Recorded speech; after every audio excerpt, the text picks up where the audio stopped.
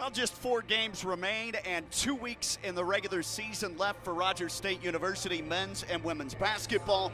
And it all starts with a homestand to close out the regular season for both RSU men and women here tonight against the University of Central Oklahoma. A pleasant good evening. Welcome courtside at the Claremore Expo Center, where tonight Rogers State's women will try to pick up its first ever victory in the all-time series against the University of Central Oklahoma. My name is Sean Tiemann. Hope you enjoy our doubleheader night. Men's game will tip off right around 7:30 Central Time. Thanks for tuning in to the RSU Hillcats audio network through the RSU Hillcats YouTube feed. We'll start with the women's contest. It tips off about 14 minutes from now. Rogers State comes in on a season-tying worst 4-game losing streak. Hillcats, under first-year head coach Heather Davis, own a record of 9-15 overall. They're 4-14 in the MIAA at the moment, 2 games out of 10th, and they are currently in 12th place in the MIAA. They have gone 8-7 at home this season, 3-6 in home conference games in the MIAA. Those 3 victories at home have come against rival Northeastern State, also Lincoln, the Blue Tigers, and the Washburn Ichabods. Hillcats, I mentioned the 4-game losing streak for the second time this season after an 0-2 road trip to Northwest Missouri and Missouri Western last week. Cats 8-7 at home. They have failed to score 50 in each of the last 3 ball games during this losing streak, but gave up 61 at NSU on February 10th. Only allowed 59 at Northwest Missouri, who's now receiving votes in the new top 25 of Division II women's hoops this week. That was last Thursday. And then on Saturday last week, took the top team in the conference, first place Missouri Western, to the brink. They were down 9 at the half, cut it right away to 29-26 in the third quarter. They eventually fell behind by as much as 17 before losing 57-43. But to only give up 57 against the top team in the league, that's saying something for Rogers State women's basketball. Central Oklahoma, meanwhile, comes in 6-18 overall. They are 5-13 in the conference. That puts them in 11th place. They're only a game back of that coveted number 10 spot, which would get you into the MIAA postseason conference tournament in Kansas City. UCO women have gone 1-4 in their last 5 games. They're just 2-9 on the road this season and 2-7 in road MIAA games. They have beaten Northwest Missouri in Maryville, huge win, and also in Wichita defeated the Newman Jets. Central Oklahoma won its lone game played last week, a 14-point victory at home in Edmond at Hamilton Fieldhouse over Washburn. That snapped a 4-game losing skid for the Broncos. UCO in its last 9 games owns a record of 4-5. They were 2-13 to start the year through the first 15 games of the season. And I mentioned it, UCO, huge game for them tonight. They currently sit 1 game back of the 10 spot in the MIAA standings. First meeting between these 2 clubs, Central Oklahoma beat Rogers State in women's basketball back on January 13th. So what, a little more than a month ago, a little more than 5 weeks ago. Final score of 69-60 in favor of the Broncos, who went 11-17 last season under now second-year head coach Emma Andrews. They were a 9th place finisher a year ago in conference play in the regular season, 7-15 record. That put them in the postseason tournament. They picked up a victory, by the way, in the conference tournament last year. They were picked tied for 9th and 9th in the preseason rankings in the MIAA conference. So Rogers State women trying to snap a season worst 4-game losing streak, 9-15, 4-14 in the league, 2 games out of the 10 spot. UCO women 6-18 overall, 5-13 in conference. They're 11th and 1 game back of that number 10 spot. We'll take a break here. Hillcat women's basketball pregame show will pedal along after this. We'll hear from first-year head coach Heather Davis, our regular chat in this time slot when we return. Hillcat and MIAA women's basketball, Rogers State at home in Claremore at the Expo Center against their rival from Edmond, the Central Oklahoma Broncos. More next right here on the Hillcat Audio Network.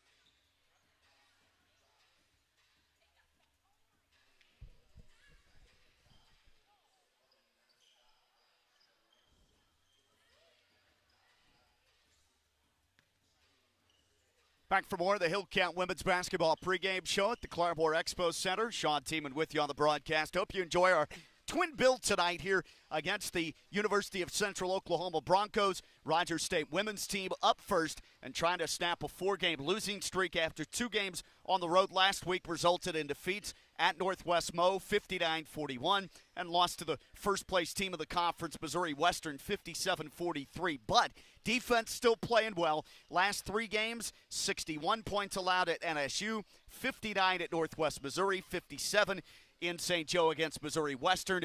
The team's still holding together, Coach Heather Davis. Yeah, I'm proud of them for what they've been doing defensively. They've really tried to stick to the plan that we need to do to try to limit people's, possessions and different stuff like that. And so proud of them on what they're doing on that side of the floor. Yeah, when you look at what you did against Missouri Western, top team in the conference in first place here down the backstretch, and that was a ball game. You had it at 29-26 after a 6-0 run to start the second half. They pushed it eventually out to double figures, but your team showed a lot of grit in that contest. Yeah, they did. They showed what they can do, especially defensively, and just causing problems and, making not too many open threes, so, not letting them shoot open threes. And so they got a couple of them, but for what it was worth, I felt like we were there and we had them a little hurried up. All right, you're on a 4-game losing streak, which matches the season high. But I think if you look at the spirits of your girls in practice and on the road, especially last week, you wouldn't know that. Yeah, I'm trying to keep them engaged because that's the one thing that you can do whenever you're not having the best season. And towards the end, it's like you're not having the best season. It's almost over with. You can lose them pretty quick. And so I'm trying to keep them engaged as much as I can. And so that's what we've been trying to do. 4 total games remaining, 2 games back of the 10 spot. You slip to 12th in the conference. Still an outside chance if you play well these final 4 games. I know the final 2 are on the road. That'll be difficult for you, but it's the mindset of the team right now. That's what I told them. I said, you have to approach it every time. So you got to think of it. If you win today, you get to go to Kansas City, okay? And then on Saturday, same thing. And so I told them, we're at the do-or-die point in time and season. I know I talked to them earlier before season even started about this of, we want to make sure we're not in a position at the end of the year where we have to win. But we are here, and life happens, things happen, and so we got to see what we're made of and see if we can get it done. In your first season, do you feel like this has been a whirlwind in terms of the tempo, and has the 4 months or so flown by for you since the regular season kicked off? Oh, yeah. It's not necessarily a blur, but it's happened really, really fast. But, things happen fast whenever you're having a good time, especially with my girls. I know we haven't won as many games to this point as we wish we would have. But, not everything sometimes is about wins and losses. It's about the relationships and what we're doing. And then hoping to build to get those wins and losses as well. We'll face Central Oklahoma here tonight at the Claremore Expo Center, and obviously it's a place you know really well. Met them on the road in Edmond January 13th, and it's a game you feel like maybe you could have won. You end up losing 69-60 on the road. Yeah, that's a game we could have won. We didn't play our best, but they played really good. They made a bunch of shots, better than what they had doing up until that point, but they're still playing good right now. I feel like they're playing a little bit better together, and some kids are making some shots and everything, and so we got to figure out a way to be able to guard them. One of Destiny Jones' better games, 10 points and 7 rebounds. How do you feel she's come back here lately after being injured and missing a few?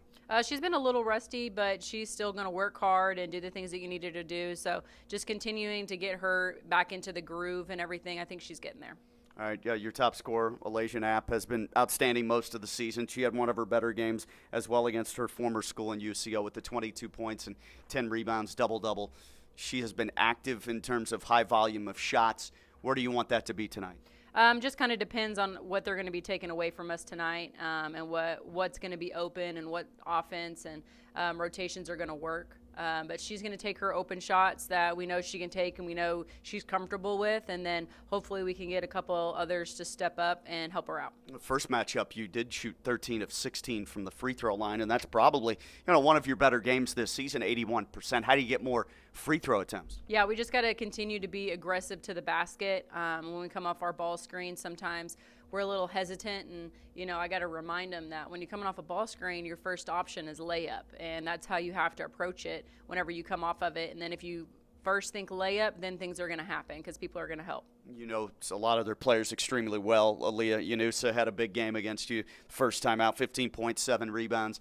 At the point guard spot or a guard position, she ended up shooting 8 free throws, 7 of 8. She got to the line a lot. How do you contain her with your defense?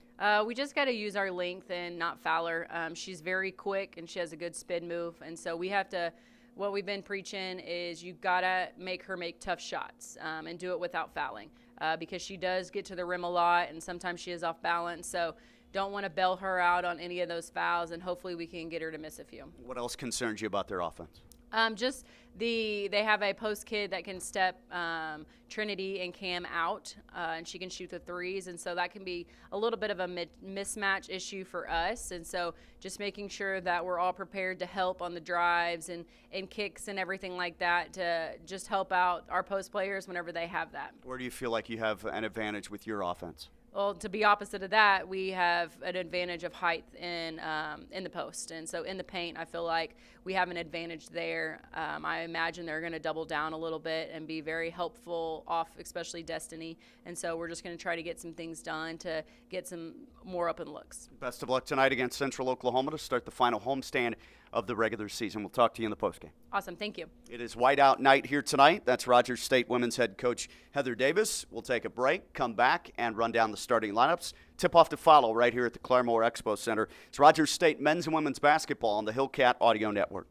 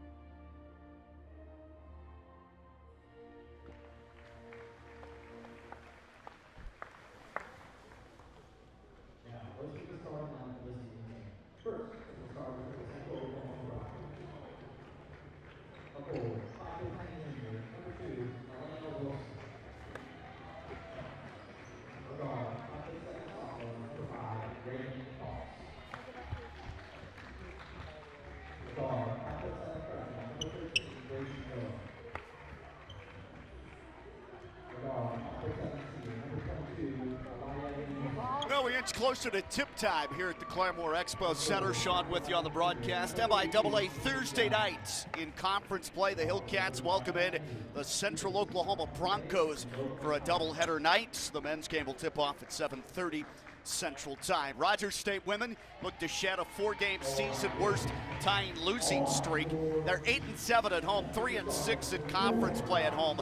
Cats are 9-15 overall, 4-14 in the MIAA. At the moment, 12th place. Central Oklahoma 6-18, 5-13 in the league. They're in 11th place, 1 game in front of Rogers State, 1 game back of the number 10 spot. They've lost 4 of their last 5 and sit at just 2-9 on the road this season, 2-7 in road conference games. They've beaten Northwest Missouri and the Newman Jets. Heather Davis starting 5 changes slightly because of the injury sustained at Missouri Western. Kaya Goldsby not in the rotation, at least to start the game, should be able to play tonight. Eliza Aikens slides to the 1. They'll start Kylie Day for Rogers State, her 8th in 25 games this season. So the 5 for the Cats. Eliza Aikens, top scorer Alasia Knapp, 17 points a game. That's good for 2nd in the MIAA individually. Kylie Day, Destiny Jones, the freshman from Plano, Texas, and Trinity Jackson, the center out of Jenks, Oklahoma. Aikens, Knapp, Day, Jones, and Jackson. For Central Oklahoma, 2nd-year head coach Emma Andrews. Starting 5 features Alina Wilson, Reagan Fox, who is their top scorer at 9.1 a game. They don't have anybody that averages double figures. Gracie Miller, Aaliyah Yunusa, the point guard, and Kaylee Young. Wilson, Fox, Miller, Yunusa, and Young. Rogers State's 0-9 all-time, 0-5 on the road after losing the first matchup in the 2nd week of January. They're 0-4 on the home court. Only 3 of the 9 games have been decided by single digits. Rogers State controls the tip. We're underway, and the Hillcats roam right to left in the first half. We're in the home whites trimmed in navy and red. And in the man-to-man D, UCO in the road navy trimmed in gold and gold numbers and letters. Here's a dribble drive left baseline to the rim. Shot is partially blocked up off rim. Destiny Jones misses. Catch and shoot transition jumper at the foul line at the other end. That one's missed by Young. Grabs the offensive rebound, whips it in the corner. Miller drives left baseline. Her red shoes on, pirouettes and pitches back up top. 35 seconds gone, no score here in Claremore. 8 seconds to shoot. Top of the key with the ball. It's in the post now to Young, right side. Handoff, Yanusa splits 2 defenders and then steps through to the left box and lays it up and in. Nice handoff by Kaylee Young, and then Yanusa is able to put the ball in the hole with the left-handed scoop off window. Rogers State trails 2-0, 1 minute in. We're at the Claremore Expo, MIAA Thursday night. Left wing Jackson finds Akins to our left. She'll slash right, throw it on the wing, stepping through 2 defenders herself, and that's the freshman for Rogers State, Destiny Jones, who banks it up and in on the 4-foot runner. And that deadlocks this game early at 2. First matchup won by Central Oklahoma at home, 69-60. Top of the key 3 by Alita Wilson. That's in and out. Rebound goes to Jones, the freshman for Rogers State. She'll pass to Kylie Day, the Inola junior. Up in the front court, Jones takes it right wing. Cats a chance to take their first lead, 95 seconds in. Pull up left wing jump shot. That rims off back heel, missed from 18 by Alasia Knapp. Rebound goes to Jackson. Fumbled the pass. Karam's right in the lane. Day a turnaround. Can't bank it in. Rebound Jones, and then she's pushed from behind and fouled by a UCO defender. It looks like that might go on Kaylee Young. 8:11 to go. First frame just underway. MIAA twin bill here this evening. UCO in the man-to-man D. This will be Rogers State ball. Left baseline. That was a non-shooting infraction flagged on Gracie Miller. Her first, team's first. Comes in. Corner, Jackson, pass back left wing, 3-ball, Day open, missed it around and out, rebound to flex up to the foul line though and recovered by Akins. Wing left to Knapp, open 3, skims it off back rim, offensive rebound, Jackson can't score on the follow, grabs it back again offensively, kicks it out high, point pass down to the right baseline, fade away for Jones from 12, short, rebound cleared off by Central Oklahoma. 7:44 to go in the first quarter. They'll come across left to right. Game is deadlocked at 2 early. Top of the key, Miller fakes a 3, drives left, back to her right on a crossover. Lost the handle, and then she tried to grab it back and pass to the wing, but intercepted by the Hillcats Knapp. Outlet across court, front of the scorer's table, right wing extended. Akins then looks to funnel it down low, and it's turned over. For the pass too tall, looking for Destiny Jones on the interior right box.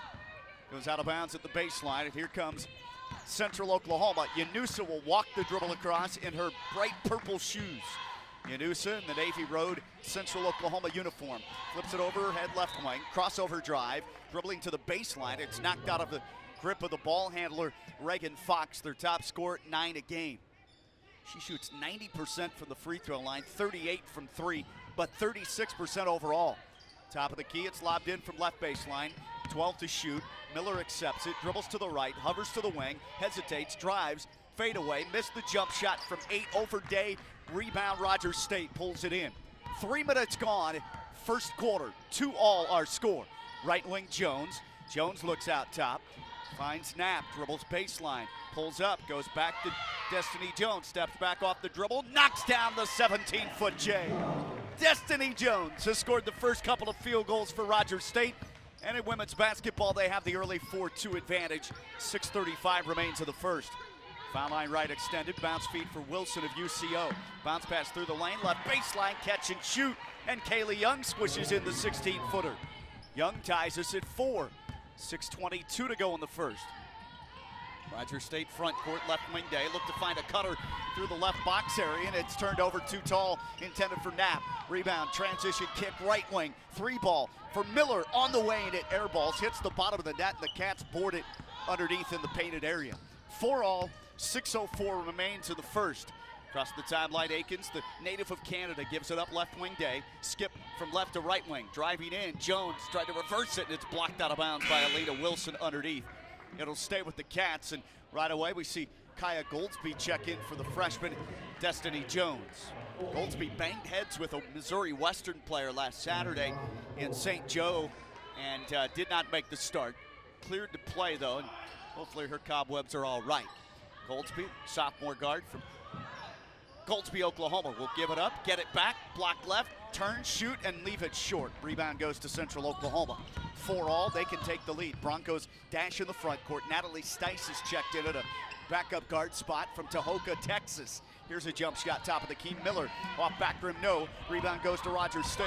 And here come the Cats. 3-on-2, hand off left side. Knapp finds Day, shoots and scores. Puts it in, a push in the back, and she brings it in off glass and a chance at a three-point play. 6-4, Rogers State in the lead. 5:30 to go in the first quarter. That foul charged on Reagan Fox, her first for Central Oklahoma. It's their second team foul. Almost halfway through this first stanza. Emma Andrews, second-year head coach for the Broncos, 17-35 record up to date at UCO. Former Fresno State standout, played in 4 Division I NCAA women's basketball tournaments. Free throw for Kylie Day, and the Inola Longhorn Jr. puts it in. Three-pointer converted, 7-4 Rogers State. Top of the key, crossover dribble. Lakeisha Johnson shoots a 15-foot free throw line jumper and missed it too strong off the bridge. Rebound plucked down by the Hillcats. Alasia Knapp. Outlet goes to Goldsby, dashes front court, sprints right wing, now crosses over and goes back between the two. Circles top of the key to Knapp. Lobs it into a double team. Cam Estelle just checked in and she's held and fouled underneath. Either Johnson or Kaylee Young will pick up the foul here. And we'll take our game's first media break. 4:59 to play, first quarter. We're at the Claremore Expo Center for an MIAA Thursday night conference doubleheader. And in the women's game, so far so good. Rogers State 7, UCO 4. More Hillcat MIAA women's basketball after this on the Hillcat Audio Network.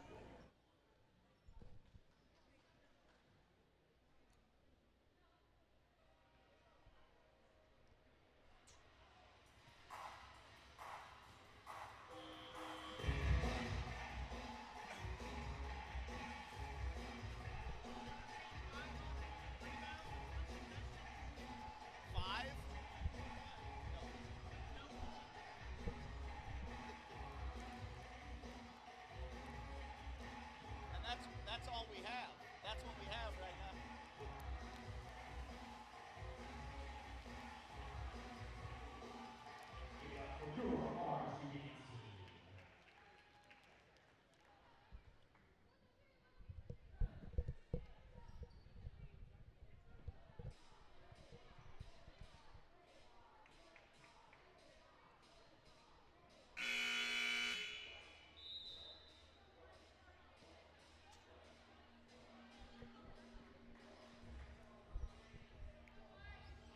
The Hillcat women's basketball team pulled down 5 offensive rebounds and 1 broken up offensive possession. It was broken up by a foul, but essentially in the same offensive possession, 5 rebounds, and that's what they're at in terms of offensive boards.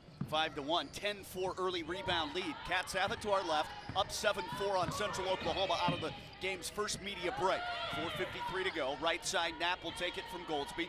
Fakes, fades, shoots a 3, online but short. Front lip rebound cleared off by Central Oklahoma. It's Talia Pogai underneath, who grabs control with Cam Estelle trying to fight through and pick up a Rogers State offensive rebound.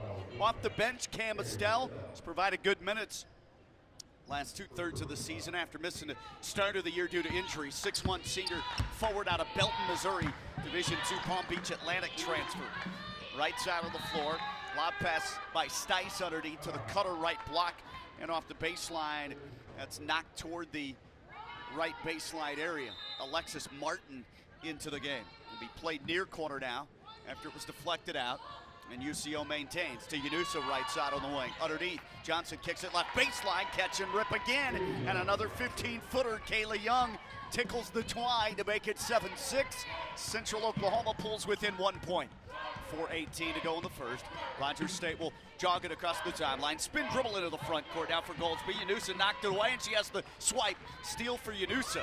His older sister played at Oklahoma for the Sooners. Long feet ahead front court. Right wing catch by Fox. Fox comes up high. Yanusa to Young, left wing. Fox wants to cross over. Does. Moves left to the baseline. Around Knapp. Wraps it right wing. Shot fake from 3. Yanusa, hesitation, dribble. Goes to the right mid-post. To Young, back out right wing. Handoff behind her. And at the right wing, Reagan Fox knocks in a 3. Check that, Natalie Stice with the 3. Stice with the triple there, and it's 9-7, and Central Oklahoma's on a 5-0 mini run. 3:35 to go in the first. Head of the key, Goldsby. Chest feed, right wing, and Knapp was dragged down from behind, trying to take that pass, popping out beyond the 3-point line, and Lakeisha Johnson will pick up the foul. Johnson with her second already, coming off the bench for head coach Emma Andrews of Central Oklahoma. UCO 9-7. Cats have been scoreless for the last 155. Played into Goldsby by Day. She'll drive left. Stop on a dive at the foul line, left elbow. Play it behind her at the point for Akins. Left wing Goldsby. Low post pass. Kick out off the double. Estelle finds Day, who rips the cords on a 3. And the Cats move right back in front. 10-9. And that's good low post passing by the big Cam Estelle out of the interior. Finds an open shooter, and Day has 6 to start the game. 10-9 RSU. That quells the 5-0 UCO run. Crossover drive moving left. Alexis Martin pitches back to Young. Lobs it left wing Johnson. Man-to-man D. Goldsby pressures her. Shoots the jumper off the baseline. Crossover. 16-footer is too strong, but I guess Goldsby got a hand on the shooter. And the foul is called on Kaya Goldsby for her first. Team second of the first quarter. 2:55 remains in this frame. And it's 10-9 Rogers State. Cats are shooting 4 of 14 to begin the game, 29%. Meanwhile, Central Oklahoma's 4 of 10, 40%. Both teams are 1 of 4 from 3 to start. Free throw for Johnson, and she bags it. One more coming for Lakeisha Johnson. As a team, they're on 73% of the foul stripe. Johnson, their 6th best scorer, 64% from the line, averages 6 a game. And she misses on the second. Rebound goes to Knapp. Outlet Goldsby from behind. A reach-in called on Aliyah Yunusa. She just basically took it away and tackled Akins right on top of the RSU Hillcat head logo at the jump circle. 2:47 to go, and that results in free throws because it's the 5th team foul on the Broncos. So Yunusa with her first. 2 shots. Akins at the stripe. Cats are 65% as a squad. Akins buries the first one. Second best scorer for Rogers State, 7.7 a game. Knapp is the only one that's in double digits at 17. Second in the MIAA in that category. And the 66% free thrower in Akins misses on that second one a little bit too strong. Rebound goes to UCO, and the Broncos now down 1. Deep out 3. Stice top of the key. Missed it 4 feet beyond the line. Rebound Knapp. Stolen away inside by Lexi Foreman, a bench player. She just was inserted. Gets it to Stice. Kicks it out left wing. 3-ball Pogai. Missed that one off the heel too hard. The rebound goes to Rogers State. Swipes it down with Knapp and Estelle at the forward spot. You got a 3-guard lineup with Jones, Akins, and Goldsby. Akins has it right side. Cats up 1, 2:12 to go in the first. Passes a bounce feed, right wing beyond the arc goes to Knapp. Drives left, pulls up, awkward jumper as she faces the basket, but her feet were looking toward the near sideline of the broadcast table, and she airballs it right of the rim from 18 straight on. Goes out of bounds, turned over to Central Oklahoma, and the Cats have their 4th giveaway of the game. Just 1 turnover so far for Central Oklahoma. 11-10 Rogers State. Top of the key motion offense, dribble handoff to Stice. She'll curl around and go right baseline. Stop, Jones is on her in the man-to-man. Kicks it out right wing Yunusa. Wants to drive on Akins. Spins, steps on Akins' foot. Kicks it out left wing. 3 on the way and swished in by Lexi Foreman off the bench. Her first points, the Anadarko, Oklahoma junior, makes it 13-11 UCO. And this game swings back and forth early on. 2-point lead, right wing Goldsby takes it from Estelle. Cam wants to screen, does. Kick out right side in the corner, dribbling back to the wing. Here's Akins, hesitates, drives the paint, ankling left. Goes to Jones, runner for Destiny inside, missed it. Rebound deflected right to Jones in the middle of the paint by Estelle. Fade away from 8, missed by Jones. Rebound defensively goes to the Broncos, and pulling it in, Alina Wilson. 1:05 to play in the first. 13-11 UCO. Stice crosses over, drives left, splits a double, tripped and fouled by either Destiny Jones or Cam Estelle.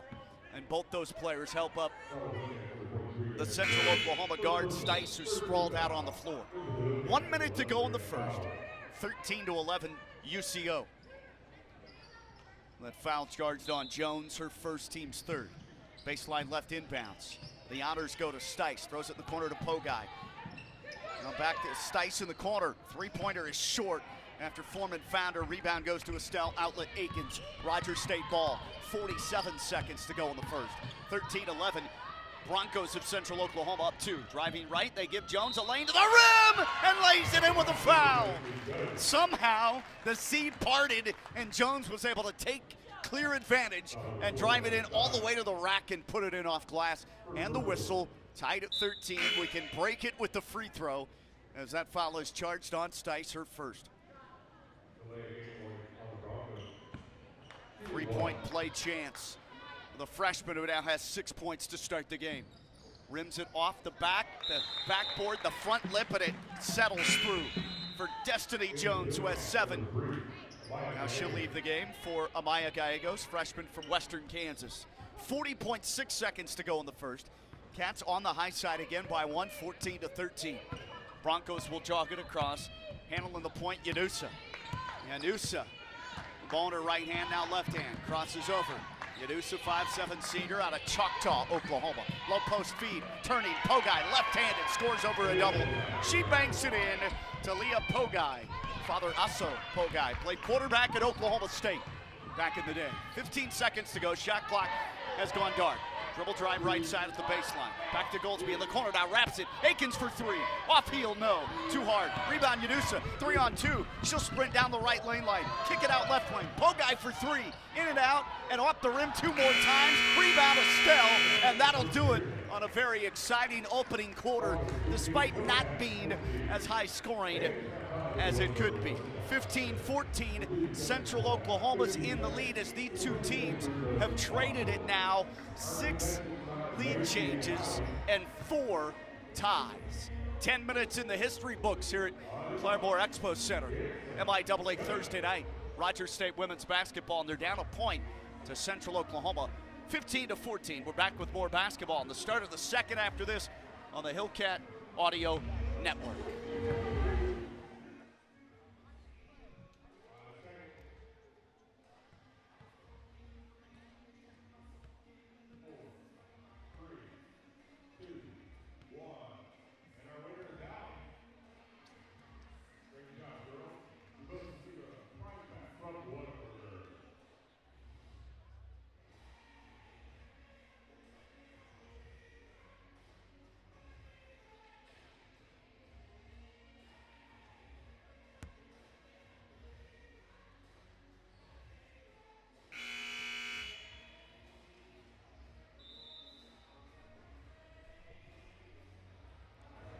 Well, 9 previous matchups all time. Central Oklahoma in women's basketball against Rogers State. They own a double-digit margin of victory of 13, just over 13 points a game in those wins. Rogers State all-time at home, 0-4 on this floor against UCO in women's basketball. 15-14, second quarter ready to commence. They go to the bench, bring in Carly Wadsworth. Handling at the point, Yanusa. She'll probably play all 40 minutes, if not close to it. She'll take it top of the key. Now bounce pass goes to Helena Wilson, right mid-post. Dribbles past Estelle, left block, can't score off window, in close. Rebound Cam Estelle. She'll rip it down for Rogers State and give it backcourt. Here's Akins who handles across, harassed all the way up the floor. Cross midcourt to the right wing. Yanusa defensively on her for UCO. Baseline pass, driving, right box shot put up and in by Alasia Knapp. Just flipped it up and over the defender for her first field goal and points of the game. And Rogers State back in the lead by 1. Yanusa dribble drive, attacks Akins, right side on the block, forced a shot. Could have been a foul, a lot of contact. And now Akins slips down on the court trying to dribble out of the pack after rebound and the miss in the Rogers State backcourt. And a timeout called by the Hillcats. 9:16 to go in the second. Rogers State 16, UCO 15. We'll pause for 60 seconds and change this to a full. Hillcats up a point despite shooting 30% to begin the game, and Central Oklahoma at 35%. This is RSU and MIAA Women's Hoops from the Claremore Expo Center on the Hillcat Audio Network.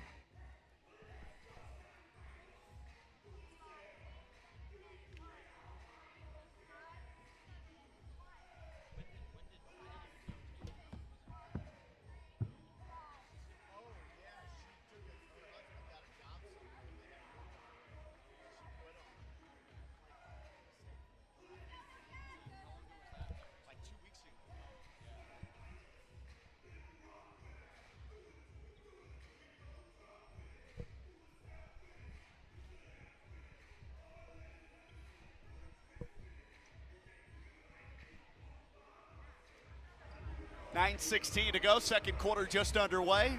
Sean with you on the broadcast on the Hillcat Audio Network through the YouTube feed. 16-15 Cats up one in the women's game. Yanusa, Wadsworth, Wilson also on the court for Central Oklahoma as they break the huddle first. Pogai off the bench and Lexi Foreman. So a lot of bench players out there active now for Emma Andrews' outfit of Central Oklahoma. Rogers State goes with Aiken, Snap, Cambastel, Maya Gallegos, who just checked in a minute ago. And now we see Brianna Fowler for the first time, the 5'8 junior JUCO transfer out of Western Nebraska Community College and native of Berthoud, Colorado. 9:07 to go in the second. Rogers State ball, possessing it right side on the wing. Knocked out of the hands of Aikens, far side by Foreman. And it's out the end of the bench for Central Oklahoma. It will stay with RSU as the Hillcats have 15 on the shot clock with 9 and change left in the second. 16-15, back and forth game throughout. Cats' largest lead has been 3, largest for UCO has been 2. Here's a dribble drive, left lane line after bringing it into Aikens. She'll attack Foreman, go past her, breeze to the rim, and lay it up and in with the right hand on the left box. Aikens with the driving lay-in, and it's 18-15 Cats. Rogers State matches its largest lead at 3. 8:40 to go. Wadsworth up high. Marked to the man-to-man by Gallegos. They attack the basket to my right. 10 to shoot now. Head of the key. Pogai down the lane off the drive. Wilson flipped up an air ball over the rim. She was in close and just missed a bunny, basically. I don't know if she ever had full control. The ball gripped completely in her hands. Rebound Gallegos. Outlet Aikens. Rogers State ball. Right side on the wing. The dribble is Fowler. Fowler. Bounce pass comes back right side, extended past the arc to Estelle. Fowler dribbles to her left. A lot of body contact, no foul call. Pogai on her, 8 to shoot. Passed up between the rings. Aikens wants to drive. Aikens steps back, 3 to shoot. Step back jumper straight on. Knapp can't score from 17. And then Estelle whips it out of bounds off her right hand. Trying to seize control of an offensive rebound. 8 minutes to go in the second. 18-15. Rogers State's in the lead, but only by 3. They're outboarding UCO 16-9. 6 offensive rebounds, 5 and 1 trip down. Was bracketed by a foul. Rogers State basically with 2 possessions there. The bench for UCO is keeping them afloat, outscoring RSU in bench comparison points, 9-0 to start. Top of the key, Wadsworth dribbles, step back, 3 ball in rhythm and puts it in. And we're deadlocked at 18. Another tie in this game, the 5th with 7 lead changes. Wadsworth's first points coming off the bench for Central Oklahoma. Broncos in the man-to-man D to my left. 7:30 to play second quarter. Baseline right, here's Nat. Fakes against her old team, drives left, mid-post fadeaway and got it. Fading to her left from the right side of the lane and puts in the 12-footer. Knapp with their second bucket. Cats right back in the lead, 20-18. 7:15 remains second quarter. Top of the key with the basketball hunched over in her right hand, Yanusa. Flips a baseball pitch, chest pass right side. Driving in, spinning, Fox goes baseline left to Kaylee Young, who's come back in, a starting post player. Turns on Gallegos and draws a whistle and a foul that'll put Central Oklahoma on the free throw line. 7 and change going this second. Foul called against RSU's Amaya Gallegos. A Garden City, Kansas freshman. Free throw for Young, slips through and it's 20-19. And now they are 2 of 3 at the foul line, making 3 of 4. Young knocks down both. She has 6 early points like Rogers State's freshman, Destiny Jones. Young on the year, limited free throw attempts. Just her 10th and 11th of the year, 67%. 6:53 to go, second quarter. Tie game at 20. Yes, another tie, 6 of them. Here's a dribble drive from the wing to the block. Aikens wraps it back point right for Fowler. Fakes a 3, slashes in the lane, draws 2 defenders, and a nifty drop-off bounce pass right block where it's caught by Jackson, who lays it up and in off window. Her first 2 points, and the Cats have charged ahead again. 22-20, Rogers State in the lead, 6:28 to go in the second. Head of the key out at the top of the circle, driving right with the dribble. It's Young. Holds above her head, passes to Yanusa at the point. She'll drive left, mid-post, kick it out left corner. Crossover drive, and it's lost by Foreman. She just gave it up, and the steal for Fowler of Rogers State. Backcourt feed shoveled over to Rogers State's point guard, Aikens. She'll dribble across, now left wing. Aikens screen and roll with Jackson. Goes inside, kicks it far corner, looking for Malaysian App. Spotting up for three, far side in front of the UCO bench, but not there as it was knocked loose by Lexi Foreman on that dish. Foreman jarred it free and out of bounds far side. It will stay with Rogers State, 17 on the Hillcat shot clock. 6:03 to go in the second now. Cats up 22-20, looking to build the lead. Inbound Fowler, right corner. Fake the three, gives to Knapp. Knapp on the right side, marked by Pogai. Pass up by Goldsby, who's just come back in at point. Now left wing Jones drives, pulls up, 14-footer, straight on, rims it through. Destiny Jones off to a fantastic start here at home tonight against UCO. She has 9 of the Hillcat 24, and the Cats have their biggest lead at 4. Right corner Pogai, right wing chest feed goes to Wadsworth. Wadsworth steps back, shoots a three over Jones, missed it off brick, back rim. Rebound though goes to Yanus at the foul line. Kick out right wing, Pogai in the low post. Kaylee Young takes a dribble, steps back right baseline and knocks the jumper in right at the short corner from about 10 feet out. Kaylee Young, a hot start in the post. She has 8, and it's 24-22 Cats. Rogers State with the ball in the lead to my left. Left wing crossover. Jones pulls up. Foul line left extended. Kicks it point right. 3 for Fowler. Shaves it off the left of the rim. Rebound cleared by Wadsworth weak side. She'll dash in the forecourt. Sprint right side. Kick it in the corner. Yadusa chest feed whipped up high. Point left. Open Pogai. 3 ball on the way and too hard off the bridge. Rebound goes to Rogers State's Jackson. Trinity Jackson gobbles up another board. That's her 4th. 4:47 to play in the second. Cats lead by 2 here at home in Claremore. Left wing, here's Jones. Crosses over, lost the dribble, but goes and tracks it down top of the key. Drives left again, looks for a teammate. Passes in the post. Jackson in deep. Grabbed it and is fouled from behind. Kaylee Young before the shot attempt. That'll be her first team foul number 1. Tagged on UCO here in the second. 4:33 to go in this quarter. Rogers State will send in. Goldsby the trigger. Goes left wing inside the arc. Here's Knapp. Dribble drive left mid post. Takes on a double. Kicks it in the corner. Jackson. Back to Fowler left wing. She'll attack and is bodied up and fouled. The Hillcats are doing a real good job of trying to work out that painted area where it's navy inside the lane lines with the MIAA logo. 4:25 to play in the first half. Foul, second on Reagan Fox, their best scorer. Second team foul here in the second. Left wing, it's Jones, enters post. Front rim, turning shot laid in by Rogers State's Trinity Jackson, and the former Jenks Trojan has 4. Cats up 4, and that matches their biggest lead here in the first half. 4:06 to go. Driving left, Yanusa wraps it back. Foul line Jay settles around the rim and in from 16 feet. Kaylee Young already in double figures with 10, her 7th of the year. Season high 16 last Saturday in Edmond at home against Washburn in their 14-point win, 82-68. Right wing Goldsby, Cats lead shrinks to 2. Foul line left Jones, whips it inside, Jackson, good post feed from the freshman on that dime. And Jackson has another easy deuce. She has 6, Cats lead by 4, 28-24 over UCO here at home. 3:30 to play in the second. Broncos in possession to my right. Cats in a man-to-man. Knapp defends on Pogai, right wing. Pogai dribbles to her left, goes to Young. They'll reverse the ball left wing. Gracie Miller's back in, the starter at a 2-guard. Now 6 to launch. Head of the key, Pogai. Slashes right, pulls up right elbow. Airballs the shot, it goes out of bounds, and Knapp lets it roll under the stanchion with 3:10 left in the second. 28-24. Rogers State in the lead by 4. They'll send Reagan Fox to the bench. Cats, Knapp bringing the ball up the court despite Goldsby being on the floor. Knapp will dribble to the left wing. Now look for a teammate. Draws a double, goes to Jackson, foul line left. Runs right, looks right. Fowler comes to meet the ball, slashes right, lost the handle. It's knocked out of bounds off RSU. Turnover, Hillcats. Unforced error. It's just their 4th of this first half, which is a really good low number for Rogers State, who averages almost 16 turnovers per game at the bottom of the conference in that category. 2:50 to go in the second. 28-24. Rogers State, in this second stanza, shooting lights out. 78%, 7 for 9. They're at 43 for the game. They've held Central Oklahoma to 38% shooting. Rogers State is only 1 of 6 from 3, though. Left baseline drive, losing the handle. Stice, it's out of bounds.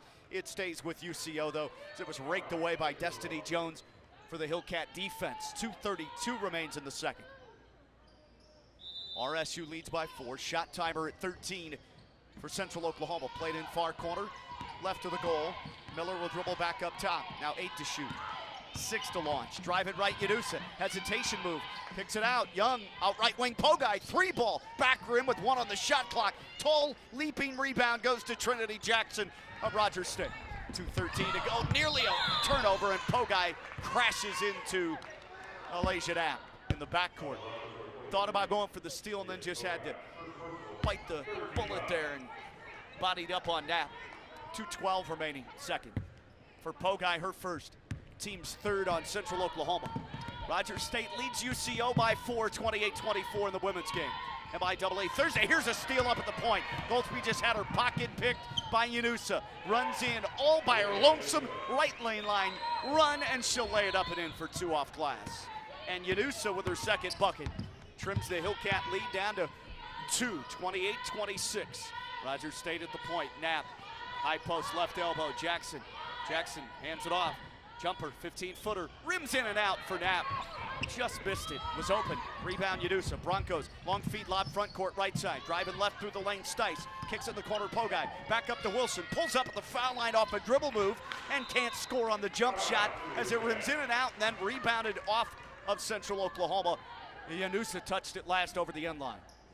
1:28 to go in the second.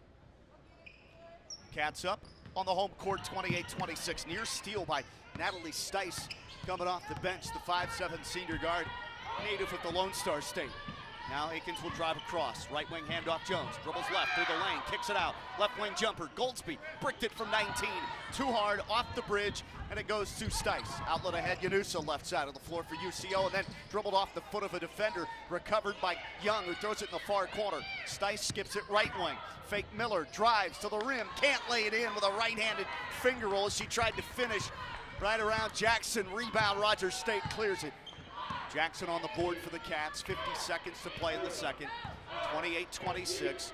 Rogers State whiteout night and senior dance member night. Top of the key, Goldsby. Spin dribble, crossover, right side mid-post fling. Flips it up from 8 on the runner and left it short. Airballed, in fact. Rebound, Stice. Breaks out the forecourt left to right. Pass left wing. Miller draws a couple of defenders, throws it in the corner. Pogai rises for 3 and misses off the rim too strong. Rebound cleared by RSU's Jackson. Her 7th first half board. Cats are out rebounding UCO 19-13. Last chance could be. Shot clock turned off. 12 seconds to go. Cats up 2. Here's Akins, right wing. Defended by Stice. Drives in the corner. Looks for a teammate. Goes to Knapp. Right wing jumper. Short from 18. 3 seconds. Rebound Miller. 1 second. Half court runner. Heave is in and out. No good. I don't think it would have counted had it gone either way. Got it off after she stepped inside the half court stripe, and it was still in her hands when the horn sounded. Well, exciting first half here at the Claremore Expo Center. Rogers State with the 28-26 advantage at halftime of our MIAA women's basketball contest. We'll take a break, come back, and run down our stats. We'll also check the MIAA women's basketball scoreboard for you as well. Hillcat women's basketball, the MIAA, a 2-point lead on Central Oklahoma here on the Hillcat Audio Network.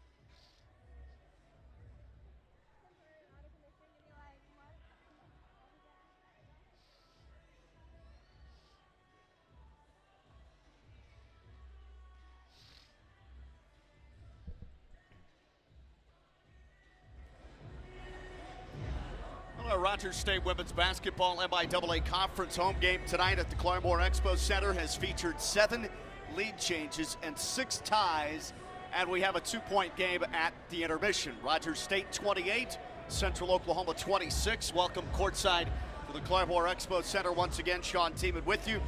Rogers State Hillcat women's basketball halftime show. Run down the stats for you now. Feature our MIAA scoreboard update in our next segment. Don't forget the men's game will tip off at 7:30 Central Time this evening. Rogers State in the lead for 12 minutes and 22 seconds.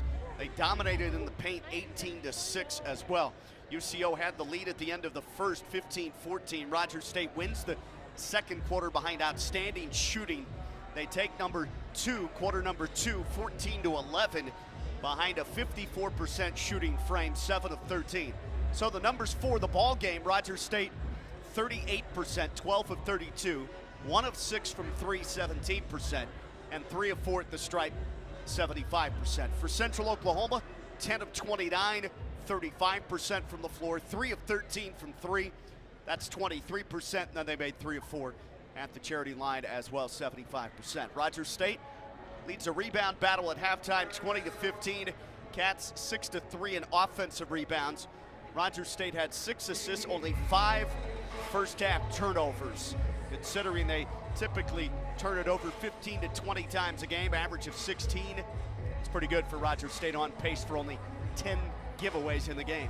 2 turnovers for Central Oklahoma. They had 8 assists on their 10 made field goals. Bench scoring, UCO 9-0. They had the game's lone blocked shot in the first half. Fast break points, UCO 2-1. Steals, UCO 3-2. Points off of turnovers, Central Oklahoma 5-2. Points in the paint, Rogers State 18-6. Second chance points, UCO 4-0. Your leading scores from the first half, with Rogers State a narrow 2-point lead at the half in this women's game, 28-26 over Central Oklahoma. Game high 13 for Kaylee Young, 5 of 6 from the field, 1 of 1 from 3, 2 of 2 at the foul line, 3 rebounds, and 2 assists. Now, they must have counted one of hers as a 3, and I think they changed that now, and Young actually has 10 here at the half, but still shows as the only double-digit scorer for the ball game. Rogers State's Destiny Jones, they had her for 7. I had her for 9 in the first half. They have Trinity Jackson leading the way with 8 points for Rogers State and 7 rebounds. So Jackson with 8, 7 rebounds as well, on her way to a double-double, of which this season Trinity Jackson has accrued just 1 double-double, but 3 double-figure rebound games in total. She's on her way, or at least on pace for that here in this game. Jones, they say, was 7. I think she has 9, but we'll take it what it says on the online live scoring. So there's your leading scorers of the game. Cats up 28-26 here at halftime. We'll take a break on the Hillcat women's basketball halftime show. Check that MIAA scoreboard when we return. The Hillcat Audio Network.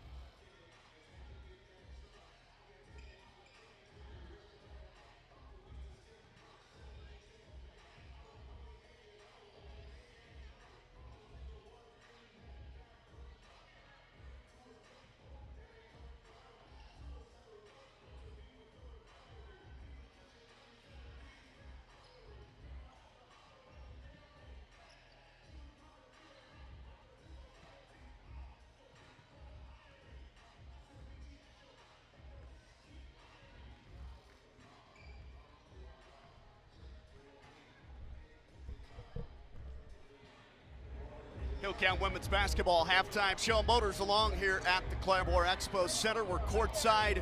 Rogers State leads it in Claremore 28-26 over the visiting Broncos of Central Oklahoma. Check the MIAA women's basketball scoreboard right now. And Fort Hays State at home in Hays, Kansas has a lead on Pittsburgh State 34-23. That game has reached halftime. In the second quarter now at halftime, NSU at home in Tahlequah leads Newman 37-25 at the break. 12-point lead for the Riverhawks over the Newman Jets. In Kearney, Nebraska this evening, Missouri Southern leads Nebraska Kearney 44-31. 44-31 the score in that game, Missouri Southern and Nebraska Kearney. And Washburn in Topeka at home leads it over the Lincoln Blue Tigers 36-22. So we have 5 games, 10 teams total of the 14 league members in action. Rogers State here at the half leads it over Central Oklahoma 28-26. Some of the other individual scoring numbers for these players in the game. Rogers State's Destiny Jones with 9. They did go and double check. Jones has 9, Young has 10, and not 13 to pace all scores and her Central Oklahoma squad. The 10 points, 3 rebounds, and a couple of assists. Did not hit a 3, hit 4 of 5 from the 2-point land and 2 of 2 at the foul line. Jones with the 9 for Rogers State. Plato, Texas freshman, hit 4 of 9 from the field overall, 1 of 1 from the foul stripe, 3 rebounds, a couple of assists, and she played 12 minutes in a starting role in this game for Rogers State. Jones' 6th start, 20th game of the season, came in averaging 6 points a game, 5th leading scorer for Rogers State. The other Hillcat scores, Akins with 3. She had 4 boards, hit 1 of 2 from the field, 1 of 2 from the free throw line. Knapp with 4 points, 4 rebounds, 1 assist, and 1 steal. She was only 2 for 9 from the field in the first half, 0 for 2 from 3. Kylie Day had 6, hit 1 of 2 from 3, had a 3-point play to start her scoring night, 1 of 1 at the foul line, 2 of 4 shooting the rock overall. And then Trinity Jackson with the 6 points and 7 rebounds, 6 on 3 of 4 from the field for the former Jenks standout. Cam Estelle with 1 rebound, 1 assist. Goldsby no points, Fowler no points, had her assist and a steal. Then Gallegos did not score, pulled down 1 rebound for Rogers State. 10 for Young, 4 for Yanusa of Central Oklahoma. She's a stat sheet stuffer extraordinaire. Yanusa at point guard, 4 points, 3 boards, 3 helpers, and 3 steals, and she played all 20 first half minutes. Wadsworth off the bench nailed a 3. Pogai had 2, 1 of 6 from the field. Pogai was 0 for 4 from 3. Foreman a 3, Stice a 3, and then Johnson scored 1 point for UCO. Miller, Wilson, Fox, and Martin all play, do not score. Some of them starters in that first half. Reagan Fox averages 9.1 a game, but she did not score in that first half. Rogers State at the halftime break with a 28-26 advantage, in large part fueled by 6 offensive rebounds, but they're outscored in the second chance point, so that really didn't matter. Just maintained possession at 8 more clock. UCO's bench is outscoring RSU's bench 12-0, but check those points in the paint. That's the difference. Rogers State up 2. They were plus 12 in the painted area the first half, 18-6. This game featured 7 lead changes and 6 ties in that exciting first half. We'll pause here a couple of minutes, come back, get you squared away for the second half start. Rogers State 28, UCO 26 on the Hillcat Audio Network.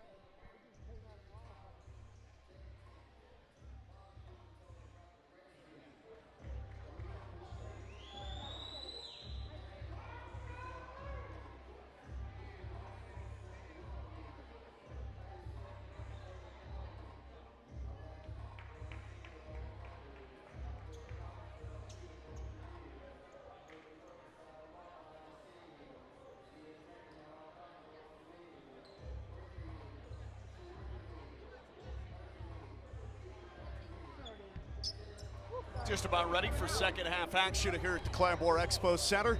Sean with you on the broadcast. Hillcats a 28-26 lead as we're ready for the third quarter.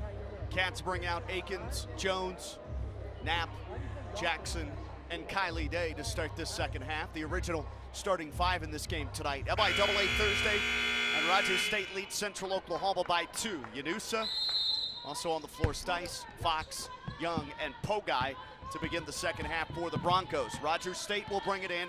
They will have it to start this second half of play, third quarter. They move left to right, post feed, blocked right underneath off the lob. Knapp drives in, missed the bank shot, fading. Day got it offensively on the rebound again, and she's fouled left block. Good entry on that lob by the freshman Jones, trying to feed Knapp for a good look at the basket. Had it, just blew that jump shot, fading from 4 off the right block. Now Day, 2 shots, and hits off the back rim on their first second half free throw attempt. Rogers State 28-26 lead at halftime. Cats from the free throw line now as Day knocks down both of them. 4 out of 5. Shot 81% on the road at Hamilton Fieldhouse against UCO in that 9-point 69-60 defeat, the first matchup this season in the second weekend of January. 30-26, Cats up 4, and that matches their biggest lead. Start the second half. Third quarter, here's a drive by Yanusa, right corner baseline. Pitches point left, Young for 3, short. Rebound Rogers State off Jones, who was hunched over, and then it skids on the surface to the baseline left of us, where it's scooped up by Alasia Knapp, second leading scorer in the MIAA at 17 a game, had just 4 in the first half. Ball is pitched up between the rings to Akins. Attacks to my right, gives it up left wing Knapp. Straight away to Day, right wing Jones. They sag off, Jones won't shoot the 3. Now Akins will though, open, catch and rip and hits the 3. She knocks down the triple, straight on wide open. Akins' first 3, and the Cats are 2 of 7 from downtown. It's 33-26. They have stretched it slightly. Well, their biggest lead out now is it sits at 7. Right wing here is Fox, their best scorer at 9 a game. Dribbles left, goes to Stice, steps back beyond the arc with the dribble, drives right past Day, navigates through the lane and lays it in left side. She went from right wing to left block and scooped for 2 out of her left hand. It's a beautiful move by Natalie Stice for her 5th point. 33-28, Cats lead is at 5. Near corner Knapp, step back 3, rims off, rebound Jackson, back up and puts it in. On the left block, Trinity Jackson with her 8th rebound, and the offensive putback gives her 8 points. 35-28, Cats remain up 7, or back up by 7, I should say. Largest lead matched, and now a foul off ball as Central Oklahoma brings it in the front court to our left. The left wing Pogai had it, but I think the whistle was down somewhere else. They tag it on Alasia Knapp, her first, team's first of the third quarter. 2 minutes gone in the third. UCO works at the goal to my left. Comes up high to Pogai off the inbounds left wing. Near corner pitch. Baseball throw goes to Stice. Back straight away at the point. Pogai to Stice. Puts it on the deck after faking a 3. Drives right, stops at the point. Akins defends her. Kick out right wing Pogai. 3 to shoot. Drives in the lane. Hanging jumper left mid post. Missed it off backboard. Doesn't draw iron. Rebound outlet. Here comes Akins. 1-on-1 to the rim. And lays it in. Full out attack mode. And Akins hits the 3. And now a driving 2-point basket to push the lead for Rogers State out to 9. 37-28 Cats, 7:25 to go in the third. Right wing Yanusa to the foul line. Step back jumper from 17, missed by Young. High leaping rebound by Alasia Knapp. Pass ahead goes to Destiny Jones. Can't control and it's out of bounds. Rogers State with its 6th turnover of the game. Yeah, UCO at just 2 first half turnovers. It's incredible. It's a team that averages almost 17 turnovers a game, more than Rogers State. It'll go over to the Broncos with 7:14 to go in the third, down a 9-point game.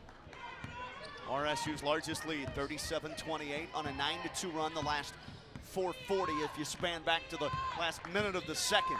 Top of the key, Akins defends Yanusa. Bounce pass foul line right, Wilson gives it up. Jump shot rims off, straight on free throw line shot. Wide open for Alexis Martin, but she can't score. And then the rebound to Rogers State with a foul called from behind on Wadsworth or Johnson. They say it's on Carly Wadsworth, the Oologah, Oklahoma native, 5'8" junior guard. Has some family and friends in attendance here, not far from Claremore. Just a stone's throw away, essentially. Rogers State will bring it across. Bad feed by Aikens, left wing. Day goes back into the backcourt, is bumped and fouled, I think. Or maybe Day picks up the foul. Just a bad pass, it was behind her. Turnover, Rogers State. Hillcat 7th. And on the second team foul on RSU as Kylie Day is labeled with her first. 6:43 left in the third. 37-28.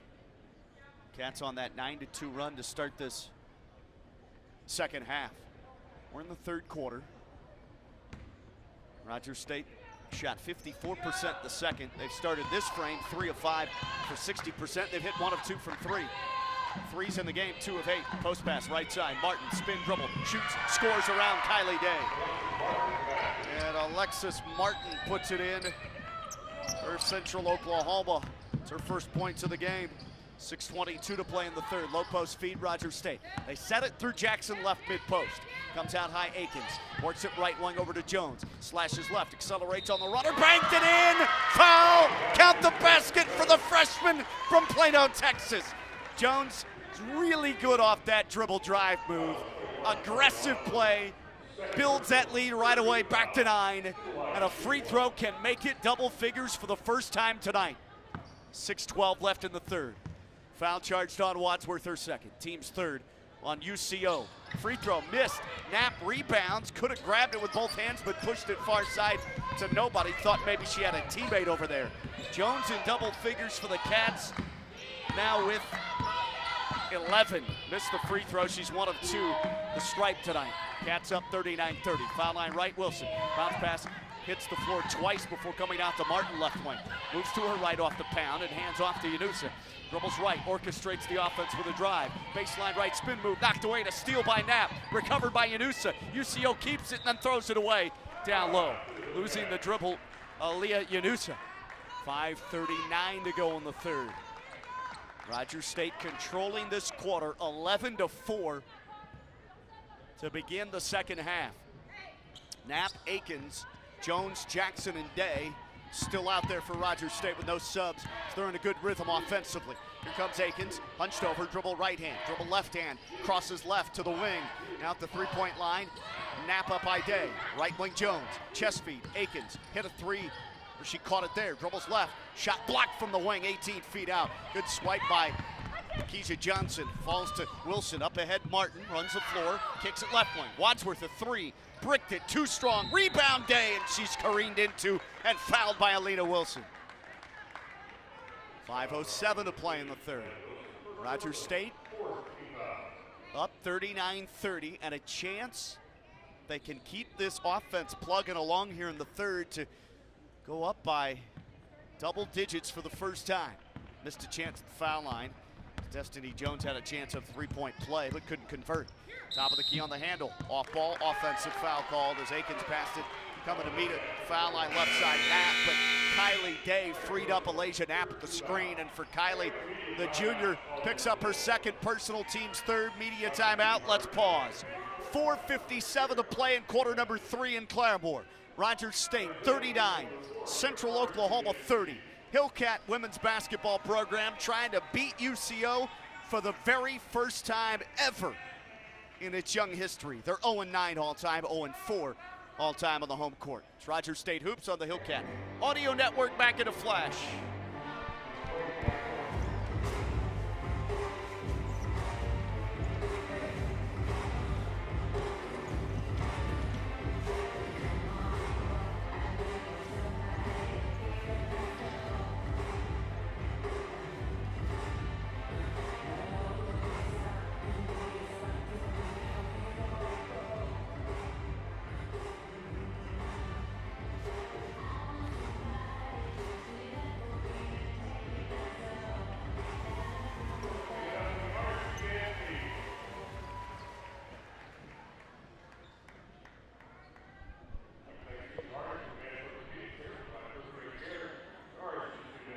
Well, one of the storylines of the game for Rogers State women's basketball tonight, it's been Kylie Day and Destiny Jones have combined for 19 of the 39 points. So essentially half the Rogers State points offensively from Day, the junior, and Jones, the freshman.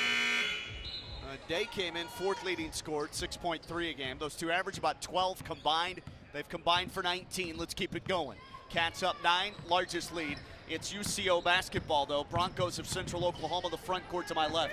Yanusa mans the point, sets it up, dribbling left wing. Down low, Martin, spinning jumper, blocked inside by Kylie Day. She swats it with both hands, standing straight up and tall.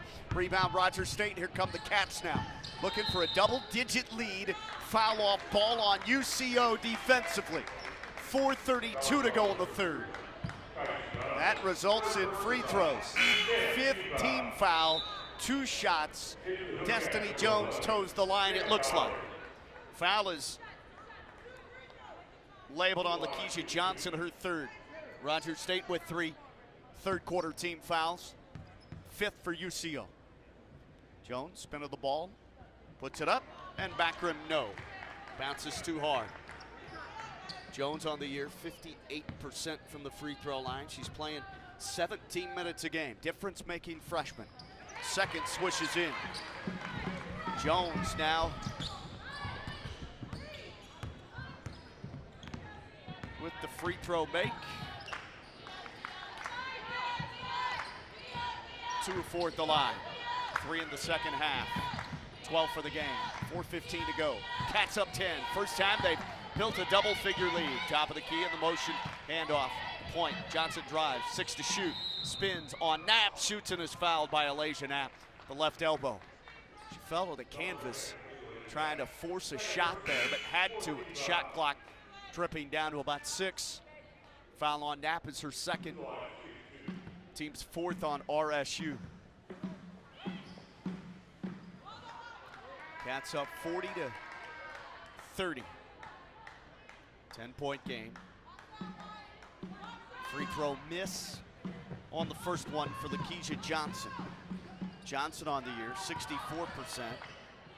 And misses. Offensive rebound, kick out left point. Wadsworth, a long 3. Missed it. Offensive board again. Johnson missed the free throw. Grabs it right, box it, can't score. Rebound, Rogers State. Here comes Jones driving the floor. Kicks it far corner. Fowler, a 3. Missed it short. Offensive rebound, Jones. Looked to bounce a pass to the post to Fowler, but lost the handle. Martin the steal. Here comes UCO, 2-on-2. Hands it off right side, and Wilson tacking the rim at the right box is fouled.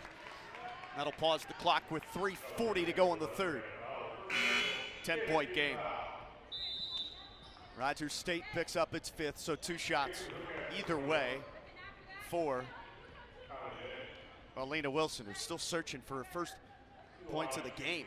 She's their 3rd best scorer at 8.4 a game, 5.6 rebounds a game. But from the free throw line, only 57% with her gold Bronco shoes on. Did she buy those like that? She might have sprinkled those with some pixie dust and painted them gold.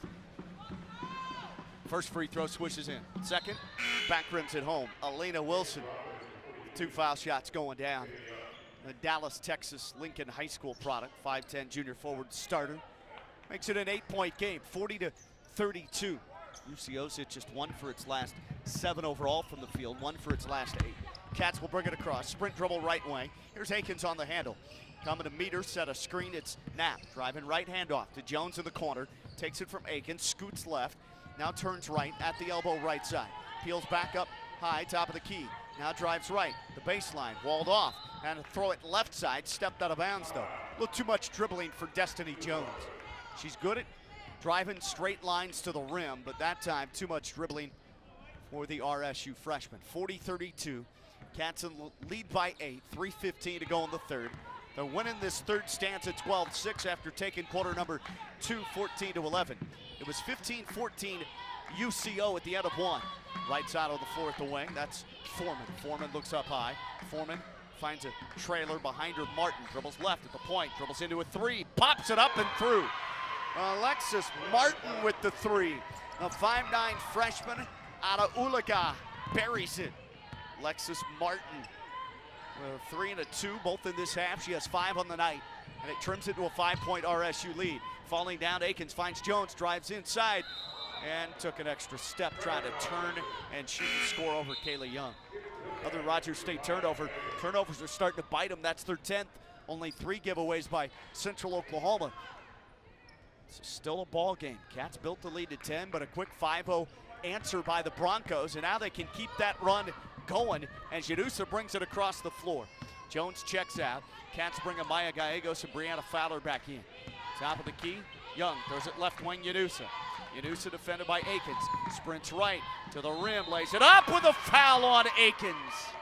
Count the basket, it's a 7-0 Bronco run. They can make it 8-0 on the run. 2:19 to go in the third. Now Rogers State's leading this quarter. Shrinks to 12 to 11. 40-37. Yanusa free throw after a deep knee bend, swishes it in. So Aaliyah Yanusa with her 6th and 7th point, 3-point play. And it's a 2-point lead for Rogers State. 8-0 Central Oklahoma run. 2:18 to go in the third. Across the timeline, here comes Akins sprinting for Rogers State. He has Gallegos, Day, Knapp, and Fowler out there on the court with her. Cats on offense, top of the key, bounce pass, Day, 3-ball, rattles in and out. Rebound went to Gallegos and then stolen from behind by Stice. Natalie Stice navigates through traffic, dribbles in the forecourt, weaves to the right wing, gives it up, driving right side. Foreman, runner shot from 4, missed it. Foreman got it back and then it's bounced out of bounds off Kylie Day. Oh man, Day's 3 was halfway down and pinballed free. 1:51 to go in the third. Chance for Central Oklahoma to tie or take the lead with a 3, of which tonight they're just 25%, 4 of 16. Cats are only 2 of 9 from 3. Rogers State out shooting Central Oklahoma 40% to 35%. 18 on the shot clock. Brought in, Young fakes it, the left elbow on a shot attempt. Brings it back now left wing to Pogai on the pass. Through the lane, right elbow. Stice drives through the lane, hit the deck, missed it, scoop shot, air banks, she's fouled. And Central Oklahoma, forging some kind of comeback, can go to the stripe and tie it up with a 10-0 run if both free throws drop through for Natalie Stice. Stice on the year, 71%, and misses off the back rim on the first. So they won't tie it. At the very least can drive it to within 1. 40-38, Stice first free throw of the game. Misses it, second one, it's ready. Heaves it, swishes it in. She has 6, 1 of 2 in that trip. Splits the difference, 40-39, Cats up a point still. 9-0 run, point left, here's Day for 3. Missed it, travel on the catch. Took an extra pitter-patter of the feet after the feed by Akins. They're so desperately trying to free up Kylie Day from 3. 40-39, now just a 2 or 2 free throws, give them a lead. They can tie it with a free throw. Right wing, Foreman, dribbles with her left hand, looks back behind her, hands it off for Pogai, runs right beyond the arc. Pass to Kaylee Young, reversal left wing from the right side. Crossover Stice, drives baseline, wraps a feed to Young. Baseline drive, pulls up, shot around and through from 10. Left baseline, short corner. And Kaylee Young, first points of the second half, she has 12 to lead them in scoring and lead them into a 1-point cushion. 41-40, Central Oklahoma back on the high side. 50 seconds to go here in the third. Largest lead has been 2. Dribble drive, Akins passes out right wing. Gallegos had her pocket pick. The steal. Stice takes her lunch money, drives in, missed the scoop. Rebound, foul on UCO. Goes to Brianna Fowler on the board defensively with 36 seconds left in the third. 2 free throws at the other end for the Rogers State guard out of Berthoud, Colorado. UCO 41, RSU 40.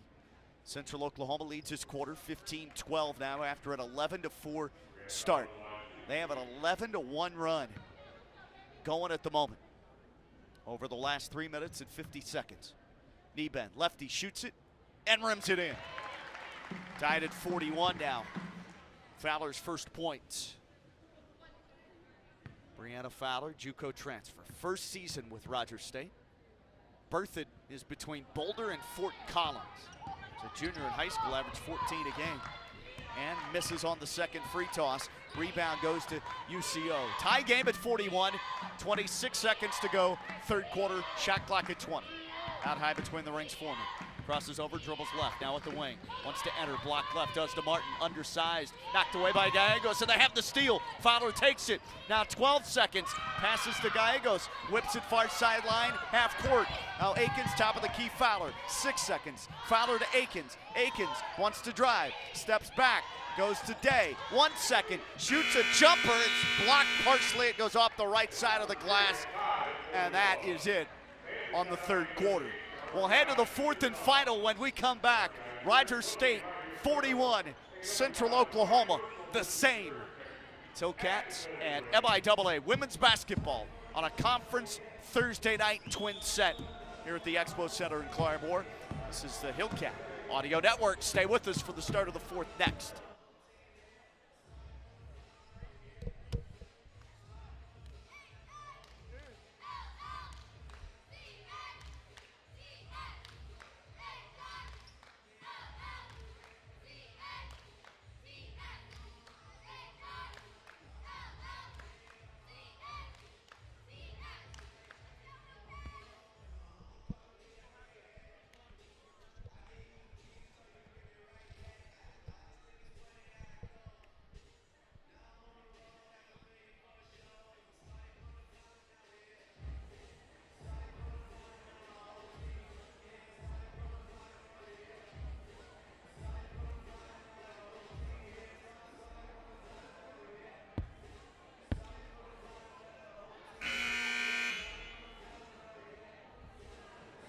Well, respective squads here at the Claremore Expo Center. Rogers State to my right, Central Oklahoma to my left, or stage right, stage left, if you will. Break their huddles and trek back out onto the court with 10 minutes on the clock and a fourth quarter to go.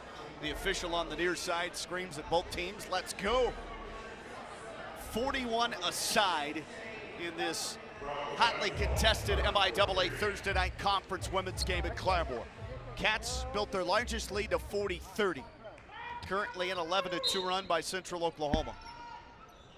Rogers State is up by 10, the 3:52 mark of the third. It'll be UCO ball, top of the key to start the fourth. To our left, Yanusa plays it to Pogai, right elbow. Back out left wing, Stice. Dribble drive, wing to block inside. Beats Fowler with the dribble and flips it up and in off the glass. Huge bucket for Stice, who has 5 in the half, 8 for the game. Rogers State's Destiny Jones took a knee to the thigh of her right leg, and she's trying to run on it. They don't call time. 30 seconds gone to the fourth. Central Oklahoma up 2. That matches their biggest lead, 43-41. 9 to shoot. Fowler takes it right wing, drives inside for RSU, and flips in the runner with her left-handed finger roll. Huge bucket for Fowler to tie us at 43.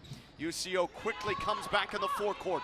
Fowler's first bucket, she has 3 in the game. 3-ball top of the key. Stice is too hard. Rebound Jones, ripped it away, reached in on and fouled by Central Oklahoma. And the Broncos have their first team foul of the fourth quarter. 9:03 remaining, 43 all. Rogers State brings Kylie Day off the bench for the limping Destiny Jones, the freshman from Plano, Texas, grabs her right knee just underneath her right knee. Hopefully she's okay. Here comes Akins across the timeline. Dribbles it, sprints to the top of the circle to my right. Can break the gridlock. Right wing out the Day beyond the arc.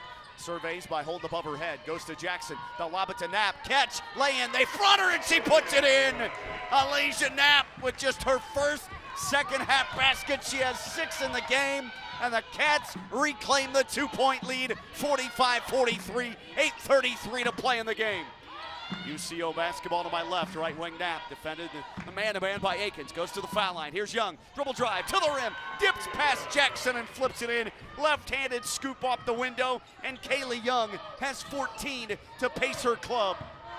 8:15 remains, tied at 45. Across the timeline, backing into the front court. The dribble guarded by Foreman. It's Alasia Knapp to Akins between the rings.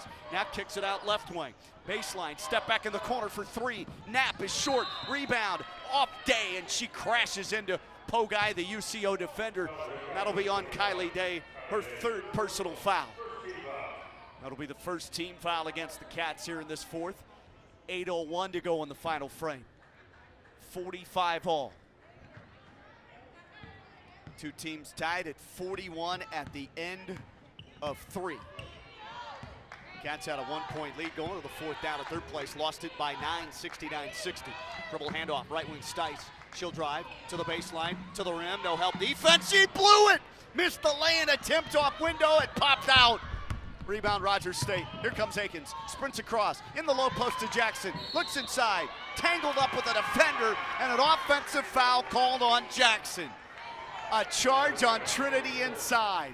Looked like she was being reached in on.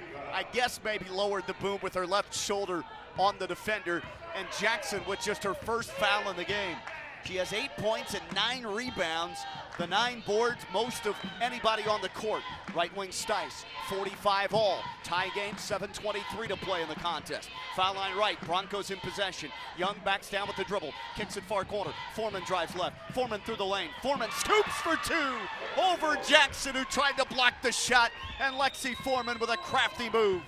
Just her 5th point coming off the bench, and now a foul defensively in the Hillcat backcourt. It's on Yanusa, who was too close, running stride for stride, sprinting to the near broadcast table side of the court. Akins was the ball handler, 47-45. Cats are down 2 with 7:06 to play. 4th on Yanusa. And so now she'll leave the game. They bring Alexis Martin back in. Cats break the timeline, bring it across right side at the wing. Extended, Fowler passes behind Knapp. It goes out of bounds untouched. Misfortune there for Rogers State in their 14th turnover. They're losing the game right now by 2, and in part, large part, because they've only forced 4 UCO turnovers and they've given it away 14 times. 6:52 to go. 47-45 Broncos of Central Oklahoma. UCO in possession. It comes in far side front court to Pogai. Passes point right and driving left now with the basketball. It's Young. Goes to Pogai. Drives left underneath. Foul on Fowler. In the shot attempt. So 2 free throws coming up. 6:38 remains. 4th quarter. Fowler second. She'll lead. Destiny Jones back in after they check out her right knee area. Rogers State down 2. That's the largest deficit that they've had in this game. And now at the foul stripe, Pogai, first time in this game. Pogai trips it through off back rim. She's 77%. Don't necessarily expect a miss from her, but you never know. The line, they're now 8 for 11. And a 3-point big lead for Central Oklahoma. First time they've led by 3. Second toss, back rim and missed it. Rebound Rogers State, deflected out by Young as Knapp tried to run it down. Pogai goes 1 of 2, 48-45, still a 1-possession game. Broncos in the lead. Rogers State has led for the bulk of this game. Not its entirety, though. Comes in backcourt, spin dribble now with the basketball. Destiny Jones goes to Akins, dribbles across, lost the handle, pushed it ahead, but a turnover and then a foul on Akins. Akins may have been fouled, and that's why she lost the dribble. They didn't call that. Head coach Heather Davis argues as to why that was not called. That Akins picks up a foul on that retaliatory effort. 3rd on Akins. 3-point lead, UCO possession. Central Oklahoma 48, Rogers State 45, 6:15 remains. Out right wing, here's Stice. Dribbles, drives to the rim, flips it in. No! It bounced over the rim off the left side. She went left-handed from the right block and didn't score.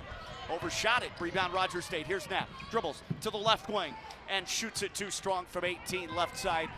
Inside the 3-point arc. Rebound goes to UCO. 5:55 to play in the 4th. Cats are in an offensive funk. Kick out. Right wing Martin. 3 is in and out for the Oologah native. And the rebound goes to Rogers State's Jackson. Holds above her head and passes to Akins. Cats are doubled. They'll throw it at the point for Jackson. Timeout Rogers State. 5:41 to go. Head coach Heather Davis has seen enough of their offense the last handful of minutes. RSU has gone 1 for its last 6 from 3. Hillcats scoreless for about 3 minutes here in this 4th. 5:41 to go. Full timeout, we'll break. Central Oklahoma has forged into the lead. Broncos 48, RSU Hillcats 45. Hillcat women's basketball. The MIAA back with you in a moment here on the Hillcat Audio Network.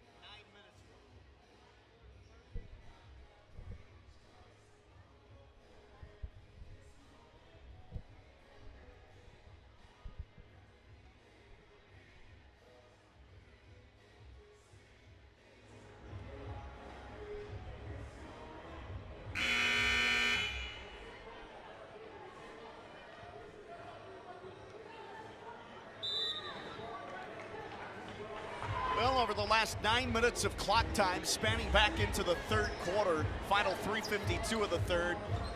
Central Oklahoma and women's basketball tonight in Claremore at the Expo Center, MIAA conference action, outscoring the Hillcats 18-5. Rogers State built its biggest lead at 40-30 with 3:52 to go in the third.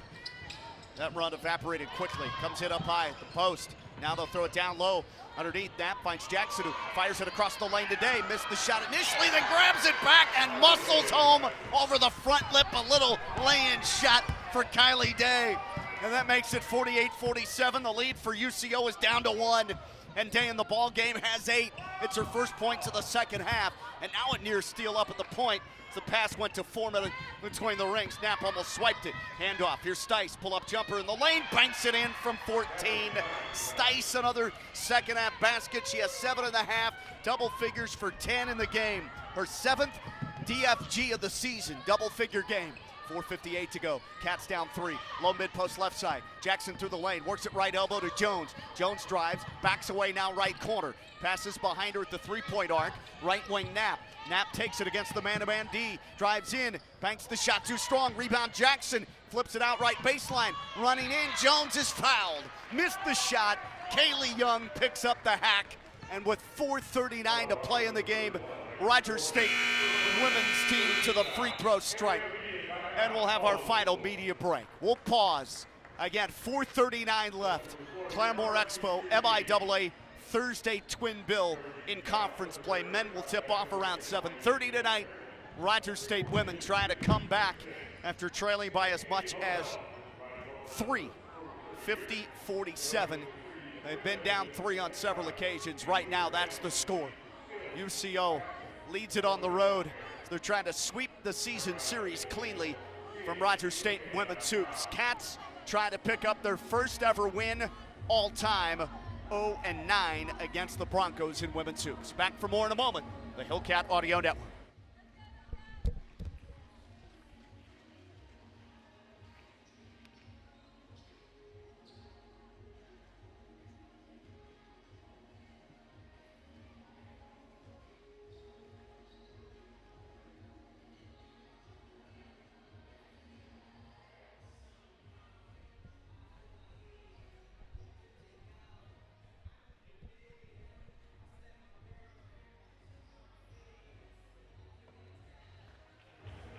It doesn't get any better than 10 lead changes and 10 ties in this one.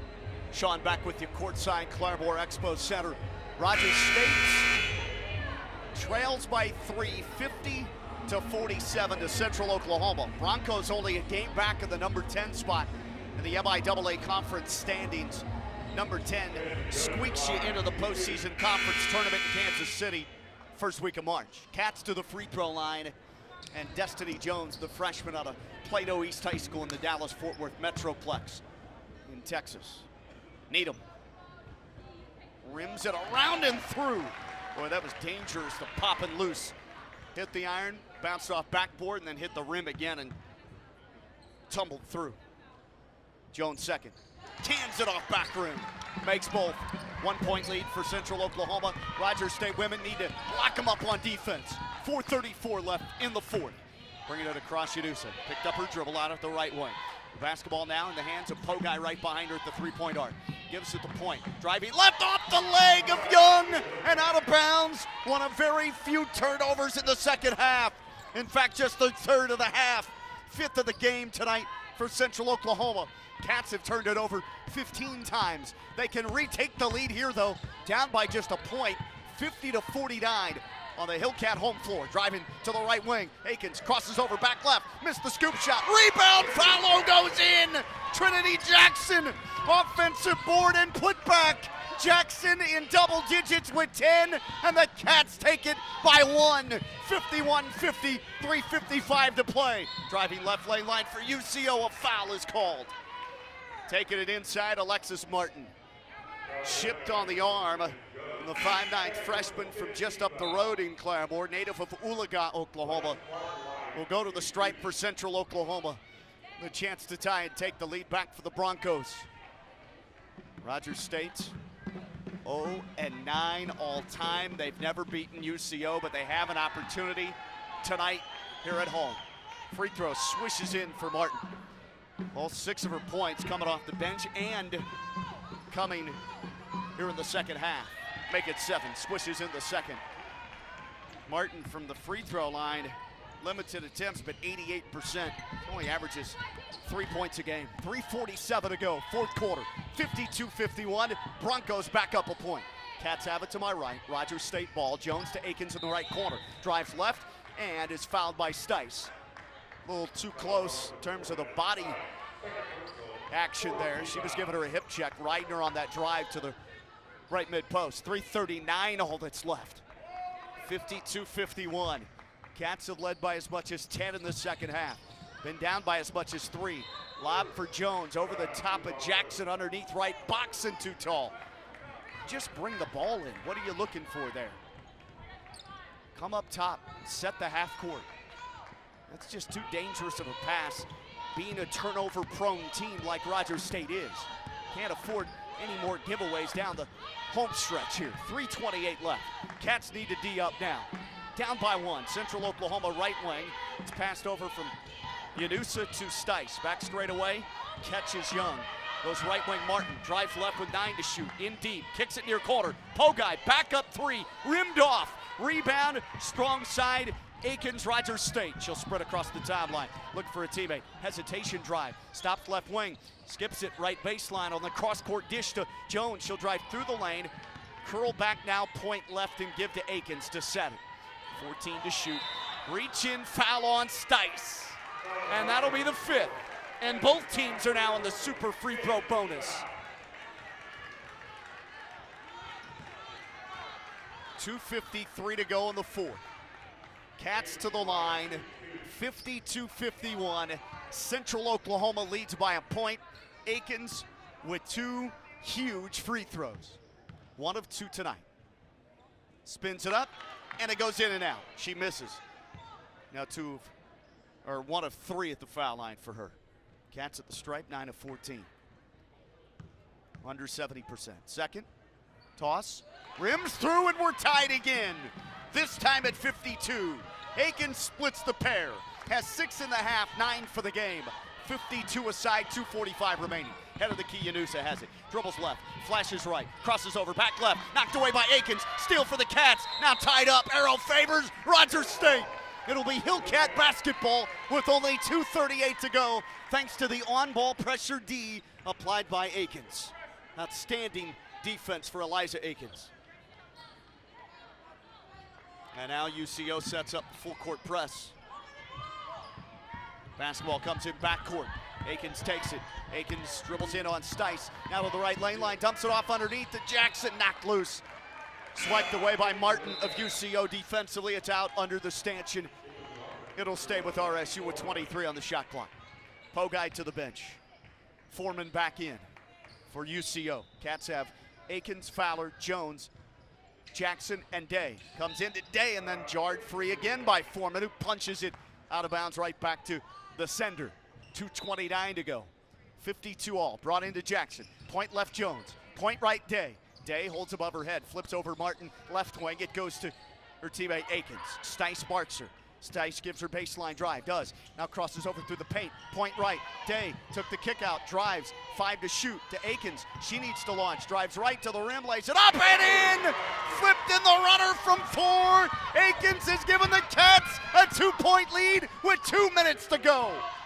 54-52 Rogers State. UCO ball up top. Driving left to the rim. Shot blocked by Jackson as she swats at Natalie Stice, but they call a late foul there.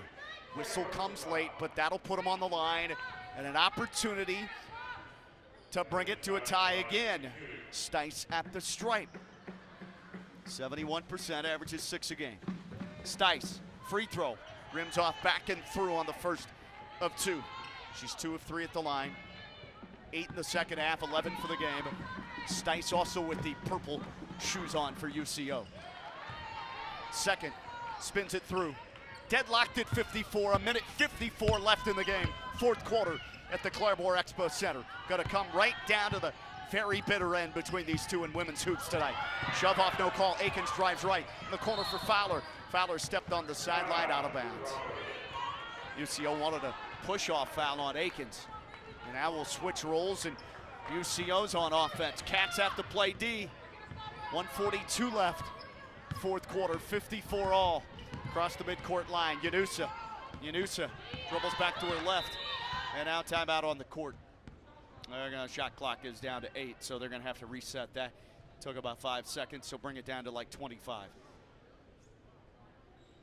1:33 to play in the fourth. 54 all. Rogers State in this fourth quarter, which is, by the way, an even points quarter between the clubs, 13 all. Cats are shooting 50%, 44 in the third, 54 in the second, 26% start to the game. Trailed at the end of one, 15-14. Rogers State won the second quarter, 14-11, to take a 28-26 halftime lead. And here in the second half, it's UCO up 28-26. UCO for the game is shooting 36%. Cats are at 41%. Broncos have hit 2 more triples, 4 of 19, 21%. Rogers State 2 of 10, 20% from 3. And then at the foul stripe, Cats are 10 of 15, 67%. UCO, meanwhile, 12 of 17, 71%. Rogers State is plus 18 on the glass, 39-21. Rogers State, 12 offensive rebounds, only 4 for UCO. But the Cats have 17 turnovers to just 6 for UCO. The bench scoring comparison, UCO 31-3. 31 of their 54 points have come from their bench. Cats are dominating the paint, though, 34-20. Points off turnovers, UCO plus 12, 18-6. Second chance points, Rogers State winning that 10-5. 93 seconds left. Rogers State and UCO tied at 54. Comes in for UCO with 20 on the shot clock. Now here's Yanusa, dribbles at the point, now left wing. Bounces a pass baseline left. From the short corner, Young comes back up to Yanusa. Drive left to the corner, back to Young, left wing jumper, short from 18, over Jackson, can't score, rebound Trinity. Jackson handles underneath, her 14th rebound. Season high is 15 boards, but she has her second double-double of the year. Cats and Broncos tied at 54, minute 4 left. Left wing, Day gives to Akins. Low post, bad pass. Picked off by UCO's Young. They try to force it down low at the left block for Jackson. She wasn't open. 53 seconds left. UCO has the steal. Yanusa across the timeline. Could be a buzzer shot to win it. Whoever has the ball last could take the game. Far corner, lob to Foreman. Back out right wing, Stice. Now 9 to shoot. Stice dribbles left, goes to the rim. Jackson up in the air. She's bottled up, double team. Pass out right wing, Foreman. Up by Martin, 3, missed it. Offensive rebound, Foreman. Comes out high, shot clock resets to 20. Game to shot clock difference is 10 seconds. 24 seconds left. Stice handles. Now 10 to shoot. Tied at 54. UCO ball to my left. They give to Yanusa. She'll drive. Fowler's on her. Goes left lane line to the rim. Lost it. Steal. Whistle. Timeout Rogers State. Cats have it with 12 seconds left and timeout called. And they'll advance it in the front court and they'll have a crack at it from 28 feet away. 12 seconds is enough time to set your half-court offense just a little bit, but you probably want to start with 8 or 10 seconds left with whatever play you're drawing up right now over on the dry erase board. First-year head coach of Rogers State, Heather Davis. 54 all. Rogers State and Central Oklahoma coming right down to the very end. 13 lead changes, 12 ties in this affair. Rogers State is plus 18 on the glass, so that's why they should probably start whatever they're doing a little early offensively here in this tie game, because the threat of the offensive rebound is there. 12 O boards for Rogers State tonight to just 5 for UCO. So the Hillcats, what will they come out with in terms of the 5 on the court, and what will they do for the play call? If it's me, I wouldn't hesitate to put the ball in the hands of the freshman Destiny Jones. But if she draws a foul, she's only 58% at the line. So you probably are going to give this to Akins or Alasia Knapp. who has been seated over on that bench for quite a while with just 2 personal fouls. It really hasn't been her game, and in fact, she's not going to be out there right now. And not exactly sure why. She's 3 of 15 from the field. Day, Jones, the freshman, Fowler, Akins, and Jackson. Here we go. It'll be brought in. Fowler. Fowler on the left wing, looks for Akins, goes to Eliza, 8 seconds, tie game, 6 seconds, dribbles right, out on the perimeter, drives right, underneath, shoots at the rim, missed it, falling down, rebound UCO, and a foul called on Rogers State. Or is this on the Broncos? It looks like it's on the Cats. With 1 second left, they call a foul, and they're gonna put them on the line with 2 shots and a chance essentially for them to win it, and the crowd absolutely disgusted with that whistle. Alexis Martin fouled, and the Oologah native from nearby Claremore can be a hero. At the line, free throw, swishes it in. Martin is 3 of 3. 1 second left, that's it. 55-54. Akins missed the shot, slipped. Second toss, good. And she has 9. Alexis Martin, the freshman out of Oologah, may have just sealed Rogers State's fate. 56-54, timeout called Rogers State, 32nd, and I don't know that they're allowed to advance the basketball then. You have to have a full timeout left, I believe. So they have to go length of the floor. 1 second is it, and they'll have to throw up a heave wherever they catch because you only have 1 second left. I'm going to get my best baseball pitcher on this team, and I'm throwing it front court like Christian Laettner, Duke, Kentucky, in the NCAA tournament back in the early 1990s. Quick catch, quick shot. That's what it'll have to be for Rogers State. 1 second left. Cats trail by 2, 56-54 to UCO. Unfortunate slip by Akins, flat-footed airbank shot. They couldn't grab the offensive rebound and thought maybe she had stepped on somebody's foot. Inadvertently, though, no whistle was called. So will the Cats have it in the front court? That's the question. They put more time on the clock as well, and they will be able to advance it in the front court. So 1.8, catch and shoot still. 56-54. Akins to send in. They've drawn a play up. It comes to Day. Left wing jumper blocked by UCO, and the game's over. It was gobbled up by Foreman. Kylie Day can't hit the shot. And it's over. And Central Oklahoma comes into Claremore and steals one late in the fourth. Cats had a 40-30 lead with 3:52 left in the third quarter. And Central Oklahoma breaks their hearts, outscoring them in the fourth 15-13. Outscored them in the second 30-26. Cats had the lead at the half, 28-26. Rogers State loses 56-54, and they still have yet to beat Central Oklahoma in women's basketball. All-time, nope. Now it sits at 0-10. On the home court, 0-5. Hillcats lose it by 2. They lost on the road to UCO second week of January by 9, 69-60. Well, Rogers State now on a season worst 5-game losing streak. Hillcats at home 8-8, 3-7 at home in MIAA league play. Rogers State overall drops to 9-16, 4-15 in the MIAA, and their chances really thwarted, if they had much any at all, to reach the postseason conference tournament, 2 games back of the 10 spot in 12th place entering tonight. Central Oklahoma needed this one. Started the night a game back of the 10 seed. They came in at 11th place, and now they improved to 3-9 on the road, 3-7 in road conference games. Overall, the Broncos in women's basketball under second-year head coach Emma Andrews, a 7-18 record, and now 6-13 in the conference. We'll take a break, come back with our Hillcat women's basketball post-game show. Final once again, Heartbreak City for Rogers State. They lose to Central Oklahoma tonight in Claremore, 56-54 on the Hillcat Audio Network.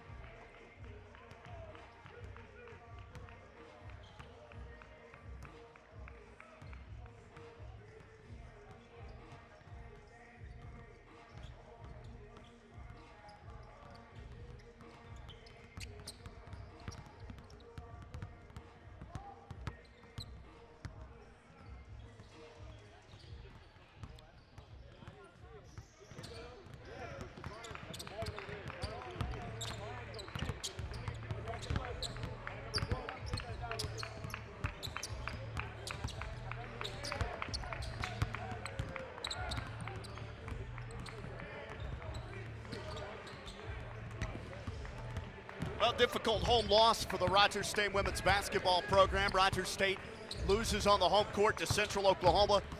Barely, 56-54 the final score. Cats were up 28-26 at the half, up by as much as 10 in the second half, 40-30 with 3:52 to go in the third quarter. We're going to have a chat here in just a few seconds with RSU women's basketball head coach Heather Davis before we run down any of the stats. So let me trade out the microphones here, and we'll bring on Coach Davis right now for our Hillcat post-game interview with the coach. Rogers State ends up being swept in the season series with Central Oklahoma. They lose by 9 on the road back in January, 69-60. Lower scoring affair in this game. Rogers State up, like I said, by as much as 10 in that late stages of the third quarter. They lose the game 56-54 and outscored in that second half 30-26. Cats and Broncos with 14 lead changes, 12 ties of the game. Rogers State led for the bulk of the game, 21 minutes and 44 seconds. Coach Davis here courtside with us.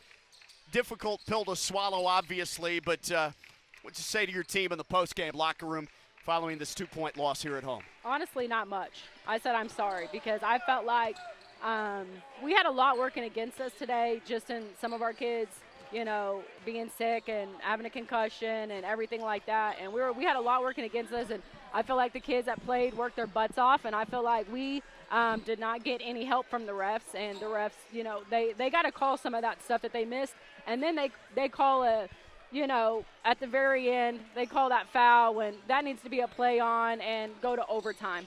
But I'm proud of the girls for fighting. All right, again, the final 56-54. Offensively, you had your moments, shot 54% in that second quarter, scored 14 points, hit 7 of 13. And I thought to start the third quarter, the second half, it went well as you built that lead to 10. What were you doing right there as you led 40-30 with about 4 minutes to go in the third? They're just being a little bit more aggressive, and we were getting stops and rebounds on the defensive end. And so we were just doing what we can do, what we know we can do. 12 points each to pace your team for Kylie Day and Destiny Jones. You had a crack there late with 1.8 to go, down 2. Shot blocked. Is that what you were looking for? Give the ball to Kylie either at the three-point line or on the wing somewhere? Yeah, we were trying to get her a little mid-range right there, and they ended up switching it and getting that girl right there. So they did well defensively on it. Eliza Akins played well, played her heart out, 11 points, 4 rebounds in the game. I think just sort of slipped on that dribble drive. That's probably what you were wanting. Get inside the lane there, maybe draw a foul. Yeah, That was the hope, and trying to get, I think we had a screen set for Trin to get her on the block, and Eliza was getting so much pressure on her, she couldn't wait any longer, so she had to go. Can't say enough about the play of Trinity Jackson. 14 rebounds, second highest single game total for her this season.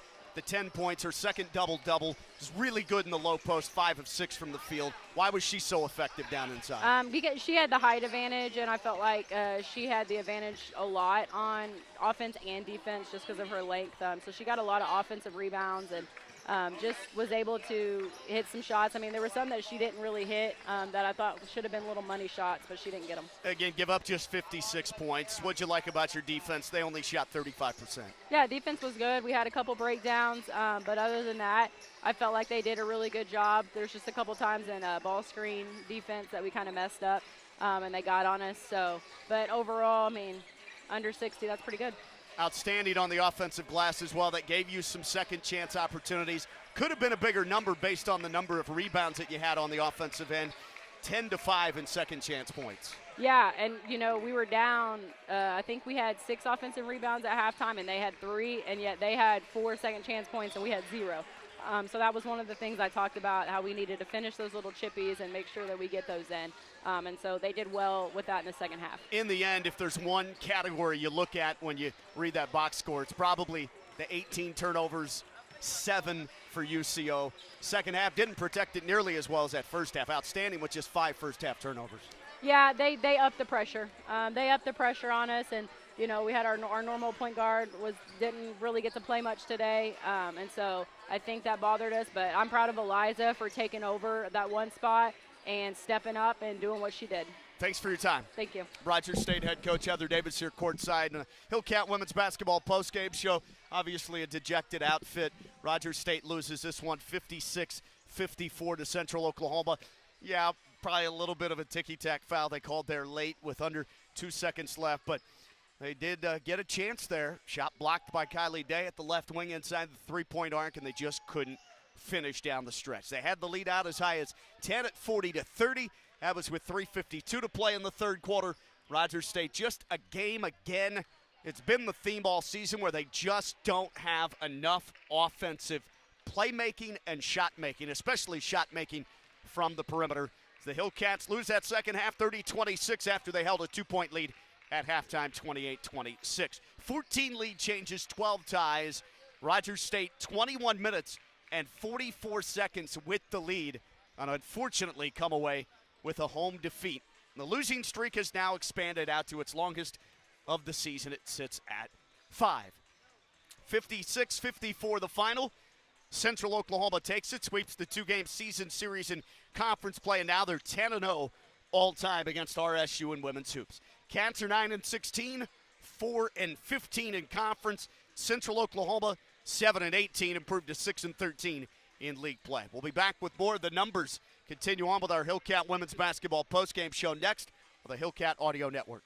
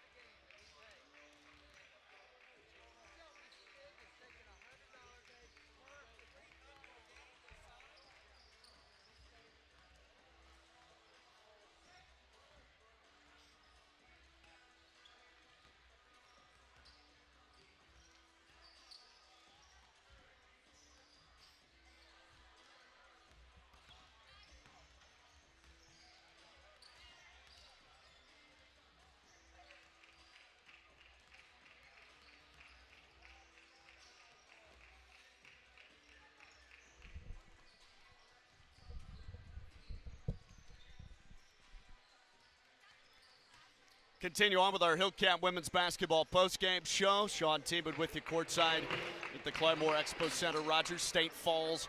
Women's action by the final score 56-54. Tough one to swallow. Gut-wrenching defeat here at home. Any way you want to describe it. Cats were up 10 with 3:50 to go in the third quarter. Couldn't sustain at a 40-30 lead. And they ended up being outscored after that 26-14 over the final, 13 minutes and 52 seconds. Check the MIAA scoreboard, late fourth quarter. Well, now that game may have gone final, so skip past that one. Fort Hays State wins at home in Kansas over Pittsburgh State 61-49. NSU beats Newman 58-51. Also tonight, Washburn at home against Lincoln. Final score in that game in favor of the... Hold on, it's loading. It's coming, I believe. Yep, Washburn wins it. Well, still 30 seconds left, it says. 69-61, fourth quarter late. 69-62, 27 seconds left. Washburn women look like they're going to go on to victory in that game. And Missouri Southern against Nebraska Kearney. And Missouri Southern ends up with the victory. High-scoring game, 86-75. Very high-scoring women's basketball game there. And Missouri Southern wins it 86-75 by 11 over the Lopers of Nebraska Kearney. So that's your update in women's basketball, the MIAA. Here's your final stat numbers. Shooting the rock for Rogers State, a 2-point home loss, 56-54. 40% from the field, 21 of 53 for Heather Davis's outfit. They shoot just 2 of 10 from 3, 20%, and 10 of 15 at the foul stripe, 67%. For the victorious Central Oklahoma Broncos, 35% from the field, 19 of 54 overall, 4 of 20 from 3, 20%, and they make 14 of 19 from the foul stripe, 74%. So 4 more free throw attempts in Rogers State, 4 more points scored at the foul stripe. That matters in a very close ball game, with UCO winning 56-54. RSU outboarded them 40-24. Cats had 12 offensive rebounds, 5 for UCO. Rogers State had 18 turnovers, 8 assists. RSU in the second half with 13 giveaways, 5 at halftime. 9 assists, 7 turnovers on the game for UCO. Bench points, UCO 33-3. 33 of their 56 came off the bench. 2 block shots for UCO, 1 for RSU. Fast break points, RSU wins at 7-4. Points off turnovers, UCO 18-6. Points in the paint, RSU 34-20. Second chance points, RSU wins at 10-5. And our leading scorers in the game, game high 14 for Kaylee Young, their starting center, hit 6 of 10, 4 rebounds in the game, and played 31 minutes. 12 each for Day and Jones for Rogers State. Hillcats end up with 4 in double figures, 11 for Akins, 10 for Jackson, who had her second double-double of the season, 14 rebounds for her 4th double-figure rebound game of the year. And then you had Knapp with 6 and 6 rebounds, Fowler with 3, Estelle, Goldsby, and Gallegos play but do not score for Rogers State. Goldsby suffered a concussion last Saturday, limited minutes in this one. Lasia Knapp suffering from an illness, didn't play much down the stretch. 6 points on 3 of 15 from the field. 2 in double figures for UCO, who wins the game by 2. Kaylee Young with the 14. Natalie Stice scores 12 off the bench, 4 of 9, 1 of 3 from 3, 3 of 4 at the foul line. She had 2 rebounds and 1 steal in the ballgame. Also 7 for Yanusa at the point guard spot, 4 rebounds, 3 assists, 3 steals. Wilson scores 2, grabs 4 boards. Wadsworth off the bench, 3 points on 1 of 4 from 3. Pogai 3, 0 for 5 from 3. The Oregon native Alexis Martin, 9 points, 1 of 3 from 3, 4 of 4 at the foul line. She had 3 rebounds and 2 steals as well, and she made the 2 free throws with under 2 seconds to go to give UCO the 2-point lead and then eventually the victory. Keisha Johnson with 1 point, 2 rebounds. Foreman with 5.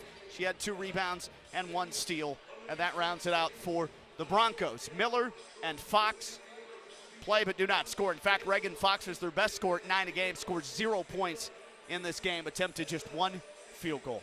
That's it. Closes out our Hillcat women's basketball post-game show. Final score once again, Central Oklahoma 56, RSU 54.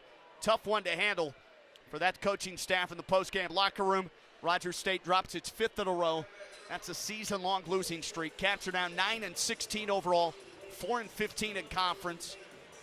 Now with the win, Central Oklahoma improves to 7-18 overall, 6-13 in league play, and they keep their chances alive of qualifying for the postseason conference tournament with 3 regular season games left for both these squads, RSU and UCO. We'll take a 2-minute break, come back and preview the men's matchup.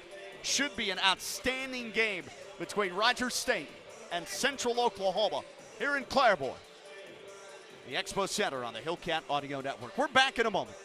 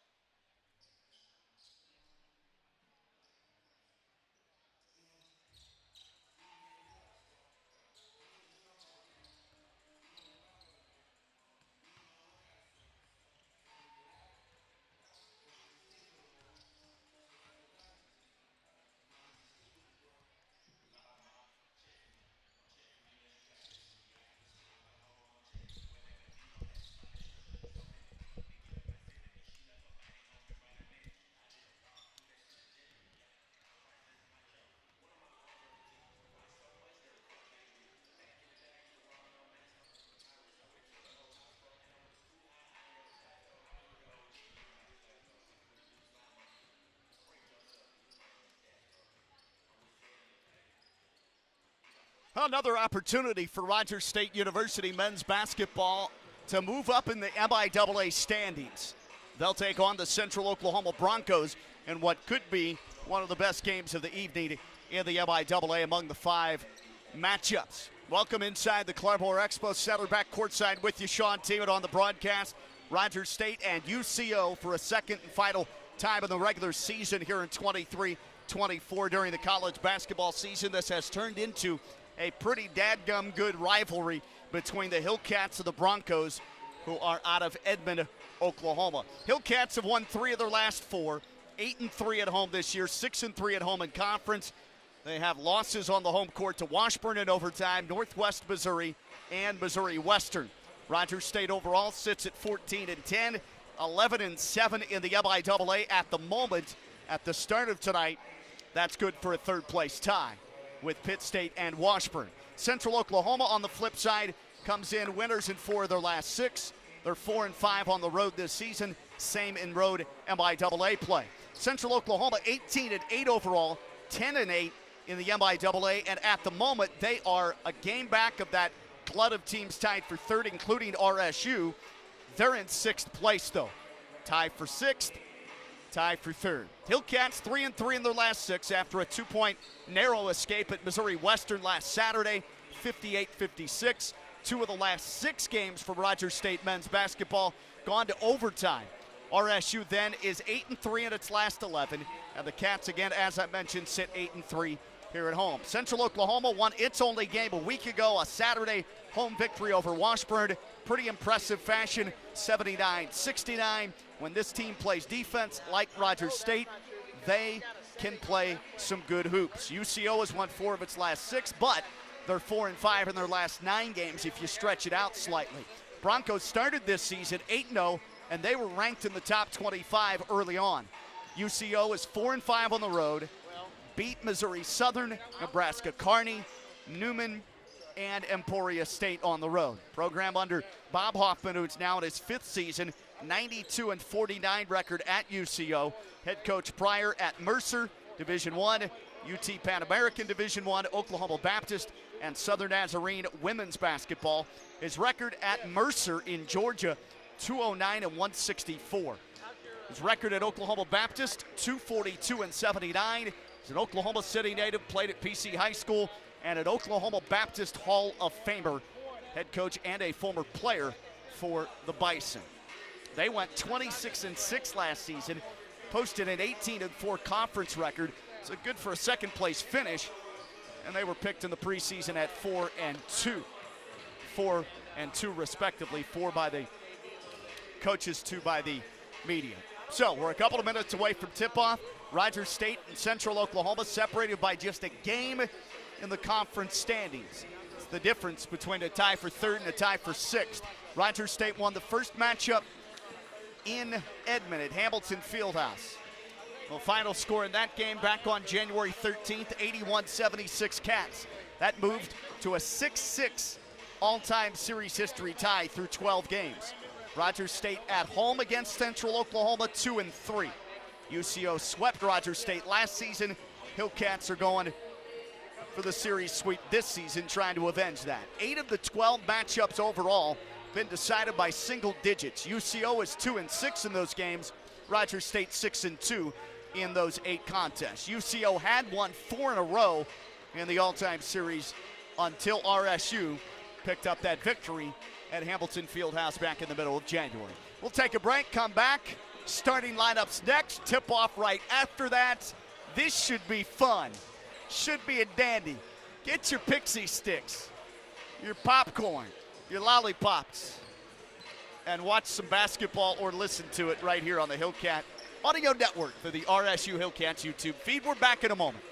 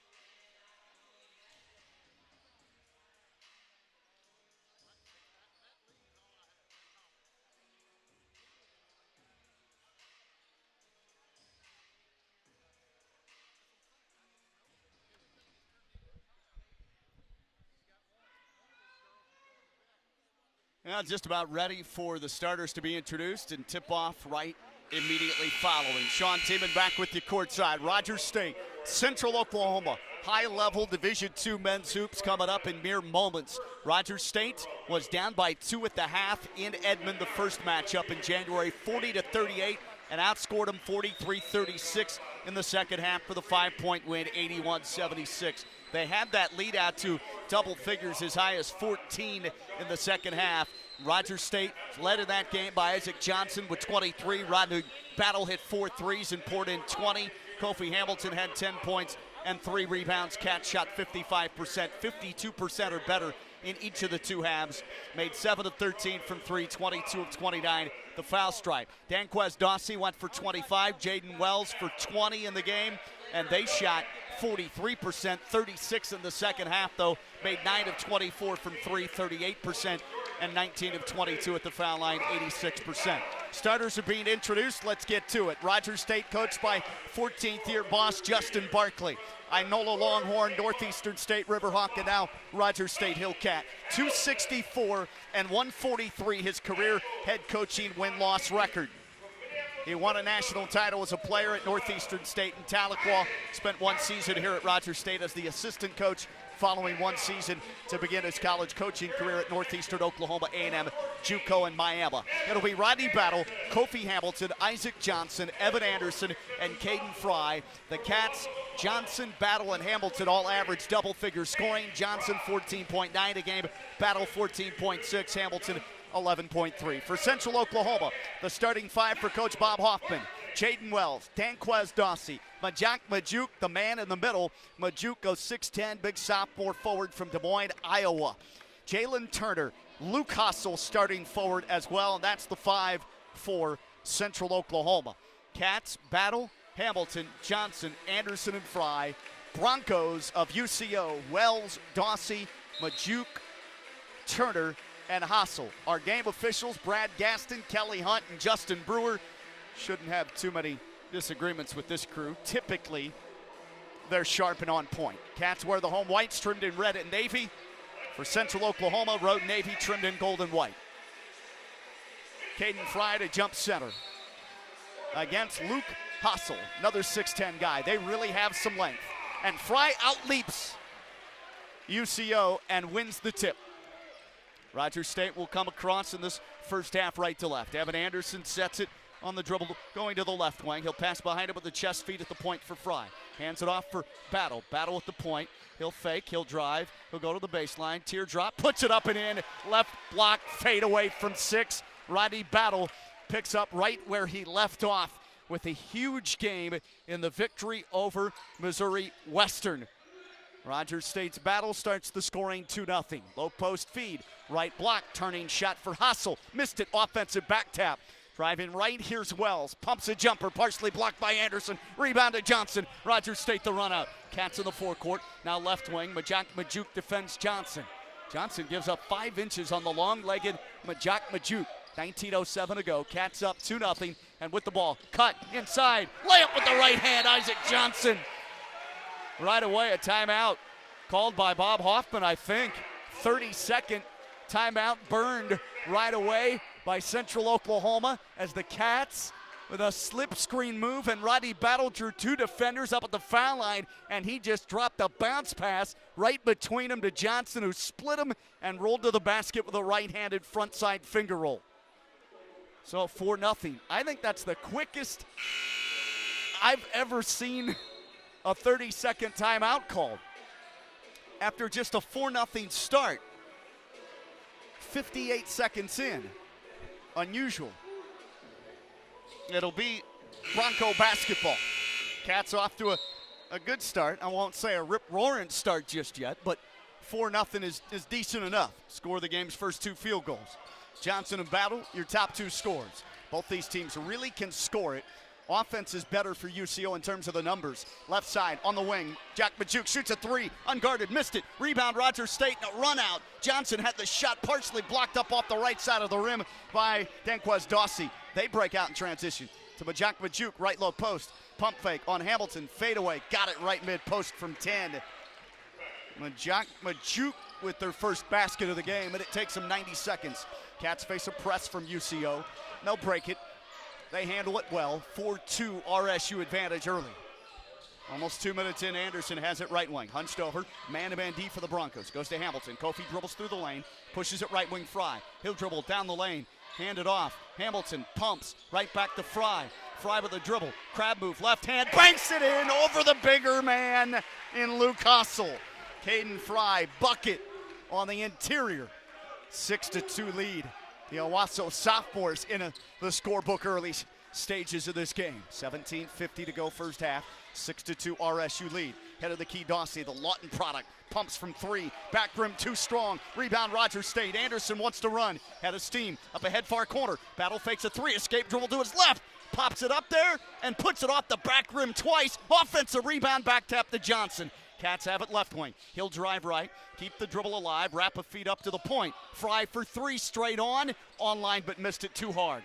He doesn't take many of those. In fact, Caden Fry on the season from 3 of 15, 20%. He's hit a few.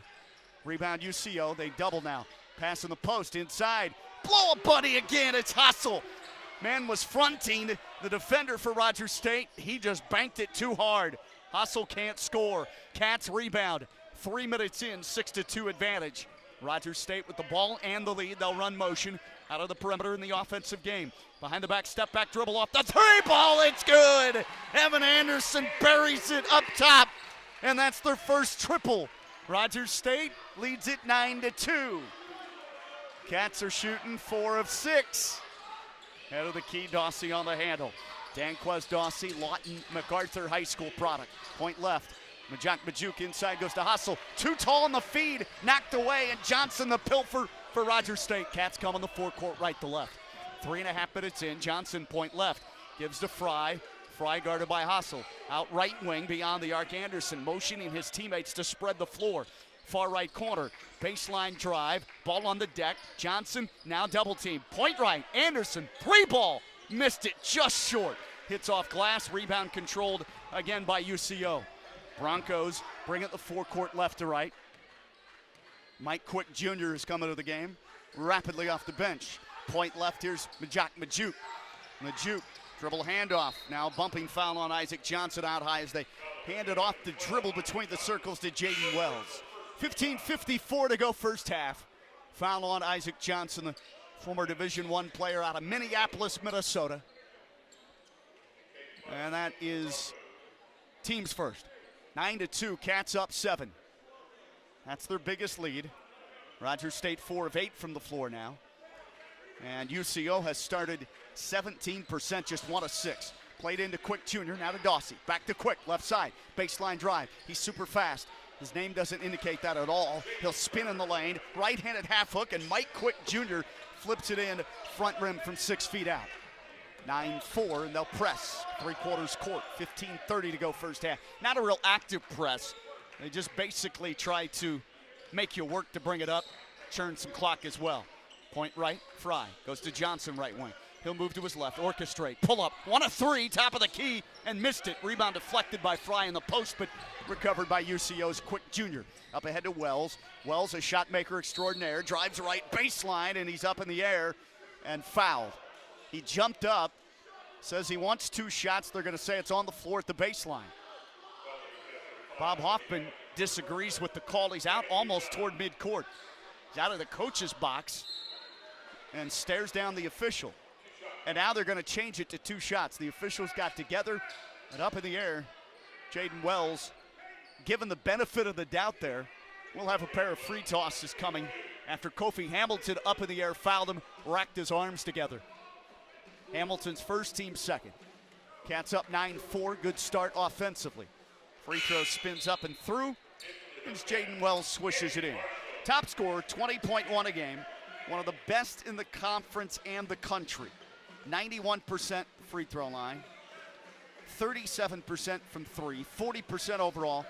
Also averages 4 rebounds a game and has 45 assists, second on the team. So he drops in both for his first 2 points of the game. Jaden Wells is the man to watch. Out of Hearst, Texas, LD Bell High School. He's the NCAA free throw leader in 22 at 95%. 6'1 junior guard. Brings him within 3. Cats have it up by 3. Rome has checked in at point. Anthony Marshall Jr. drives left. Rome had his shot swatted on a scoop with the left hand. Shot blocked by Matthew Willenborg, who's come off the bench in the low post. The Norman High School product from Oklahoma, 6'7 freshman. They slow the tempo now. Bring it across left to right. 14:35 to go first half. Here's Wells. Dashes left to the rim. Left-handed scoop. Missed it. Offensive rebound. Follow. No. Tipped up and in. Down low with the left hand of Willenborg. Keeping it alive, and it volleyballs through for a 9-8 game and a 5. Make it a 6-0 run for UCO. Big jump stop by Anderson off his left baseline drive. So he took the quick feed. 40-foot pass ahead in the forecourt from Anderson in the Rogers State backcourt. And Rome immediately drove it to the rim. Big jump stop. They're going to count the basket. That might have been a little bit late. Bob Hoffman wants him to review it. 14-18 to go in the first half. Rome right away pays dividends with instant offense. I think they counted that bucket to push the lead out to 11-8 Rogers State with 14-18 to go in the first half, and Rome does indeed have his first points off the bench for the Hillcats. Check that, it was Anderson on the made bucket for Rogers State. He has 5. Anderson scores, free throw coming up. 14-18 to go first half. We'll take the media break here, first of the game here on this MIAA Twin Bill Thursday night in Claremore at the Expo Center. And we're now into the men's game. Rogers State 11, UCO 8 on the Hillcat Audio Network.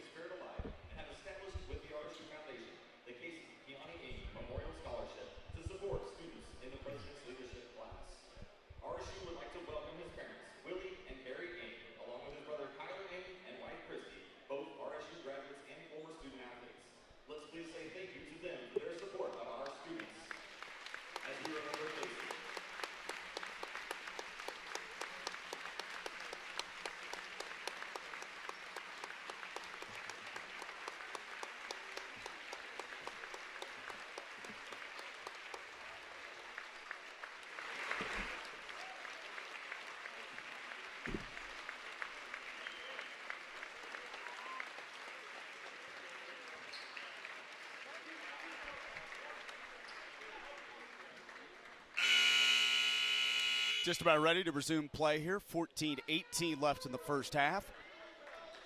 Sean Tiemann with you courtside. Rogers State to the free throw line. Anderson hit the driving layup shot left baseline. Now he'll shoot a free throw for the Cats, who lead by 3, looking to make it 4. Large lead early, was out to 7 at 9-2. 14-18 to go. The second toss is up and through. And the Broncos bring it across now down 4. Top of the key, Danquest Dawsey on the handle. He's so good with the basketball in his hands. Bounce pass, goes left baseline, spin dribble. Caden punt to the rim. Bank shot good off the left mid post area. Caden punt puts it through. 13:55 to go. Punt picked up that previous foul for UCO on the made shot by Anderson. 12-10, Rogers State trying to sweep the season series from UCO. Take the all-time lead, which is tied at 6 now. Here's Battle with it, right wing. Fires it in the corner, far side. Rogers State to my left. Johnson drives, mid-post, steps past the defender. Shot blocked out of bounds underneath by Mike Quick Jr. 13:37 to go first half. RSU 12, UCO 10. Hillcats have 8 on the shot clock. Baseline right, Rome to send in. Brooklyn, New York point guard goes to Nathan Clover III, former ORU player. He'll give it to Rome, drives, throws it underneath. Clover couldn't handle the bounce pass as it hit the underside of the backboard. And the rebound goes to the Broncos. They can tie with the 2 or take the lead with a 3. Head of the key Wells, they hedge help with Clover out high. Drives left, now into the paint. Shot blocked from behind. Jump ball called. Arrow favors UCO. It'll stay with the Broncos with 17 on the shot timer. 13-17 left in the first half. RSU 12, Central Oklahoma 10. Bounce pass right to Quick underneath. Battle lost his man, right box, and now we're tied at 12. Mike Quick Jr. wide open underneath at the right box. 12 all, almost 7 minutes gone. Cats have Anthony Marshall Jr. at the point. He'll go to Battle. He'll fake left, fake right, go left wing. Anderson wants a 3, dials it up from deep. They never got a hand in the face. Caden punt closed too late, and Evan Anderson punts it through the rim.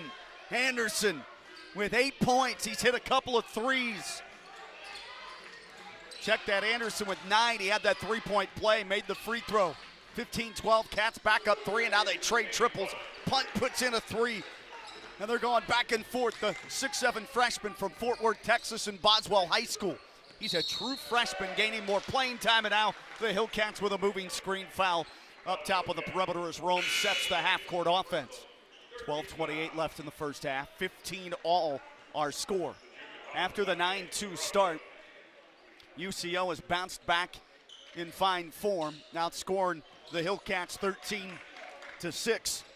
And they'll bring it across now with a walking dribble. It's Danquez Dawsey on the handle.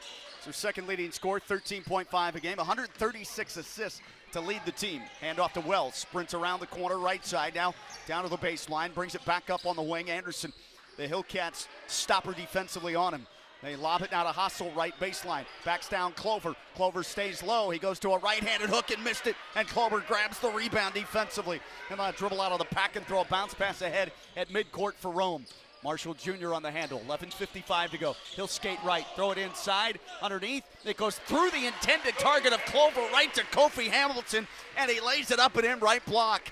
That wasn't who it was intended for, but Rogers State will take the fortuitous bounce, and Hamilton with his first field goal.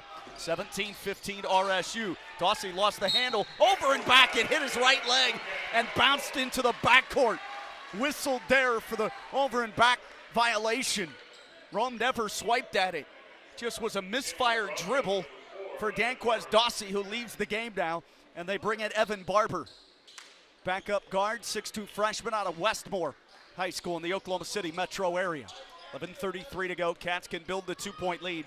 It's at 17-15. Here's Rome. Drives left. Stops inside the arc on the wing. Passes back up high to Anderson. He'll wrap it point right for Clover. Now goes to Battle. Steps into a dribble. 3 right wing, and it's just short. Rebound controlled by Central Oklahoma on the weak side. Broncos front court. Wells takes it. The Texan drives right. Sheds the defender. Slipped underneath. May have been tripped slightly by Rome, but he can't score with his right-handed shot in close. So a couple of free throws. Now this will go on Rome, his first. Caden Fry set to come back in, and for the Hillcats, Sam Davidson, the Australian, ready to check in as well. 11:10 to go. Wells at the free throw line. Wells puts it up and scores. He has his third point. Davidson replaces Battle. Fry back in for the 6'8 Port Arthur, Texas native Nathan Clover III, the ORU transfer here for the Hillcats. 11:10 left in the first, 17-16. Outside of the 9-2 start, pretty well contested game. Free throw for Wells. He was up over 90%, 91.3 misfires in and out. Rebound Cats, and they're up a point. Here's Rome with it. On the right side, swiped away by the bigger man and Hassel. So they double teamed him on the right wing near the 3-point arc. Rome will bring it in, take it back. Anderson slides over to the 2 guard. Rome is out there off the bench. He'll drive, look to feed inside, and turned it over. Got caught up in mid-flight, left block, and passed behind him, and he gave it away. Steal for Evan Barber. Comes up high now for Wells. Holding call, foul on Jaden Fry. Looked like Jaden Wells was hooking Caden Fry. They're going to say it's a foul on the floor, baseline inbounds play.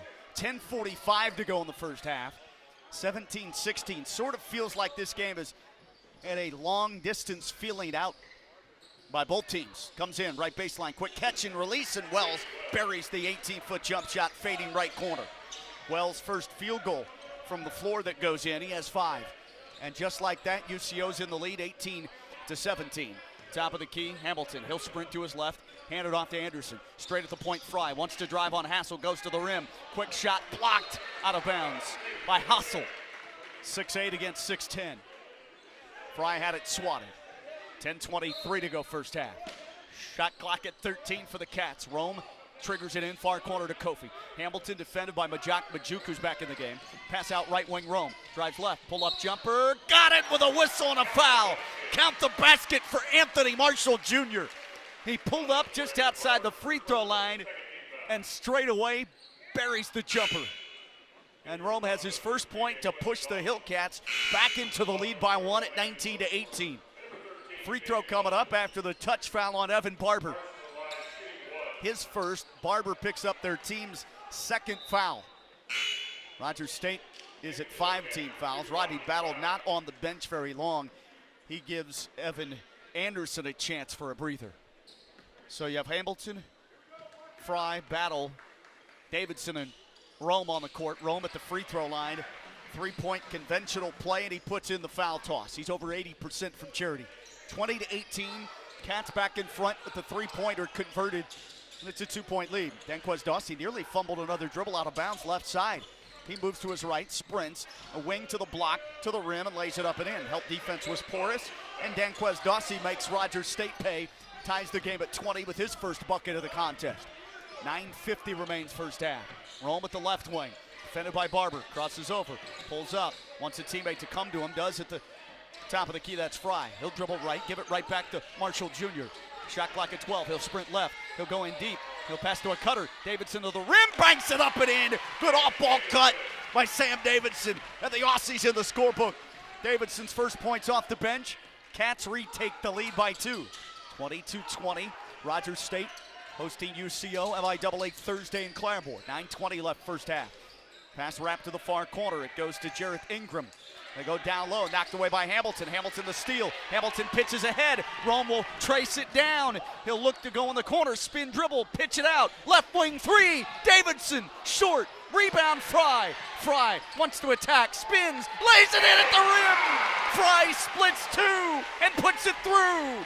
Caden with his second bucket. And the Owasso Ram is cooking early in the low post. Grabbed the offensive board, then went right back to the rack. 8:45 left first half. Cats up 4, 24-20. Low post, down inside, it goes to Punt. Shoots and scores off the dribble around Kofi Hamilton left block. Punt has 7. 8:33, ticking clock first half. Rogers State slows and runs the half-court sequence. Rome out high, motion, hand off to Hamilton. Now to Davidson, left wing Rome, fakes a 3, crosses over, runs into his own man with the dribble, that's Davidson. Reverse it, right wing, shot fake from 3, battle dribbles to the corner, crossover, baseline fadeaway, around the rim and out from 17. Rebound tracked down by UCO, and they have numbers if they want it. 5-on-4. Now Hamilton back in the play, but Punt lays it in left hand. Hamilton lost his man, timeout Rogers State. Deadlocked again, 24 aside, 8:03 to go in the first half. This will go to a full timeout. Caden Punt, the man of the match so far. If you're a Bronco fan, Punt has 9. They're playing some of these young bigs right now for UCO here down the stretch. 24 all. Rogers State at home against Central Oklahoma in men's MIAA conference basketball. 8 and change to go when we come back on the Hillcat Audio Network.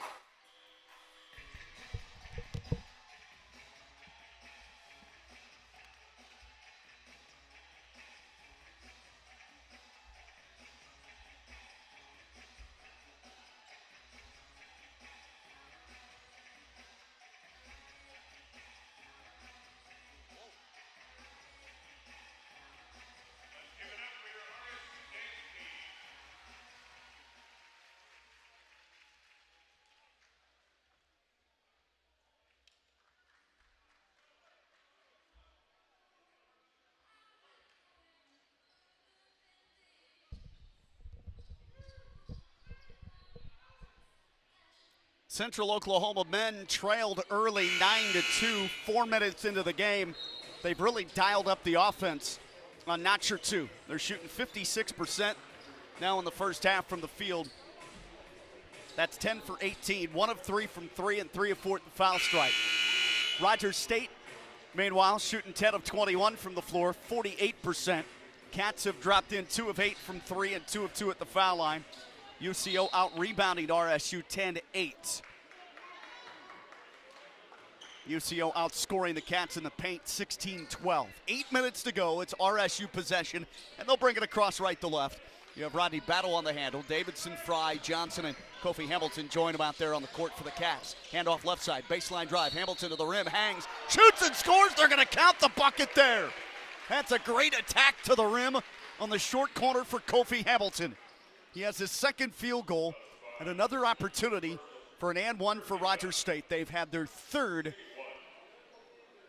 now 3-point play chance. 7:47 to go first half. Foul tangled up on Bajak Majuk, his first, team's third.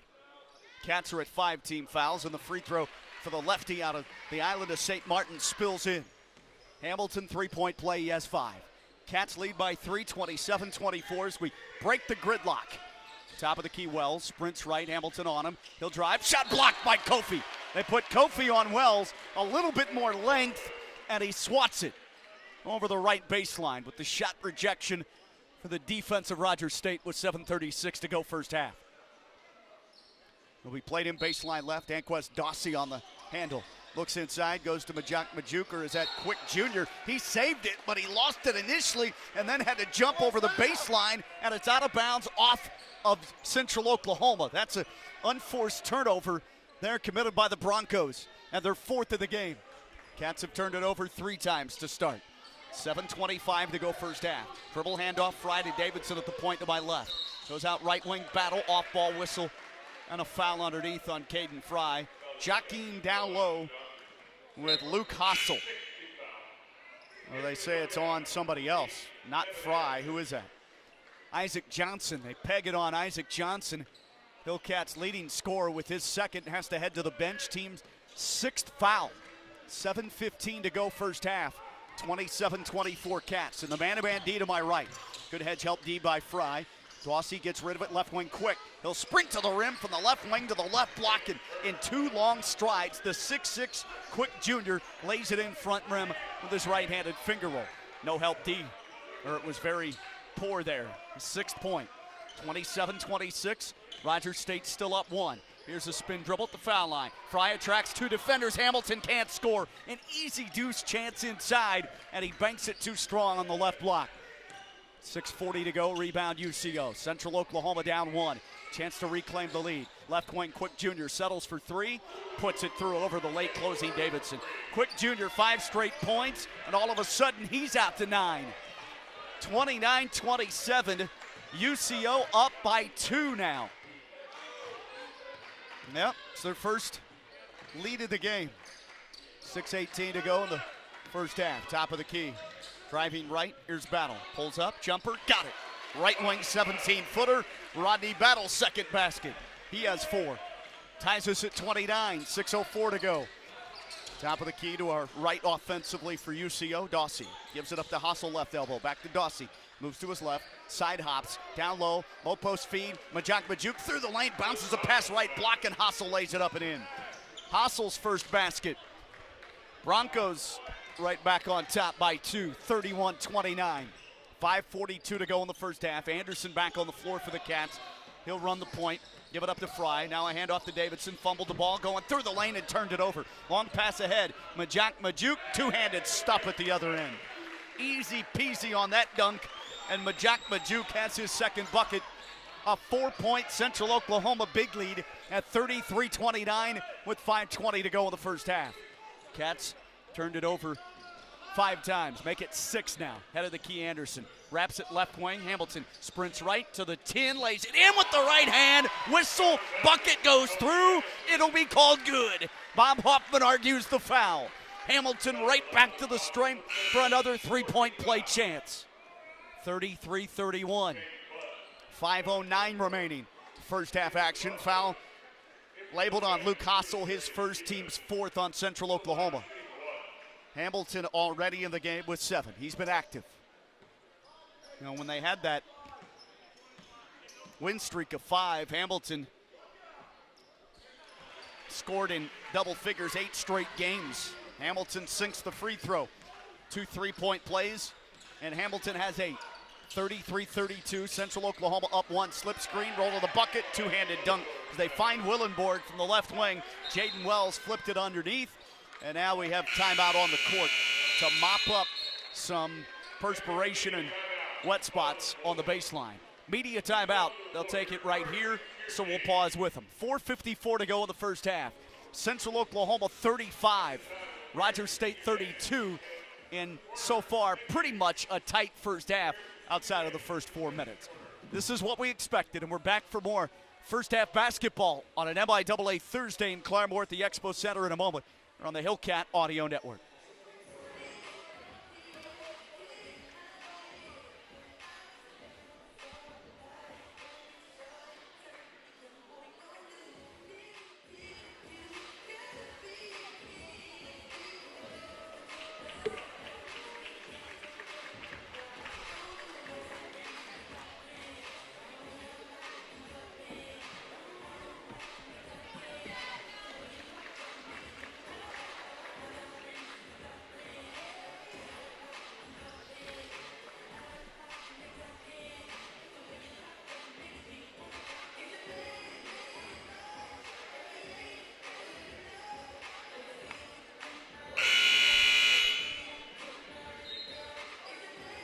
Well, the points in the paint favoring Central Oklahoma 24-16. Right now, they've been going down low to their young big men, which include the junior from Lenexa, Kansas, starter at center, Luke Hossel. St. Leo, D2 transfer, that's out of Florida. Played at Oshkosh West High School. They've been using Bajak Bajuk. He's a 6'10 sophomore, D2 transfer from Southwest Minnesota State. They did Sergeant Bluff High School, born in Des Moines, Iowa. Don't forget Quick Jr. on the wing, along with Jaden Wells, their top scorer, 20 a game. Cats down 3, but they have the ball to my left. Anderson with 4:44 to go in the first half. Dribbles on the perimeter at the point. Bounce pass, right elbow, battle. Dribbles left, cutting through the lane. He knocks down a fadeaway 15-foot elbow shot. And Rodney Battle now has 6. He slaps his hands together as he steps back on defense at the point to pick up Danquez Dawsey. Cats down 1, low post feed. Up and in, off window again, and it's the Caden Punt show as they immediately funnel it down low and punt in the ball game. Has 11, he's in double figures. Caden Punt. Now it's 37-34. 4:08 to go. Here's Fry, point left, backs down, left side mid-post. He'll drive through the lane to the right block. Shot blocked up off the window, rebounded by Punt underneath, but he stepped on the end line. Punt has not scored in double figures all season. This is his first. Caden Punt averages 5 minutes a game. It's his 14th game played. He averages 2 points and 1 rebound a game. Caden Punt, 37-34. He's their top scorer in this one with 11. Cats bring it in. Fry has it. Fry to Battle. 12 to shoot, down 3. 4 minutes to go first half. Filter it inside. Hamilton, left box, shakes, spins, faces up, and puts in a left-handed half hook from 4 feet away. Nicely done on that offensive move. Down low for Kofi Hamilton. He's hit double figures with 10 for Rogers State. And the Cats again close the gap to 1. Left corner, Quick. Out to Wells. Left wing 3. Short. Rebound Hamilton. Foul. Who's that on? Well, it's a whistle, and they say it's going to be on Jaden Wells.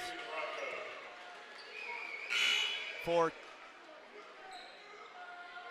faking the kick out there will be Rogers State basketball, and they call that against Jaden Wells for the flop, maybe. I didn't see him hit the floor, but they'll get a free throw at the other end, and Rodney Battle puts it in. That's his first free throw attempt. So Battle now with 7, and it will be Rogers State basketball. Tie game at 37. The Hillcats sink the free throw to put them at 5 for 5 at the line to begin this game. Cats had the large lead early, 4 minutes in, 9-2. Central Oklahoma raced back, and it's been back and forth ever since. Top of the key, Fry will take it for Rogers State. Gives to Battle out at the right wing. He'll move left, put it up high in the hands of Rome. Rome to Battle, sprints to his left. Pull up the foul line, up in the air, lost the handle, stripped by Quick's long arms. And the steal, up ahead, Danquez Dawsey to Punt. Pump fake, lays it in again. Where did this guy come from? Caden Punt. He has scored now 13 in the game. I didn't even put his stats down because he hasn't scored in double figures all season, and he's playing in just his 14th game, and it's their 27th of the year. Down low, here's Fry. Dribble drive baseline, shot blocked by Punt underneath, and a technical foul called on Central Oklahoma for taunting Fry there after the shot block on Caden Punt, I think. Battle again will go to the free throw line for RSU. Caden Punt is rather juiced up for Central Oklahoma. Caden Punt, true freshman, averaged a double-double, 17 points and 10 rebounds at Boswell High School. Season high, 8 points against Nebraska Kearney. Scored just 4 rebounds against Washburn last Saturday. Guy averages 2 points a game. He's just dominating the low post right now. Clark Kent went into a phone booth and came out. It's Caden Punt on the interior. He'll go to the bench after picking up the technical foul. Rogers State able to put through Rodney Battle's second free throw. 39-38. Battle missed on the first one, makes the second. All right, Dawsey has it, handles for UCO. Gives it to Majuk at the point. Back to Dawsey, skates right, lane line, drive to the rim, and he lays it in. Quick finger roll, put up and through. Dawsey has 4. 3-point lead again for UCO. Central Oklahoma 41, RSU 38.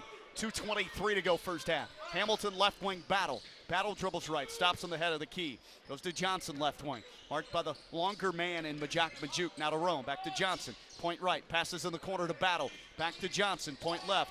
Fakes, wants to drive and turned it over. Behind the back dribble, and Rogers State with its 6th giveaway. 3-on-2, Dawsey to the rim, blocked, rebound, back up, Hassel dunks it with 2 hands, left block. Powers home that flush, and Hassel now with 4 for Central Oklahoma. Their lead at its biggest at 5, 43-38. Interior defense, not been real solid. Point left, pull up, Rome throws it in the post, but knocked right to the corner, and Anderson off the carom. After it hit Hamilton, he drills a 3, right corner, wide open, much needed. Evan Anderson spills in his 3rd triple of the first half. 90 seconds to go in the half. Anderson with 12. 43-41, leads it 2 for UCO. Top of the key, Quick Jr. for 3, rims off, right side short, saved by Dawsey, but he stepped out of bounds on the end line. Cats didn't sprint after it. Rome was there but let it go, thought it was going to bounce out. Dawsey ended up stepping out of bounds as he grabbed it with his right hand, whipped it behind his back over his right hip area. 1:13 to go in the first. 43-41, Central Oklahoma. In the lead by 2, Cats Kintyre take the lead with a 3. Marshall Jr. wants to drive, pulls back, right wing, jump shot, missed it from 16, rebound off Kofi Hamilton, and it falls inside to Majuk. They'll give it in the backcourt with 54 seconds to go in the first half. UCO's point man Dawsey, point right, passes, hustle for 3, back rim, no, rebound deflected to Anderson, they have a run out. 3-on-2, bounce feed to Rome. Rome dribbles, wraps it back inside, Hamilton, missed the layup, got it back, goes up, blocked again inside, no whistle. Coach and the crowd in Claremore wanted a foul. They say he was hit on the arm, but nothing called. And a cascade of boos comes raining down on this crew officiating tonight's game. 24 seconds left. Game to shot clock difference sits about 8 seconds. Central Oklahoma in the lead by 2, 43-41. Rome defends out between the rings. Dawsey wants to drive. He'll move to his right, accelerate lane line to the baseline. He's bodied up and fouled by Rome. That's a foul right there, but maybe on the other end it was too and not called. 9.7 seconds to go. Rome picks up his second, and this will result in a 1-and-1. 17 foul on the Cats. They'll have one last crack offensively, but only just under 10 seconds to go in the first half. Coach Barkley tells Rome, need to speed it up coming in the front court. But now they change it. The clock goes to 14 seconds. They wanted to add some time, I think, but not that much. So now it's at 10 seconds. 10 seconds left, first half clock. At the line, 1-and-1, Danquez Dawsey. Puts it through on the first one, earns a second. Dawsey on the year. Pretty decent free throw shooter, 83%. Dawsey with his 5th point, looking for number 6 and a 4-point lead. He rims it off, front side rebound Hamilton, 8 seconds. Up to Johnson, right wing Battle, fakes, drives, Battle, fadeaway, baseline right, 15-footer was halfway down and popped out, and then they have a last second heave, and it hits the left side of the backboard on the baseball pitch about 75 to 80 feet from Dawsey into the front court. 44-41, just like essentially at Hamilton Fieldhouse in the middle of January against these Broncos. UCO led that game 40-38 at the half by 2. Here they're up 3 in Claremore at the Expo Center.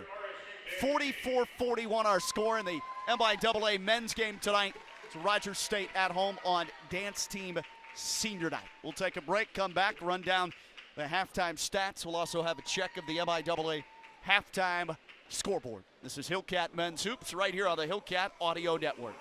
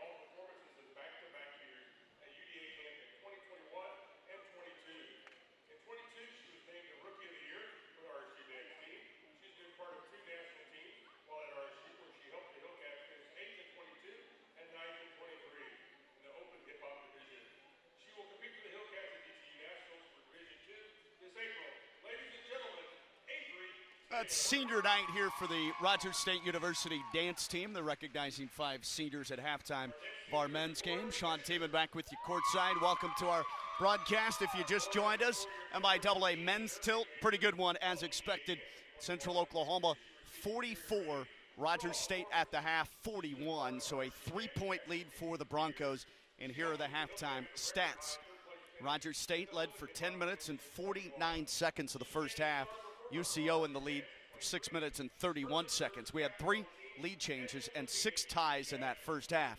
Again, the Cats are down 44-41 after they raced out an outstanding start offensively, led 9-2, largest lead at 7, 4 minutes into the game at the 16-minute mark of the first half. Cats from the field, 47% shooting, 16 of 34. They hit 3 of 9 from 3, 33%, and 6 of 7 at the free throw line, 86%. For Central Oklahoma, 59% shooting, a lot of their damage done on the interior, 19 of 32 overall, 2 of 7 from 3, 29% there, and then 4 of 6 at the foul line, 67%. Rogers State was out rebounded 16-12. 4 offensive boards for the Broncos in the first half. Cats pulled down 3 offensive rebounds. Rogers State with 6 assists, 5 turnovers. Central Oklahoma had 9 assists on their 19 made buckets and 4 turnovers in the first half. Bench scoring, 17-5. Central Oklahoma in the lead in that category. And UCO, with all its length, had 5 blocked shots in the first half to just 1 for Rogers State. Fast break scoring, UCO leads that 4-0 here at the half. Points off turnovers, UCO 8-2. And points in the paint, big difference there, 32-18. Broncos are plus 14 in the painted area. Second chance points, Rogers State has the slight edge in that category, 7-4.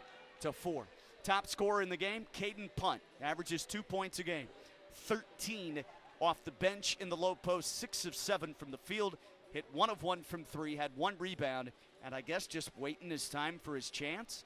Guy's played in 14 games. His season high previously was 8 points. He grabs around 0 to 4 points a game. Like I said, about 2 points a game and maybe 1 rebound a game. He's getting more minutes here in the first half of this one. Not exactly sure why, what's going on with their roster. But Caden Punt, the man, the match at the hour, game high, 13 points for the Fort Worth, Texas 6'7" true freshman. Rogers State has put 2 in double figures. Team high 12 for Evan Anderson, hit 3 of 4 in the first half from 3, 4 of 5 overall, 2 assists and 1 steal.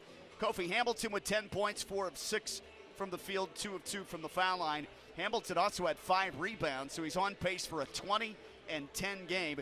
He played 17 first half minutes. Battle with 8, played 19 minutes. Rodney was 0 for 2 from 3, though, 3 of 8 from the field, 2 of 3 from the free throw line.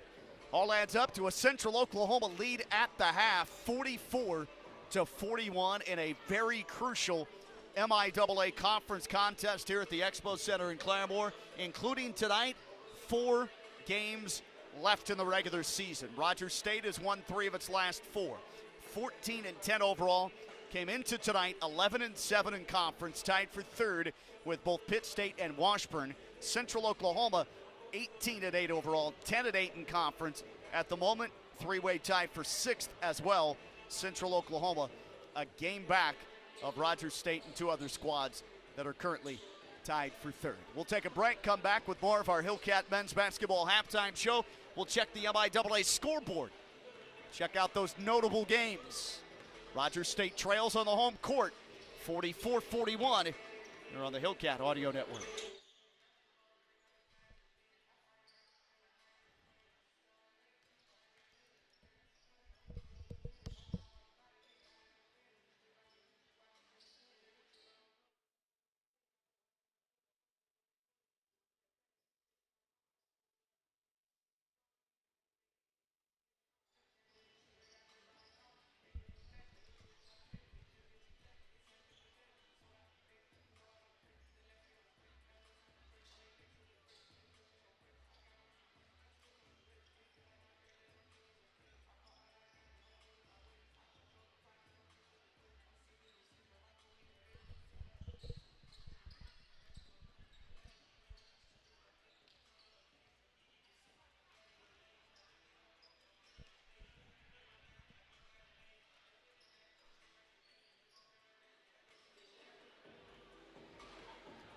Sean Teeman back with you courtside. Rogers State men's basketball, MIAA Thursday night. The Hillcats are down at the break, 44-41. If you just joined us, Rogers State women fell.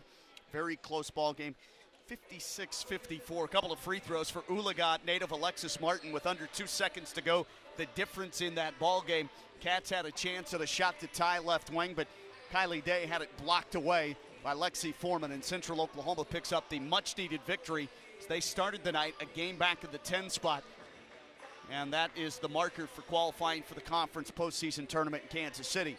All right, in the men's game here, Central Oklahoma with a 44-41 lead over Rogers State. We'll check the MIAA scoreboard right now.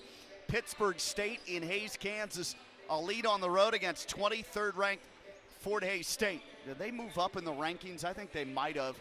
Those were released on Tuesday. Fort Hays State now in the men's poll up to number 14 in the NABC top 25. Northwest Missouri at number 7, jumped up from 11.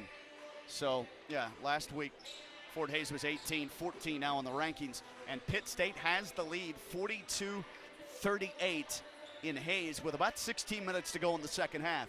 Over in Tahlequah, Northeastern State leads the Newman Jets 49-36. That game is at halftime. Missouri Southern leads in Kearney, Nebraska at the half, 37-27 over the Lopers of Nebraska Kearney.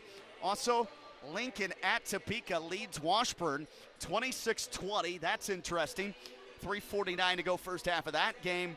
And, of course, here at Rogers State, Central Oklahoma with the 3-point lead at the half. So Rogers State has its work cut out to come back against a very good shooting team, good offensive team. They have an inside-outside threat, and they've got young guys now apparently showing out and playing well down in the post, especially Caden Punt, who's playing just his 14th game of the season, and he's been extremely active. He looks like a freshman. He actually looks about 13 years old for Central Oklahoma, but he hadn't played more than 11 minutes in any game. In fact, he's only had 2 where he's played double-figure minutes against Tabor in the non-conference on December 11th, where he scored 2 points, hit 1 of 5 shots, and then he had 10 against Nebraska Kearney on December 29th, right before the new year. 10 points on 3 of 5 shooting, 2 of 2 at the foul line, 6 rebounds, and scored 8 points in that game. But his last 4 games, 4 against Washburn. At Fort Hays, no points, 1 rebound, 4 minutes played. Kearney on the road, 4 points, 2 rebounds. Pitt State, no points, no rebounds, played just 2 minutes. He's played 8 minutes and has scored 13 points to lead all scorers in this ballgame.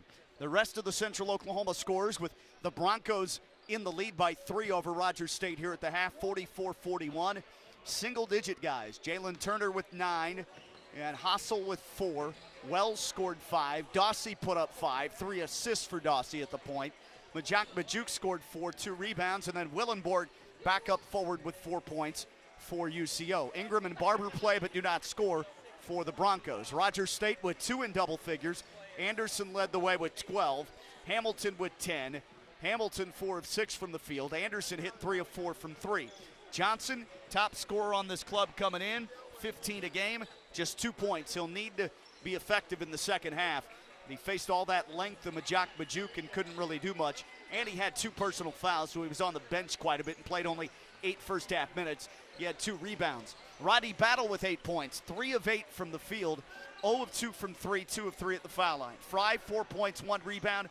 Anthony Marshall Jr., backup point, 3 points, 2 assists, 1 rebound, 1 of 4 from the field. And then Sam Davidson off the bench at the 2-guard spot scored 2 for RSU. Clover the third and Azarian Stevens all play in the first half, or both play in the first half, and no points scored by those guys. We'll take a break here, come back in 2 minutes, start the second half. Central Oklahoma on the road with the lead against Rogers State in MIAA men's hoops. Broncos 44, Hillcats 41. Here on the Hillcat Audio Network. Back in a flash.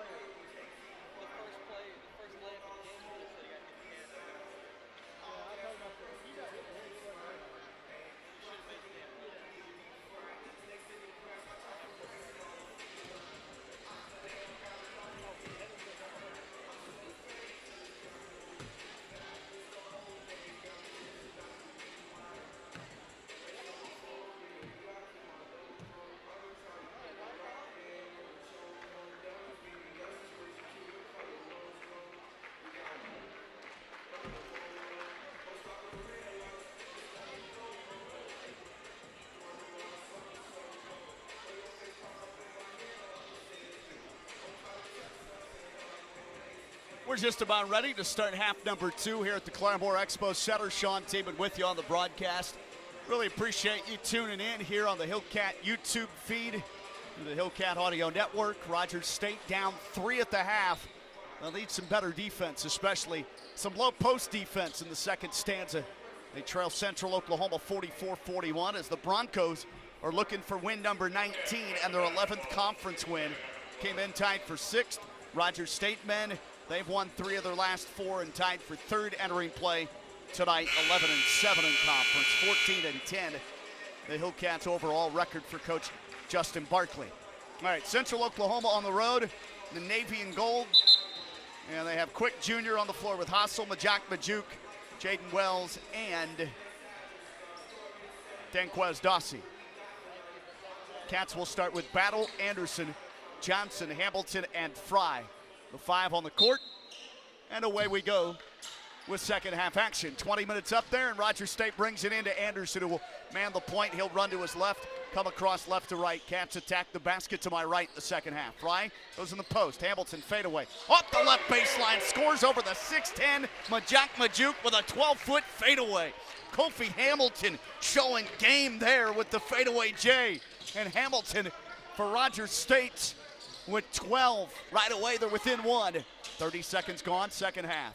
Rogers State defends to my left in a man-to-man. They go in the low post. Fry denies, fronting the post. They try to go to Hassel, and it is turned over.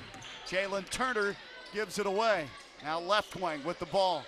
Here is Kofi Hamilton. Comes up top now with the basketball. It's Johnson. He'll drive right now at the baseline. Spin, fadeaway, banked it up, and it crawled out. Tipped by Hamilton right to the foul line. Run down by Jalen Turner.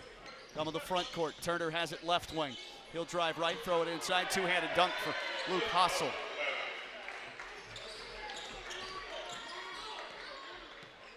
$18:54 to go second half, 46-43. Hassel has his second flush of the game.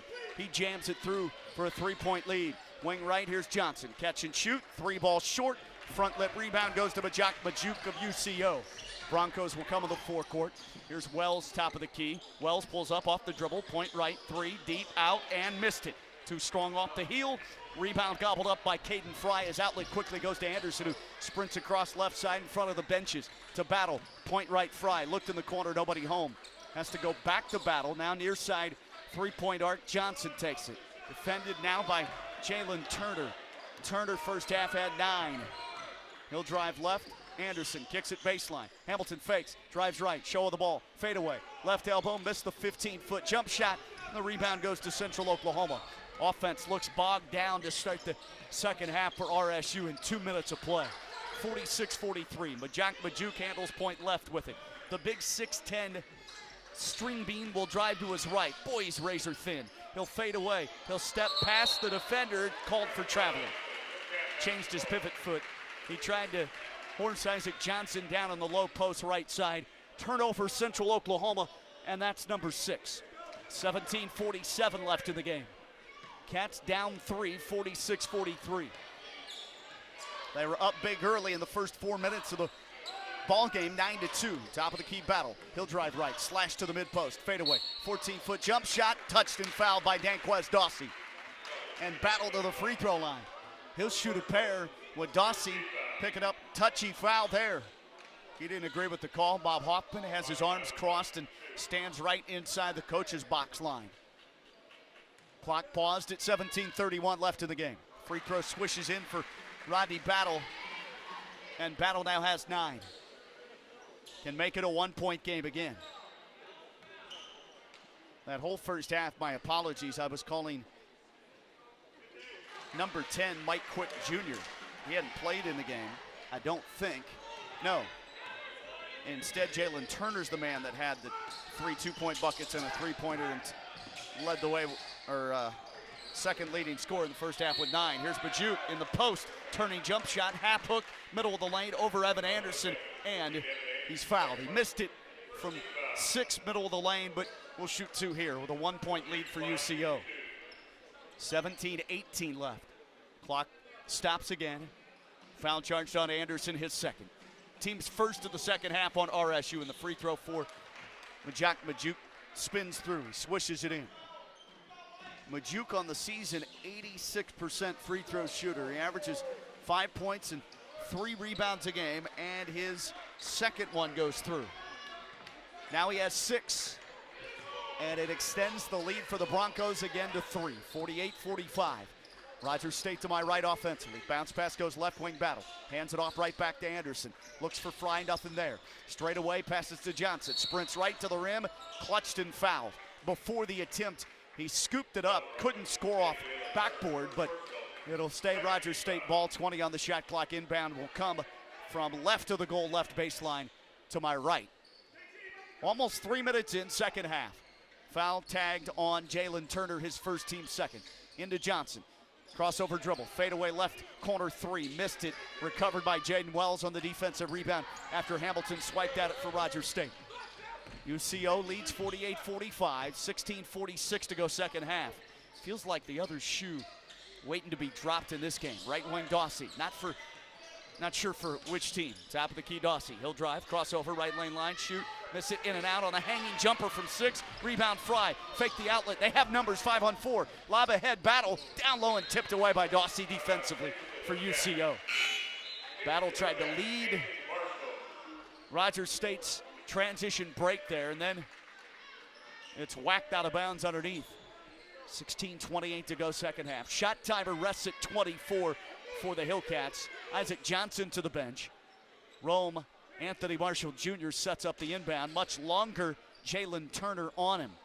Inbound, Battle, hanging jumper, missed it, baseline left from 18. That was reminiscent of what happened on the near buzzer beater to win it at Missouri Western in St. Joe last Saturday, 58-56. He caught it, was actually fouled, fading away left baseline, pumped in the swish jump shot to give him the 2-point lead with 0.6 left on the clock. And the Cats won it by 2. Fouled here, free throw up, spills it through. Battle now, 4 of 5 at the foul line, 2 of 2 to start his second half scoring. He's up to 11. And Brick the second one, too strong. He's missed 2 free throws, 48-46. Central Oklahoma boards it, 16:20 left in the game. Crowd on edge, 2-point game. Here's Dawsey, drives right at the wing, wraps it behind him, point left 3. 3 ball missed by Majuk. Short rebound, here's Rome. Sprint ahead, throws it inside. Fry was wide open, and a bad pass as Anthony Marshall Jr. just went a little bit too quickly for RSU in transition. They had the numbers with a 3-on-2 after Rome sprinted across the timeline, but he tried to whip it underneath from the point right side to Caden Fry, and it was well behind him. Dribble handoff, now here's Dawsey. He's at the right wing, crosses over after giving it up to Hassel and taking it right back. 2-point UCO lead, up to Wells between the circles.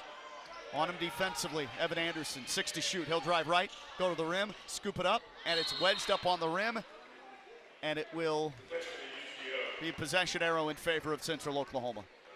15:37 to go, second half action just underway, and 20 on the shot clock as it resets. Hassel and Majuk to the bench. They go now to the tandem of Matthew Willenborg and also Caden Punt. They'll lob it in, rising up for the dunk. It's put down by Jalen Turner. He flushes it right over the front of the rim for double figures now with 11 for Jalen Turner. 15:22 to go in the game. 50-46 UCO.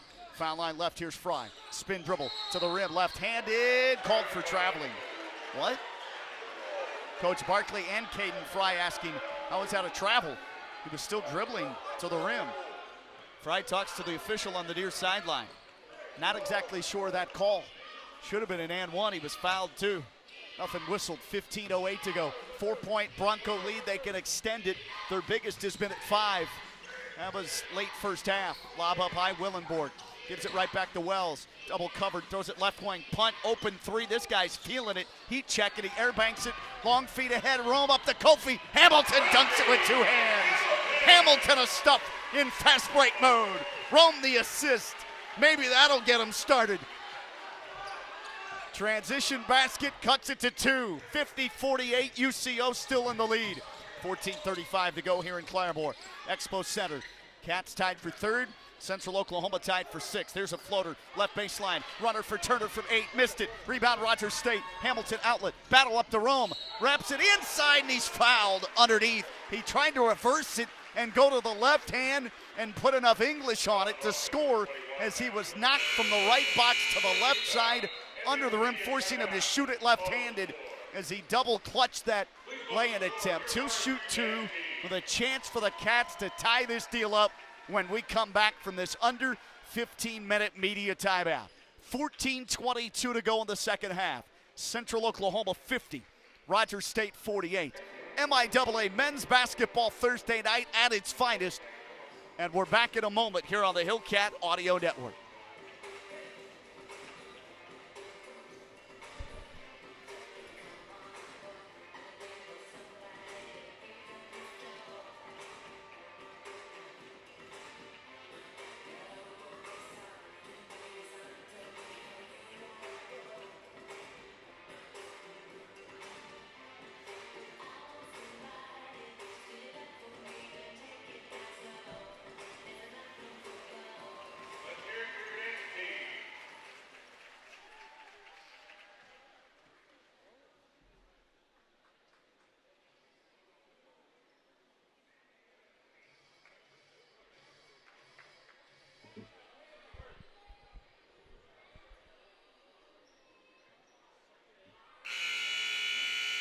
Well, Hillcats, one of the better shooting teams in the MIAA. Second in field goal percentage coming in the league, 49%. Shoot 38 from 3, 76% at the foul line. That's where they'll go right now with Anthony Marshall Jr.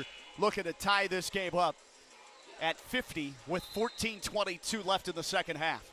That previous foul before we went to break on Matthew Willenborg, the 6'7" freshman, true freshman at Norman High School, out of Norman High School.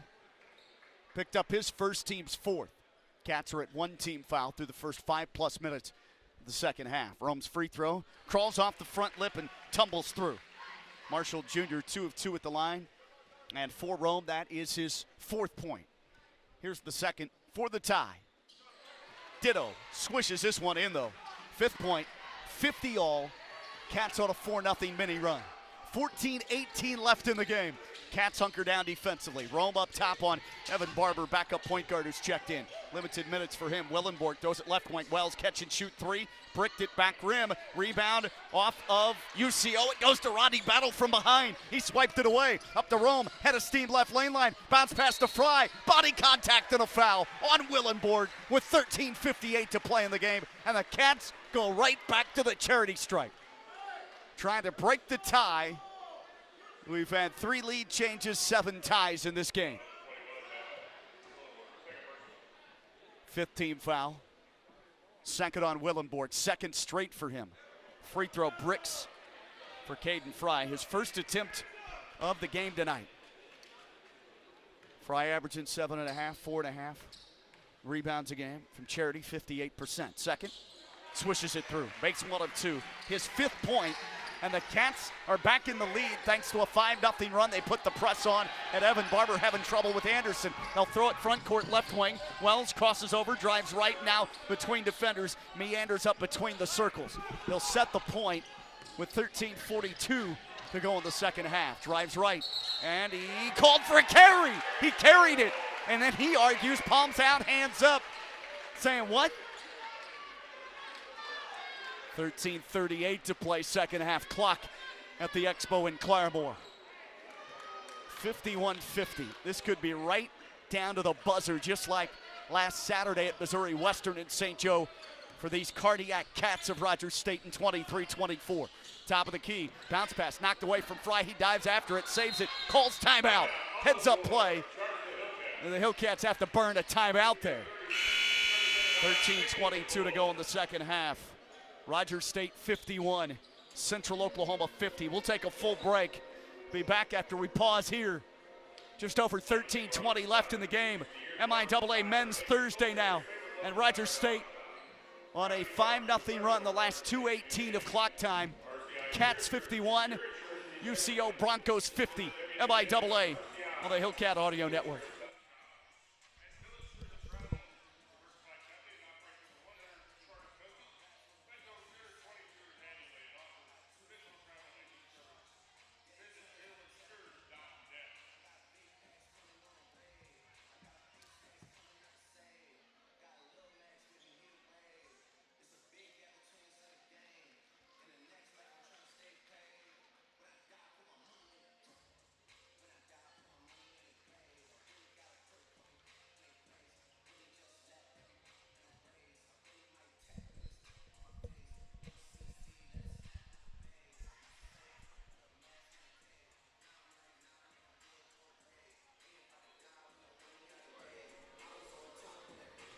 Crucial night, the MIAA. Regular season, you either have 3 games left or 4 games like these two teams playing here tonight. That includes this contest, the Expo Center in Claremore. Score update from Hays, Kansas. 7:59 to go second half. Pittsburgh State leads Fort Hays State 53-48.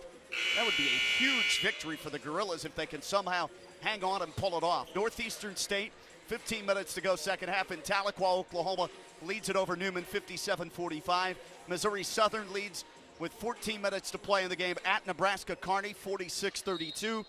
And Lincoln in Topeka leads Washburn 31-22. That game is at halftime. Cats have it, up a point. Here's Fry, throwing it left wing. Rome at the post. Johnson checks back in, goes to work. Shot blocked underneath by Majuk, and then it's out of bounds off of Central Oklahoma. Jaden Wells touched it last on the sideline.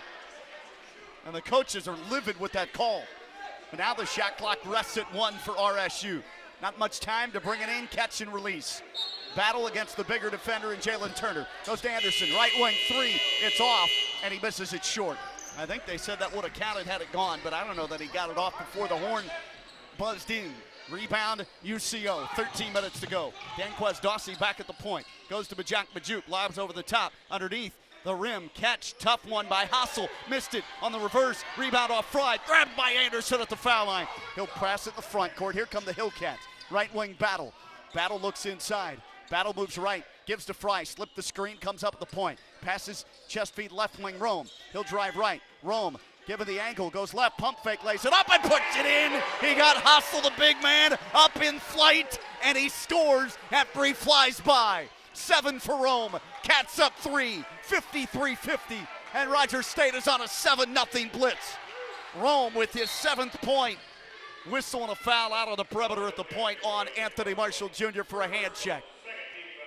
12-17 to go in this game. 53-50. Rogers State on a 7-0 run that has spanned 3 minutes and 5 seconds of the clock in the second half.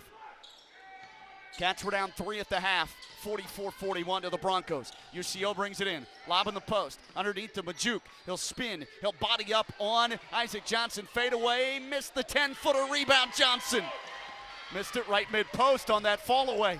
He was open, had a clean look. He's 6'10". Most of his looks are clean. Head of the key for RSU Johnson. Cats up 3, 11:50 left. He'll play it far corner. Fry fakes a handoff, dribbles back to the point, gives to Rome, slices to his left, pull-up jumper, missed it on the left elbow, 15-footer, off Majuk, out of bounds inside.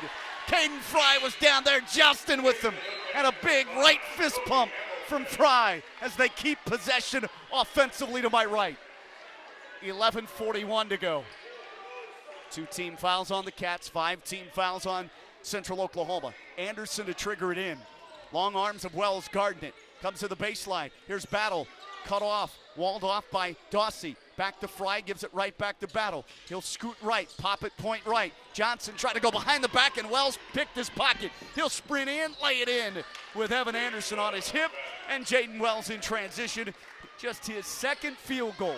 Averages 20 a game. He has 7 against the Hillcat D. 11:18 to play. 53-52. That steal and driving layup by Wells cuts the Cats lead to 1. Here's Anderson, head of the key. He'll slash left to the rim, scoop, then he's fouled. Hit the canvas under the stanchion. Missed the shot off back glass, but he'll shoot a pair here after they do a mop-up job underneath the rim. 6th team foul on Central Oklahoma. 3rd on Danquez Dawsey. Evan Barber to check in again for Dawsey here. A lot of time to go. You don't want Dawsey to pick up his 4th, so he'll be spelled for maybe 2 to 3 quick burst minutes. Cats at the stripe, Evan Anderson. First time today.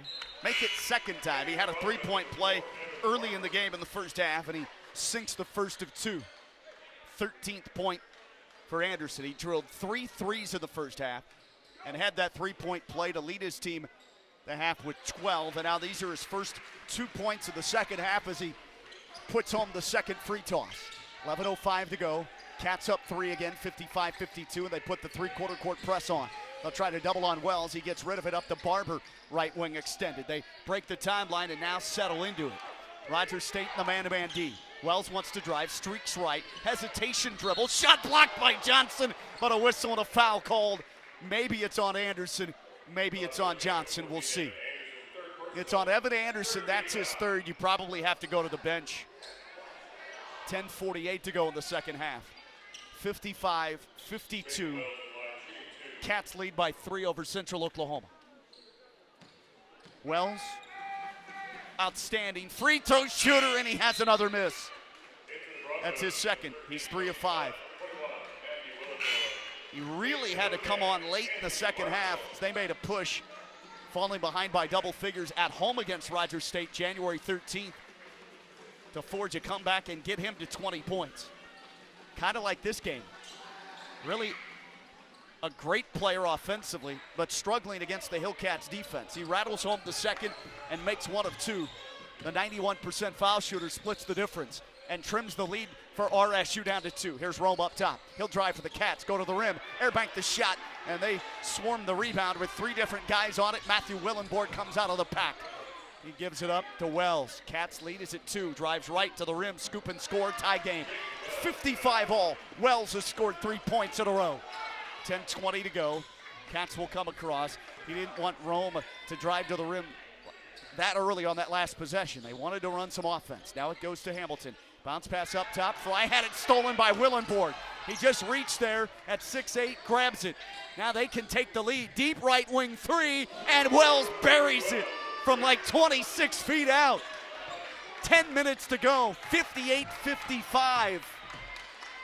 And now Central Oklahoma on a 5-0 quick run. 9:48 to go in the second half, making a 6-0 run. Top of the key, Johnson. Cats down 3. Right wing, Rome. Rome looks inside, goes to Fry. Post against Willenborg, double, out right side, Johnson, straight away to Rome, fakes left, jabs, drives to his right, scoops, fouled inside. 7th team foul. Coach Bob Hoffman is irate as he hunches over and grabs his ankles and his shoe tops. He can't believe that call. 9:32 to go. Media timeout, second one of the second half is here. Let's pause. MIAA men's contest on this Thursday night in Claremore at the Expo Center. Student section on my right having some fun. Senior dance team night. UCO 58, Rogers State 55. We're back in a flash on the Hillcat Audio Network.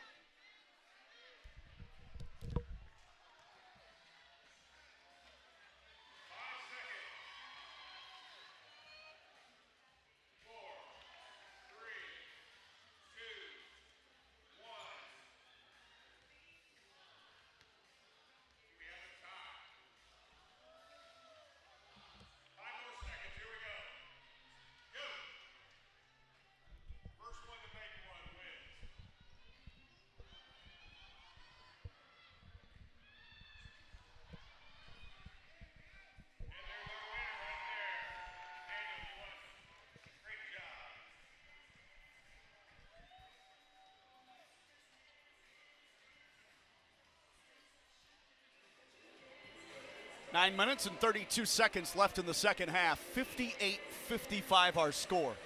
Rogers State down 3 now, as they've been scoreless the last 1 minute and 42 seconds. A 6-love run by the Broncos of UCO over that stretch. Rogers State 1 for its last 5 from the field, 1 for its last 5 from 3, and the Cats are just 3 of 11 from the floor here in the second half, 27%. Not much better for Central Oklahoma. Broncos 39% in the second half, 5 of 13. Both teams have 14 points in this half after UCO led the game at the break 44-41. Both teams shot it really well in that first half, especially UCO at 59%. Cats shot 47%. Only 3 3-point makes for both sides. 3 of 12 for UCO, 3 of 11 for Rogers State. Cats are at 14 of 17 at the foul line, 82%. UCO 7 of 10. Speaking of foul line, there is Anthony Marshall Jr. right now as we resume action with 9:32 to play in the game here in Claremore at the Expo Center MIAA Conference Contest. Cuts it to 2, second one. Rome swishes that through, and he's perfect at the line, 5 of 5. He has 6 second-half points and now 9 for the game off the bench. He's that point guard spark plug and nearly stole it at midcourt on a bad bounce pass to Barber. Now goes to punt, drives left to the rim, scoops and scores at a foul on Kofi Hamilton. And Caden Punt continues to ball out for the true freshman, and one coming up. 4th team foul on the Cats, Hamilton second. It's 60-57, UCO up 3. Caden Punt looks like an all-conference player. Guy averages 5 minutes a game. Right-handed shooter, missed the free throw. Offensive rebound though, Jalen Turner, and back up top. That's not good. 3-point lead. UCO resets. 9:13 to go second half. Shot clock at 10. Wells drives right, bodied up. Isaac Johnson fouls and 15 foul.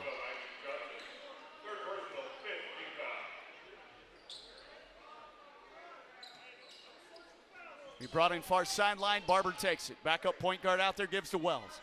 Wells will handle up high. 9:03 to go. Shot clock reset to 20 after that third foul whistled on Isaac Johnson. First of the second half.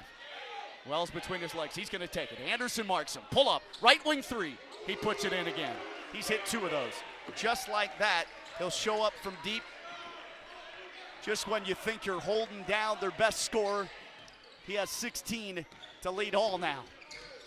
Moments ago, he had just 7. 63-57, Cats down 6. That's the biggest lead of the game for UCO. Post feed, block left. Here's Johnson. Shoots and doesn't score, and he's called for traveling. 8:31 to play. Central Oklahoma seemingly has taken control of this game, yet they only lead by 6. Isaac Johnson to the bench. Caden Fry returns.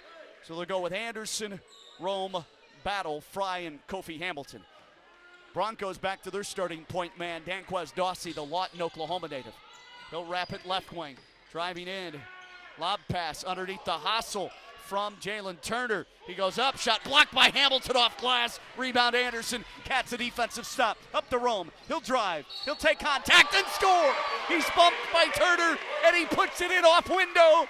And a chance for Rome to score 3 at the foul stripe with 8:10 remaining. It's 63-59. He can make it a 1-possession game. 8 in the second half. He's in double digits with 11. Give him 12. Rome is really good at the foul line, just like Rodney Battle. Not quite as good as Rod, but Rome pretty decent, 83%. 3-point lead, UCO ball. Majak Majuk goes to a cutter, baseline right, fadeaway, high arcing jump shot, rims in from 15 for Jaden Wells. And this young man's on a bender right now. 18 for Wells, 2 off his season average. And the lead for UCO jettisons back to 5. Here's Battle, dribbling in the paint, hanging shot. He puts it in and then twisted an ankle, stepped on a teammate. Left elbow fadeaway from 15, cuts it to 3, 65-62. Rogers State grabs the turnover, and now there's a whistle for a timeout, and they have a foul called as well on the inside, I think, on RSU for trying to swipe the ball away just inside the free throw line. And now Rodney Battle will have to run out that twisted ankle. He's in some pain with 7:33 to play in the game. Foul called on Rome, and I think that's his 4th. It is. And he's having a whale of a night offensively in attack mode, driving the lane lines. His 4th. Sam Davidson checks in for Anthony Marshall Jr., so he will leave with the 4 fouls. So you have Rome with his 4th, Johnson on the bench with 3, Anderson on the court with 3, and Rome heads out. 23 to shoot. Dawsey brings it in. Wells had it swiped away down low by Hamilton. He just reached in and his fingertip raked at it and clawed it away. Cats the steal, and they're down 3. Bring it front court. Anderson fans out left wing. 7:20 remains. Ticking clock to Davidson. They reverse the ball right wing. Anderson sprints left. Now back to his right with a spin move to the rim. Contacted, missed the shot. Rebound deflected off Johnson. Rebound goes to Hassel for UCO. Boy, Anderson right there, point blank, almost scored. Dawsey dribbles baseline, probes inside, whips it left wing. Turner up high. Wells, runner, 1-footer goes in from 15. He has 20 on his season average. 67-62 Central Oklahoma. They look poised right now down the stretch. Cats trail by 5 again. Rogers State with 10 turnovers, UCO with 8. Right wing goes to Anderson. Hamilton screens, Anderson rubs left, pull up, jumper top of the key, drills a three! Evan Anderson knocks home his 4th triple of the game. 17 for Anderson to lead the Hillcats, and it's down to a 2-point game. Boy, did they need that infusion of offense from Evan Anderson. Point right for UCO hustle. Right wing Turner. Davidson and the man-to-man marks him. Pass comes back to Wells. Anderson's on it between the rings. Shot timer leaks down to 8. It's going to be Wells. Jaden Wells with 20. He's been shot making here in the second half. Dumps it off. Bounce pass and a lob. Majuk throws it to Hustle. Left box and he pumps home the two-handed dunk. 69-65. Put in by Hustle for his 8th point. Cats have it. 5:50 to go. Here's Anderson top of the key.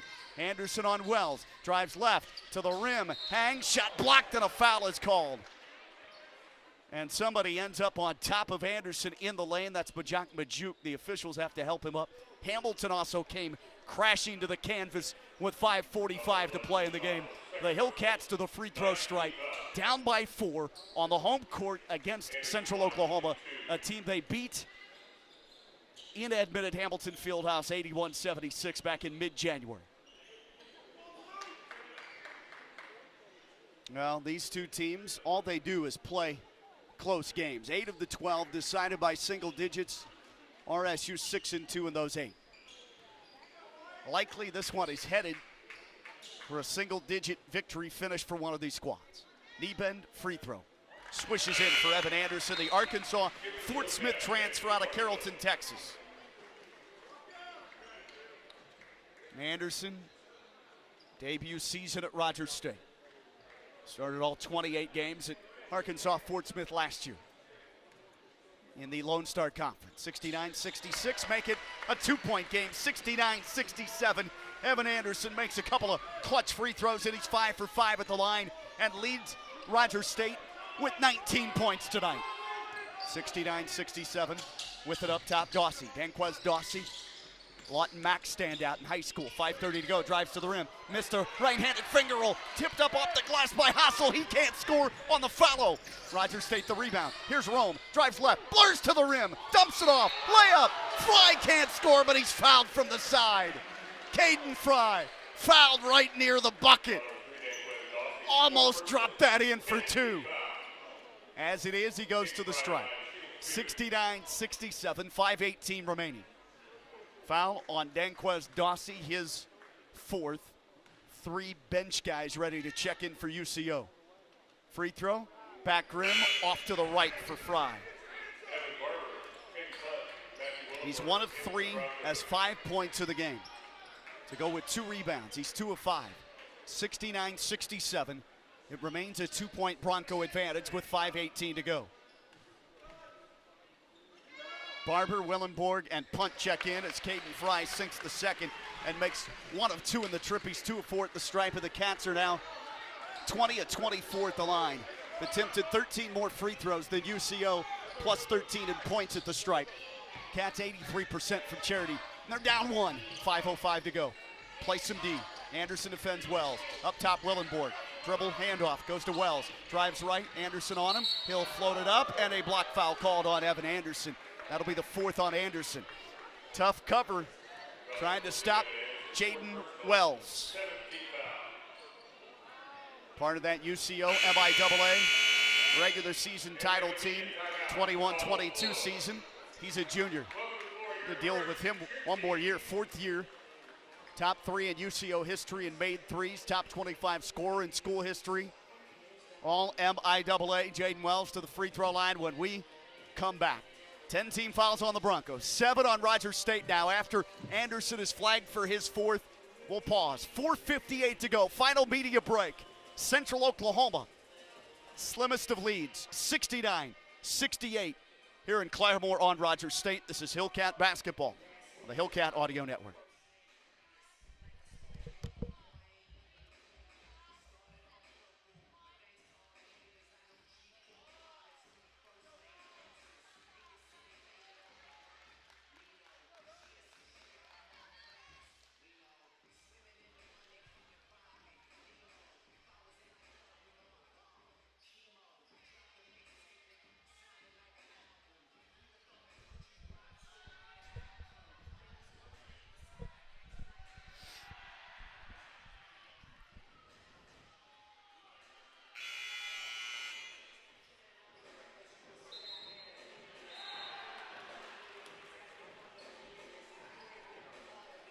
4:58 to play, second half. It's bolt cutting time in Claremore at the Expo Center. Central Oklahoma 69, Rogers State 68. MIAA men's dandy again between these two squads.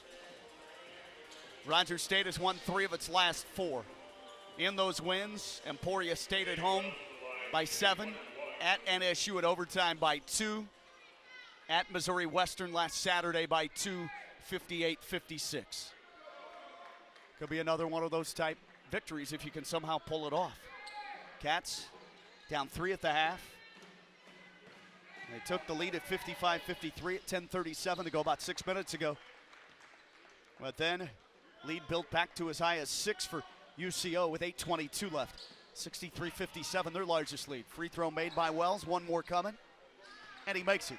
Give him 22 to lead all scores. 1 of 3 in double digits for UCO. Cats have 4 in double figures. Rome at the point, bring it across with the jogging dribble left to right. Cats down 3. Here's Hamilton, takes it, sprints left to the goal, lays it up and in, and he's fouled. Kofi knocked off his feet, out of bounds at the baseline, and he'll have a chance at the charity stripe to tie it with 4:45 to go in the game.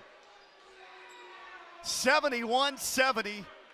Hamilton lays it up and through off the left side of the glass. And then what happened? The officials go to the scores table.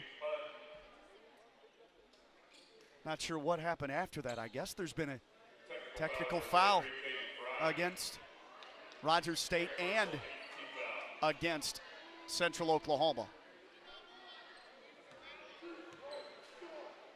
Wait a minute, is it a common foul on punt and then a technical on Fry? Because UCO's going to the line. I guess that's the call. So Fry with his second free throw swishes in for a 2-point lead, and one more here for a 3-point lead. That negates the bucket made by Kofi, basically. Wells has 24 now as he makes both. And Hamilton will toe the free throw line for a chance to trim it to 2 with the free throw. 4:45 to go. Caden Fry with the tech. And his second personal, team's 8th. Rogers State's in the double bonus. UCO has 10+ fouls. Free throw. Hamilton back rims at home, and it's a 2-point lead again. So Kofi Hamilton in this ball game now with 17 here in the second half. He has 7.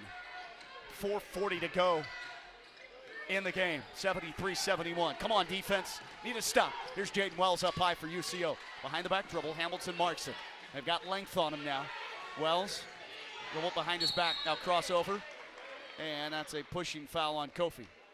Hamilton picks up the foul. This will be a 1-on-1.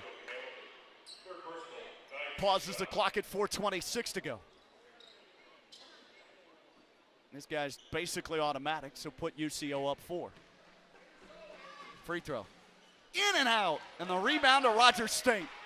Well, go ahead, call it a broadcaster jinx if you want. Rogers State rebounds, and the Cats are down 2. Chance to tie. Driving in Rome to the rim. Hangs. Missed the shot, and he's fouled. He'll go to the free throw line. Chance to break even at 73 if he can put both of them through with only 4:17 to go in the second half. Foul charged on Caden Punt, his 4th. Danquez Dawsey, Majak Majuk, and Luke Hassel, all 3 of those guys starters, ready to come back in for the final stretch run as Rome knocks in the free throw, the first of 2. Huge second half for Anthony Marshall Jr. The JUCO transfer out of Brooklyn, New York, played at Odessa College in Texas and Colby Community College in Western Kansas. He had just 3 at halftime. 10 now in the second half. Looking for point 14 and back rims it through. Makes both and a brand new game with 4:13 to go. 73 all here in Claremore. MIAA men's hoops at its best. Top of the key, here's Dawsey. They hedge with Fry. He'll throw it wing left to Majak Majuk. Now behind him, plays it to Wells. They'll hedge help with Isaac Johnson, who's on the floor. Hamilton defends up high. Anderson and Marshall playing with 4 fouls. 3 ball left wing, deep out. Wells missed it. Rebound off of Johnson, saved by Hamilton to his teammate Johnson. And from behind, a foul on Majak Majuk. He reached in after the Hillcats saved it. Hamilton at the sideline came launching in there and jumped out of bounds and pitched it back on the playing surface off to his teammate with the outstanding hustle. Isaac Johnson for Rogers State goes to the free throw line. 2 shots. Cats are 1 team foul away from sending them to the stripe for 2 each time. 3:49 to go. Free throw swishes in. Isaac Johnson has been a non-factor in this game tonight. Rogers State's best score at 15 a game. 2-point field goal, first half, that's it. And now 2 free throws here late in the second half to give the Cats the lead at 75-73. Rogers State in the lead by 2 with 3:44 left. Chant of defense from the heavily partisan crowd here in Claremore at the Expo. Wells takes it, drives right, Kofi's on him. They'll help with Fry. Spin dribble, throw it in the corner to Willenborg. Right back to Wells, fakes a 3, dribbles baseline, held and fouled by Kofi, and Hamilton picks up his 4th. Man, how do you handle this with 3 guys on the floor now with 4 fouls? Rome at the point, Hamilton small forward, and then you have Evan Anderson at the 2 guard with 4. Johnson has 3, Fry playing with 2. Hamilton goes to the sideline to talk to Coach Justin Barkley as Jaden Wells sizes up a couple of chances to tie the game at 75. His free throw is down the well for point number 25. Wells' 26th double-figure game, 13th in a row, 16th game of 20 or more, 8th in a row of 20 or more, season high 29 against Missouri Southern. He's close to that. Second toss goes in, 26 points. 75 all. We're deadlocked again in Claremore. 3:22 to go. Rome top of the key. They send Kofi Hamilton to the bench. Against the zone near side battle. Bounce past Johnson. Dribbles through the lane. Contacted. Misses the shot front rim from 4 feet out. But he'll go right back to the stripe as they went inside to Johnson. And Willenborg with his 3rd. He's asking, where's the foul? This game slightly different from last Saturday at Missouri Western, where everything was playable. Johnson free throw, in and out, he misses. Just was at the stripe and made both. Would have suspected he'd make 2 here, but not the case. Needs this one for the lead. 3:12 to go. Puts it up, in and out, he misses both. Oh boy. Rebound UCO. Central Oklahoma on the attack now, trying to break the gridlock in Claremore. 3:04 left. Bringing it across, Danquez Dossie on the handles. He'll move to his right, go behind his back, put it in his left hand. Throw it in the post to Willenborg. Underneath, denial, Johnson saves it. Deflected to the Cats. Great defensive play by Isaac Johnson. Hasn't had the offense, but he deflects a low post pass and then whips it behind his back as he's falling out of bounds on the baseline to save the possession. Rome up top, drives left, the lane line, shoots, banked it, missed it, rebound, Fry. Fry puts it on the deck and lost it right between his legs, scooped up by Wells, and that's a Hill-Cant turnover. Their 12th of the game. UCO has 8 turnovers. Wells drives, Wells to the baseline, throws it to a trailer and a dunk for Hassel inside. Whistle, basket counts. They'll go to the free throw line, foul on Caden Fry. Chance at a 3-point play with Central Oklahoma now in the lead, 77-75. Hassel's 3rd dunk of the game. He's in double figures with 10. Kofi Hamilton checks in for Caden Fry, who just picked up his 3rd personal. This is a huge free throw for Hassel, who's only 56%. Right-handed shooter, short, rebound Johnson, Cats down 2. 2:19 to go. Hassel can't convert it. The 3-point opportunity. Rome, Johnson, battle, Hamilton and Anderson. Anderson takes it right wing with Jalen Turner on him. Good length at 6'6". He'll go top of the key. Johnson throws it left wing, Rome. Drives right, stops, throws it in the corner for Anderson. Anderson drives baseline, pulls back, goes to Johnson. 6 to shoot. Johnson behind the back, dribbles, baseline to the rim and lays it in. He muscles it home, and we're tied once again late. 77 all in Claremore. Thanks to Isaac Johnson's dribble drive baseline left. Johnson with 6, just his 2nd field goal of the night. 1:38 to go. Chant of defense. They'll spread the floor. Right side in front of the timeline and the scorer's table. Wells backs away. 90 seconds left. Shot timer now at 9. Wells defended by Anderson. Hustle screens up top. He'll wave it off. Fall down. Anderson nearly stole it. Wells dribbles back now. Timeout. with 3 on the shot clock, and I think Wells sprained his ankle a little bit there. Twisted his left ankle. Now he walks off, stubbing his toe. He's hunched over, trying to put pressure on it. And they'll be forced to draw up a play that'll get them a shot to beat the shot clock, which has 3 seconds left on it. 1:20 to go, 77 even here in Claremore. Cats in this second half shooting 44%. In the half alone, they've made 19 of 24 at the foul line. They've attempted 31 free throws and hit 25 of them. 25 of their 77 points have come from the line. UCO, meanwhile, 59% first half shooting the rock, 48% second half, 55% for the game. They've only hit 4 of 14 from 3, though, 29%. 13 of 19 from the line, 68%. Dawsey to send in, 3 on the shot timer, and Rome defends the inbound passer. It will come up high to Hassel. 3 seconds. He'll drive to the right, shoot, didn't get it off. He hits the 3, but he didn't get it off, and it's a violation against Central Oklahoma. 1:17 to go in the second half. Bob Hoffman wants a review. He hit the three-pointer right wing, and there's some controversy here. Rogers State will have it. Bob Hoffman talks to one of the officials. I don't know if they can review that. 1:17 to go.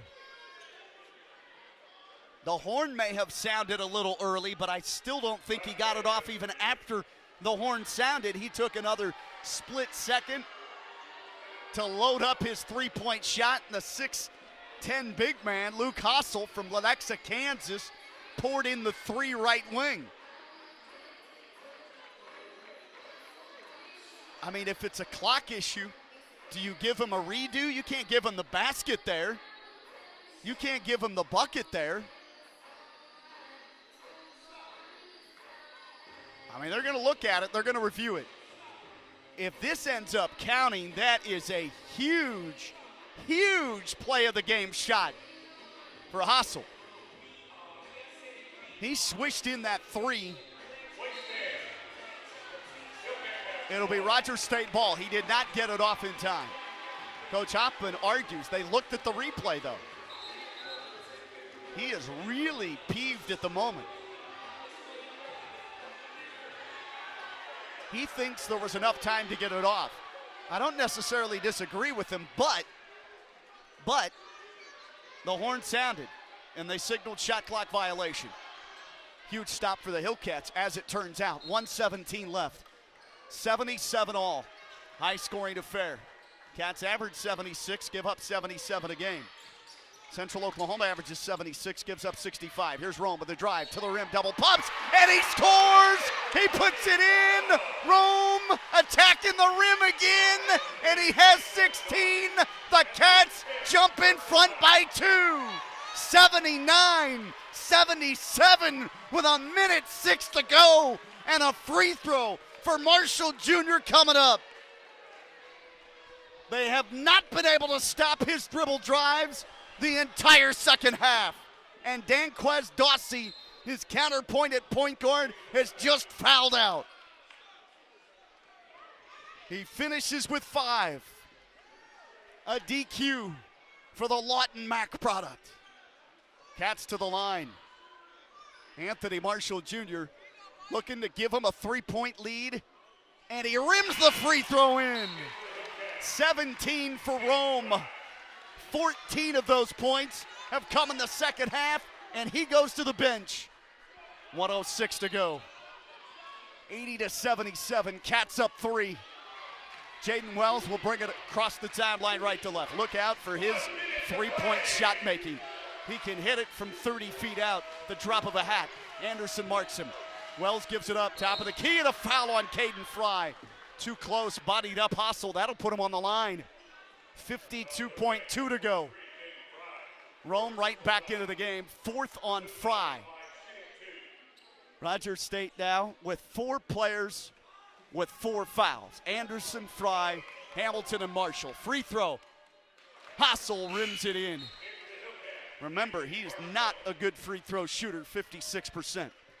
Fourth leading scorer, 8 points and 5.5 rebounds a game for Luke Hassel, the 6'10 junior out of Kansas. Second one on the way, likely a miss. Nope. Makes a liar out of his percentage, and it's a 1-point Rogers State lead. Cats up one, need one more bucket here. 45 seconds left second half. And UCO switches to his own. Man-to-man most of the game. Late second half, couple of zone possessions defensively. Timeout RSU as they bring it into the forecourt. Coach Barkley wants to break out the dry erase board and dial something up to try to make a Hillcat shot to extend this 1-point lead. 41 ticks left here late in the contest on an MIAA Thursday night. Rogers State and Central Oklahoma doing what they do in men's basketball, this rivalry. 6 wins apiece. 8 of the 12 games decided by single digits. RSU is 6-2 in those 8 games. Prior to the win at Hamilton Fieldhouse in Edmond in the middle of January by Rogers State, 81-76, UCO had won 4 straight in the series. It dates back to 09-2010. 41 seconds left, 19 to launch. Rogers State sends it in. They go to Johnson, foul line left. He'll look in on Hassel, spin to the rim, lay it in with the left hand. No, it leaked out the front lip. Rebound goes to UCO. Game to shot clock difference is about 3 seconds. Wells bring it across. UCO can take the lead. It's a 1-point Rogers State advantage. Cats need to D up. Game to shot clock difference, 3 seconds. Wells holds out between the circles. Central Oklahoma looking to take the lead. Wells will drive. Wells pulls back, now left, goes in the post. Willenborg fouled underneath with 8.9 to go. And Willenborg to shoot 2. He's only 62% from the free throw line. And he's just a 6'7 true freshman out of Norman High School. Prep star at Norman, named all conference multiple times. Senior season, 10 points, 9 rebounds, 2 blocks a game. Cats foul is on Evan Anderson, and he's fouled out with his 5th. Well, if this goes to overtime, you'll be without Evan Anderson.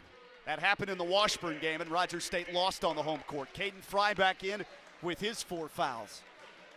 Feels like the Hillcats are playing a little bit with house money right now. 9.7 seconds left. UCO, 2 free throws to try and take the lead.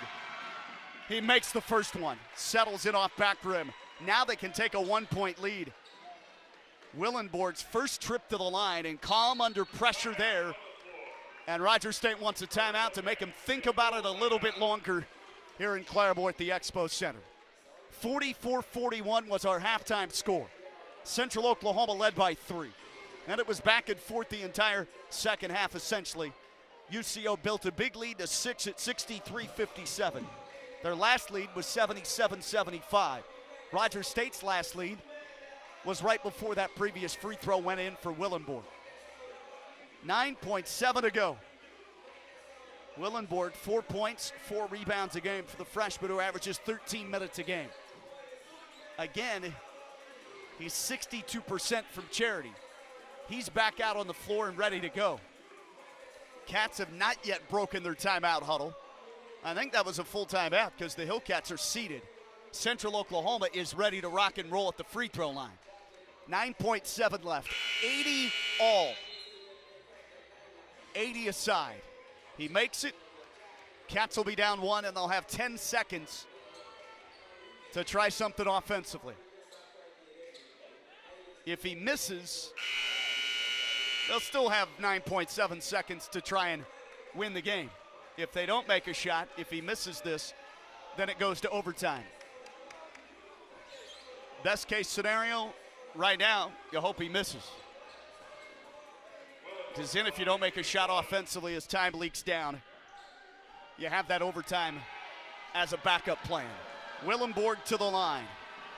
Loud crowd, cheerleaders waving pom-poms. Free throw, he bricked it. Rebound Johnson, Cats can win it. Here comes Isaac, 6 seconds across the timeline. Right side, drives baseline, to the rim, shoots, put it up back rim, no. Rebound deflected out of bounds underneath, and time expires. There might be some time left on the clock. He pointed Rogers State basketball. They're going to go to the monitor, and there's probably at least half a second left for Rogers State to do something with. 80 all in Claremore at the Expo Center. It went out off of Central Oklahoma, and the Hillcats might have some time when it went out. Maybe half a second, maybe 8/10 at best, but that's enough time for an inbound pass and then a catch and rip jumper from somewhere. Rogers State with a tie game. Clock at the moment rests at zeros. And let's see what they find over on the replay monitor. If not, at the very least, we're headed for overtime. And for Rogers State, it would be their third overtime game in the last 7. They played 4. If they go to overtime, it'll be their 4th overtime game in total. Lost to West Texas A&M in overtime, top-ranked team of the country. 108-100 in overtime, December 19th. And they say overtime. They say it didn't bounce on the end line out of bounds until the clock had run out. So indeed the case. Cats will play their 4th overtime game for Central Oklahoma. It'll be their 2nd.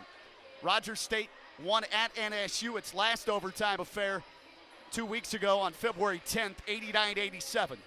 That's the game they were down 17 with 11:35 to go and forced the extra frame. Washburn, February 1st here at home, lost in overtime 80-74 to the Ichabods and lost in overtime by 8 to West Texas A&M out in Las Vegas. The overtime game played by Central Oklahoma against Henderson State. 86-72 win. So they're 1-0 in overtimes. Cats are 1-2. 5 minutes on the clock, and we're ready for extra basketball for the second time here at home this season for these Cardiac Cats. Came back from 6 down with 8:22 to go. We go overtime after Willenborg at the free throw line makes just 1 of 2 with 9.7 seconds left. Isaac Johnson missed a driving shot attempt. Fry to jump center against Hassel. Remember, Cats, though, have Anderson fouled out. Fry, Hamilton, and Marshall playing with 4 fouls for all 3 of those guys. Tip controlled by Central Oklahoma. Tanquez Dawsey is fouled out at point guard, their starting point man for UCO. Right wing, 3-ball, lefty shoots it, missed it, line drive, ripping it, Barber can't score. Hamilton grabs the board for Rogers State defensively. Cats will slow it down, come on the front court. Rome on the handles, Rome on the floor with 4 fouls. Here's Caden Fry, dribble handoff. Rome fumbled it, goes to Hamilton, sprints in the paint. Hamilton barges his way in, banks the shot up from 6 feet out, middle of the paint. Kofi Hamilton scores again, and Hamilton has 19. Rogers State, first points of overtime. 82-80 here at home in Claremore, 4:15 left. Reaching foul on Kofi. Hamilton fouls out, just hit the shot that gave him the lead. Cats don't have much of the way of a bench. Zarian Stevens will check in. Seldom used Zarian Stevens. You got Sam Davidson over on that bench as well. Not having a great game himself. Cats put him on the line. Chance for Wells and company of UCO to tie this game. He makes the free throw off the back rim and just keeps piling up the free throw points. He's at 27 and 2 off his season high of 29 against Missouri Southern. Second toss. Back rim through. Settles in. 82 all. 4:13 to go. 28 for Wells. 1 off a season high. They'll bring it across slowly with Rome on the handle. Rome at point. Barber Markson. He'll cross over, go to the rim, hang, shoot, and score! And he's fouled! He hung up in the air and put it through. It hits the iron a couple of times and tumbles in. And then Rome on the canvas does a push-up at the right baseline. 84-82 Cats. Bob Hoffman says no way that's a foul. But they call it, so it is, with 4 and change left in the overtime. For a 3-point lead, Rome at the stripe, sinks the free toss, and the Cats up 85-82 in the extra frame. 4 minutes to go. Slow walk across Jaden Wells. He has that look in his eyes. Rodney Battle defends him. He'll drive right. It's tough to check. Kick out left wing. Barber a three. Missed it. Rebound tipped by Johnson right to Barber. UCO resets at 20. Back to the trailer in the lane. Hassel fouled and scores. He hangs in the air, and Caden Fry just fouled out. The third Rogers State player to foul out, a team that typically goes only 8 deep. Sam Davidson will have to come in unless he's hurt. Nathan Clover the third also over there waiting his turn. Clover the third will check in. Hassel to the free throw line to try and tie us again. 14 ties, 8 lead changes in this game. 85-84, free throw. Spins up off the back rim and he puts it in. 3-point play converted by Hassel. 11 in the second half. Hassel has 15 on the night. 85 aside. 3:33 left in overtime. Rome to Johnson. Now up high back to Rome. They're in the zone. Left wing is Arian Stevens. Clover the third in the low post. Goes to Johnson. Johnson drives. Johnson looks to spin. Looks for a teammate. Covered to Clover. 10 to shoot. Clover backs down. Post move. He's fouled by Hassel. And Hassel says, oh my gosh. Hassel's fourth. Hoffman. Coach Hoffman looks up at the scoreboard. Hands up in the air and says, how is that a foul?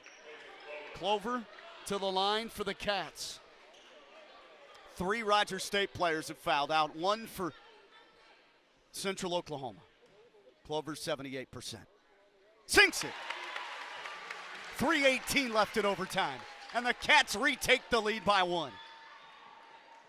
Clover's first point. Looks at the second. Eyes it, fires it, hits it off back rim. His first 2 of the night. And Rogers State bumps into the lead 87-85. 3:13 left in overtime. Another classic for Rogers State. They've had a few this season. Top of the key, Wells. He'll drive left, go to the rim. Left-handed shot, banked it in. And he has a new season high 30. And we're deadlocked at 87. Under 3 minutes left in overtime. Active attrition here in this game.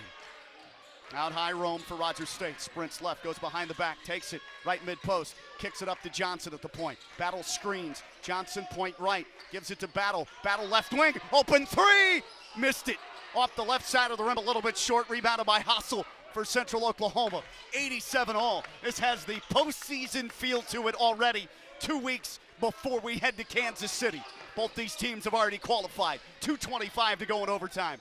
Jaden Wells cut off by Battle. Drives left around a Willinghorn screen. He'll drive underneath, lose the handle, got it back inside past the Hassel, fumbled it, it's out of bounds. Turnover, Central Oklahoma. Rogers State will take it back in a tie game with 2:17 left in the extra session. 87-87. Rogers State with Johnson and Rome walking up slowly in the backcourt. And Johnson gives the ball to Marshall Jr. He'll pass to Clover the third. Up to Johnson. Johnson looks inside. Johnson puts it on the deck to Stevens. Stevens in the corner to Battle. Battle pushes up top to Johnson. 1:55 left in overtime. Shot clock at 6. Rome handles. Rome looks to drive. Rome pulls up, left elbow. Hits it from 16. Marshall Jr. with 22. And the Cats reclaim a 2-point lead. 89-87. New season high 22 for Rome. Left lane line drive. Ball knocked away and a block call. Jaden Wells is fouled. He'll go to the free throw stripe with 1:31 left in overtime. And nobody likes the officiating tonight here at the Expo Center. Crowd waving their arms at the officials. Coach Barkley in surrender cobra mode. Hopefully not really though, as he has his hands up over his head and his forearms resting on the top of his dome and his hands clasped together behind his head. 91 seconds to go. Fourth foul called on RSU's Isaac Johnson. 89-87. Wells free throw.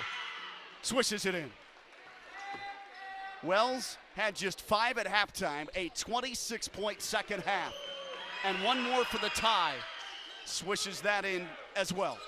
32 for Jaden Wells. 89 all. 90 seconds left in overtime. Just like regulation at the end of it. It's going to come right down to the bitter end. Against the zone, here's Rome, head of the key. Swings it far corner. Stevens fakes a three. Drives, goes back to Rome. Drives right, puts it between his legs, pulls up, right wing jumper. Got it! He puts it in! Right wing from 16. Rome, nothing but the net. 91-89. Rome with 24 and 60 seconds to go. Here's Wells off a drive right wing. Cut off by Battle. They need to help when he drives. Wells to the baseline. Shot swatted and a foul. Is that on Rodney Battle? I think it is. If it's Battle, that is his first. Cats lead by 2 with 54.8 to go. Rogers State down 3 at the half, outscored UCO 39-36 in the second half. Free throw. Wells swishes it in. This is just easy money right here for Jaden Wells. 33. 91-90. One more to tie. Loud crowd, swishes it in. 34 for Jaden Wells. 91 all, 52 seconds to go here in Claremore at the Expo. Rome has it, top of the key. Clover screens, he'll slip. Now they throw it to Johnson, right baseline, straddling the end line. Goes back to Rome. Wing right, sets his feet. Hits, no, three is short. I thought that went through. Hits just barely grazed the front of the rim and then hit the net underneath. And the rebound of Central Oklahoma. Now they can take the lead. Game to shot clock difference is about 6 seconds. 5.7, 5.6 seconds to be exact. Timeout, Central Oklahoma and head coach Bob Hoffman. Rogers State and UCO locked in another tight one here. This rivalry has been budding since 2016, essentially. They played pretty much every season but 2018. The Hillcats now in the same conference, and it's even been ratcheted up a notch because they have been just dynamite ball games as a fan to watch. 26.7 to go. 21 on the shot clock for UCO. 91 all. Rogers State has just been putting them on the free throw line a lot as of late. The Hillcats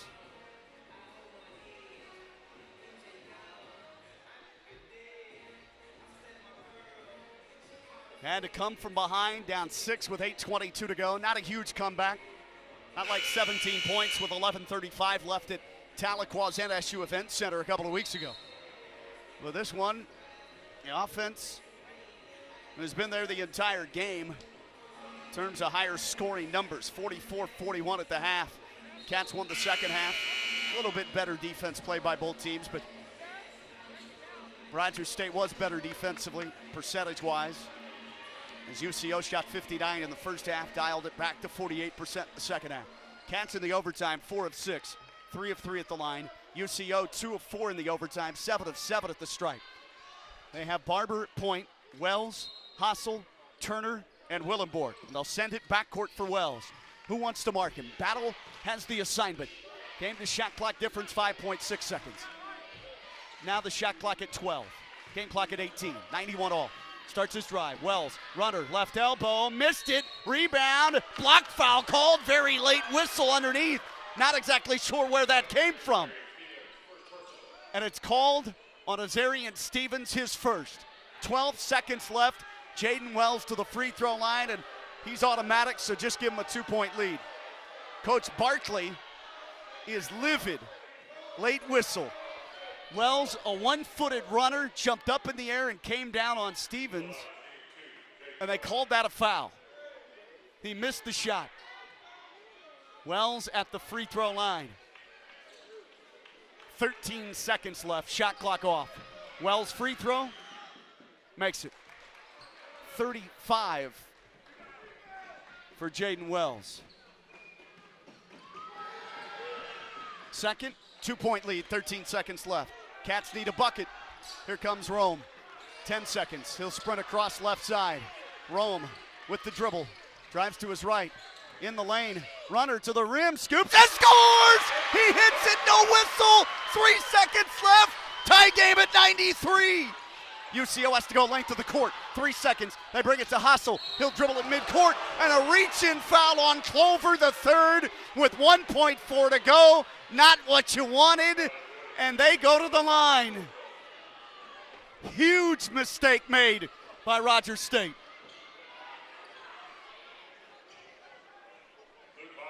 The inbound to Hassel coming back to beat it. Clover picks up his first foul. Rogers State has had 3 starters foul out. 93 all, 1.4 left. At the line, 56% free throw shooter. He missed the first one. One more. He'll back away. The big 6'10 junior forward from Lenexa, Kansas, with one more. 93 all, 1.4 to go. He makes this. They have a 1-point lead. The Cats will have to try for another miracle like at Northeastern State.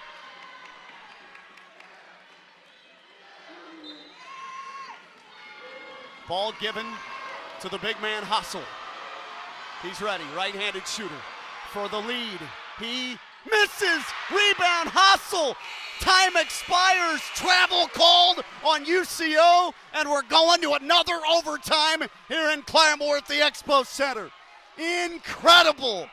Hassel misses both free throws. He grabs the offensive rebound, came down hard on the court over Rogers State's Clover the third, and they called a travel and will play double overtime on this MIAA Thursday night. Let's pause. 93 all. Both teams scored 13 points in 5 minutes of overtime. Rogers State basketball back with you after this 1-minute break. Second overtime coming up next.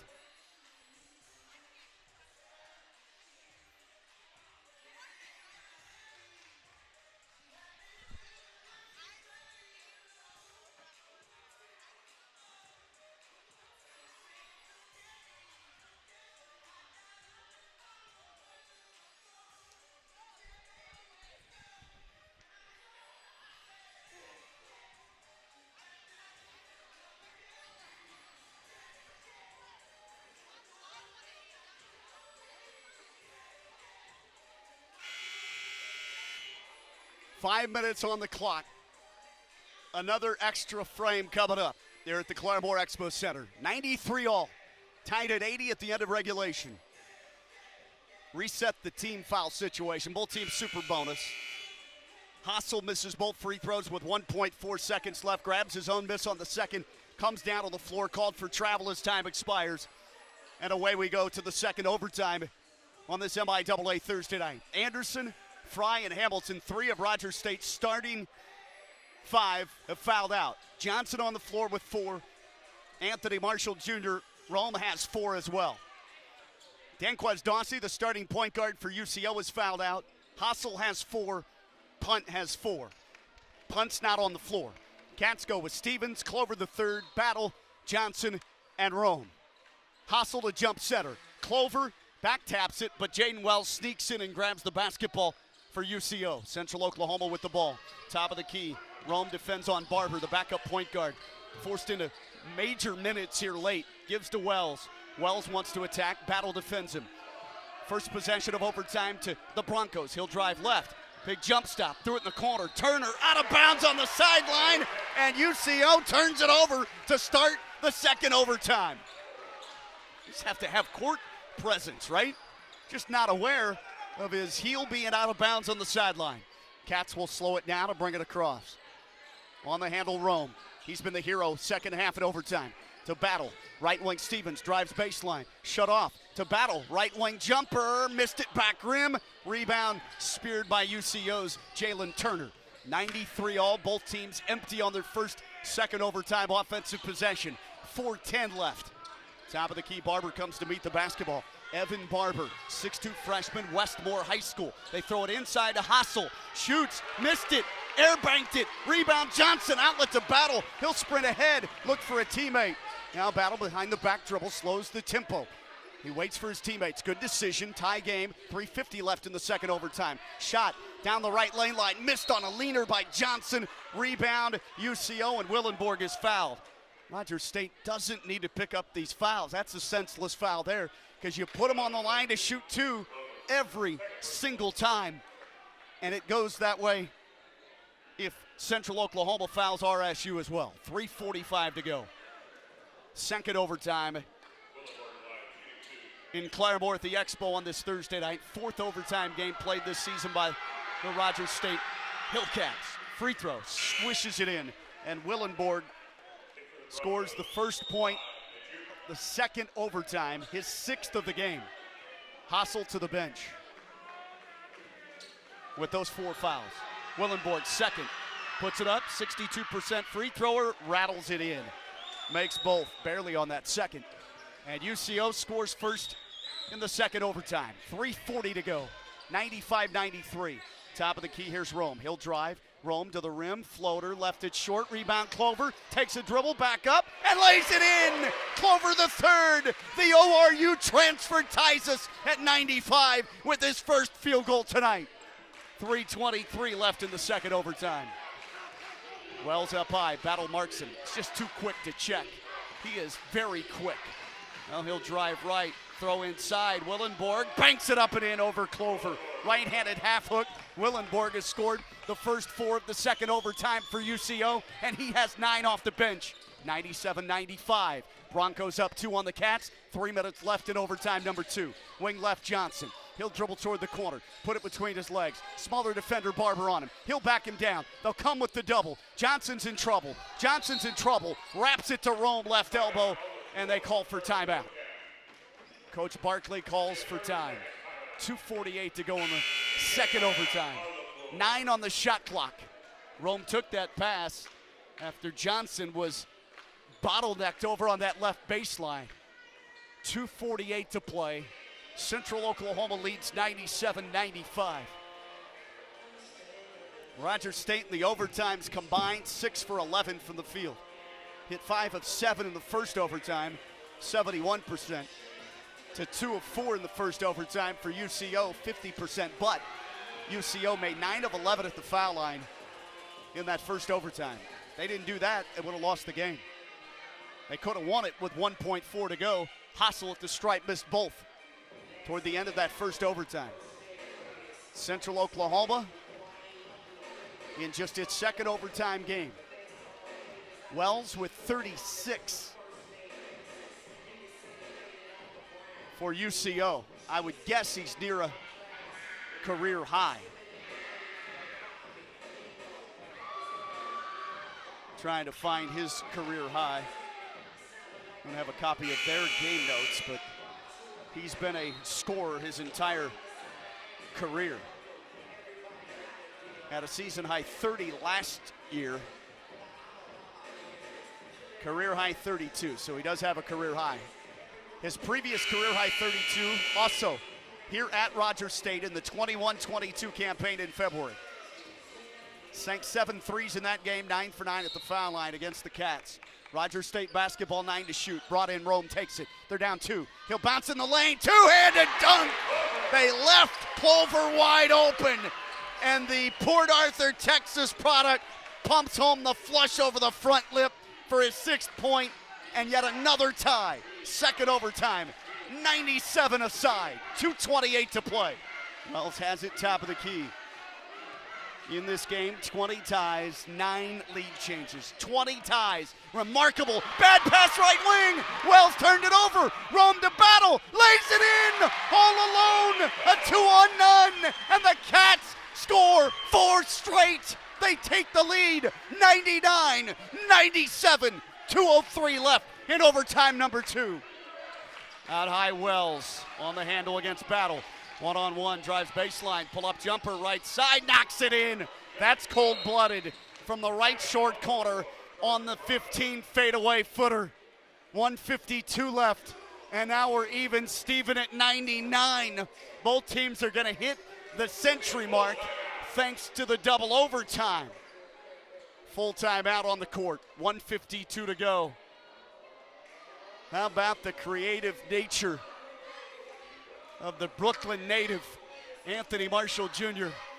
They've been calling him Rome for a long time.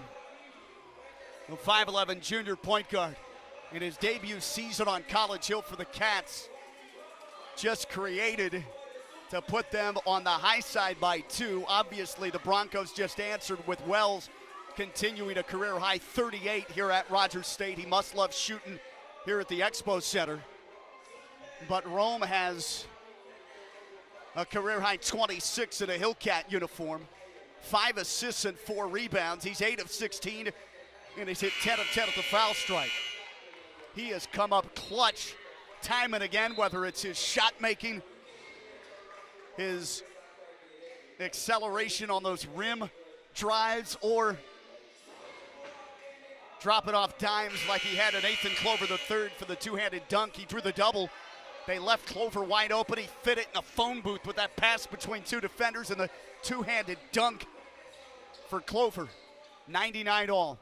Cats with the basketball with 1:52 left here in the second overtime. Rome battle Stevens, Clover III, and Isaac Johnson. Broncos in a man-to-man D. Jalen Turner up top, defends on Rome. That's length on him at 6'6", 6'7". He'll pull up, shoot, miss it. He's fouled, though, by Turner right at the free throw line. He quickly rose up, felt the pressure coming on him from Turner, and he quickly shot the basketball, almost made that jumper. It hit off the iron and bricked away, but he'll shoot 2 free throws with 1:40 left in overtime number 2. He puts it in, 27 for Rome.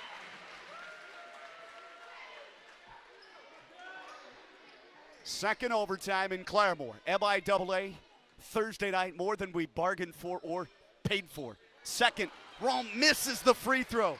He finally misses one, 11 for 11, and then misses the second free toss. He's human. Rebound UCO. 90 seconds left in the second overtime. Wells has it. Over at the left wing, they'll hedge and help with Clover. 100-99. Cats up 1. Double OT. Wells top of the key. 10 to shoot. They hedge and help. He sprints left. They need some help in the paint to the rim. Scoops. Missed it off Clover. Out of bounds underneath. 3 seconds to shoot. That ball never hit rim. 3 seconds on the shot clock. Barber to send in to our left offensively for Central Oklahoma at the baseline. Who do they go to? 3 on the shot clock. Barber goes to Hassel. Left wing, he's covered. Hassel shoots in the corner. Air ball, shot clock violation. Cats stand tall on defense. 1:08 left in the second overtime. 100-99. Cats with the basketball and a 1-point lead. Rome will walk it across the timeline, far side in front of the scorer's table. Turner on him again. Rome puts it between his legs. He looks to drive. Clover to screen. Up top, Rome goes right to the rim, hangs, banks, missed it.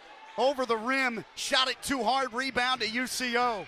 1-point game, 42 seconds left in the second overtime. Game to shot clock difference is about 18 seconds.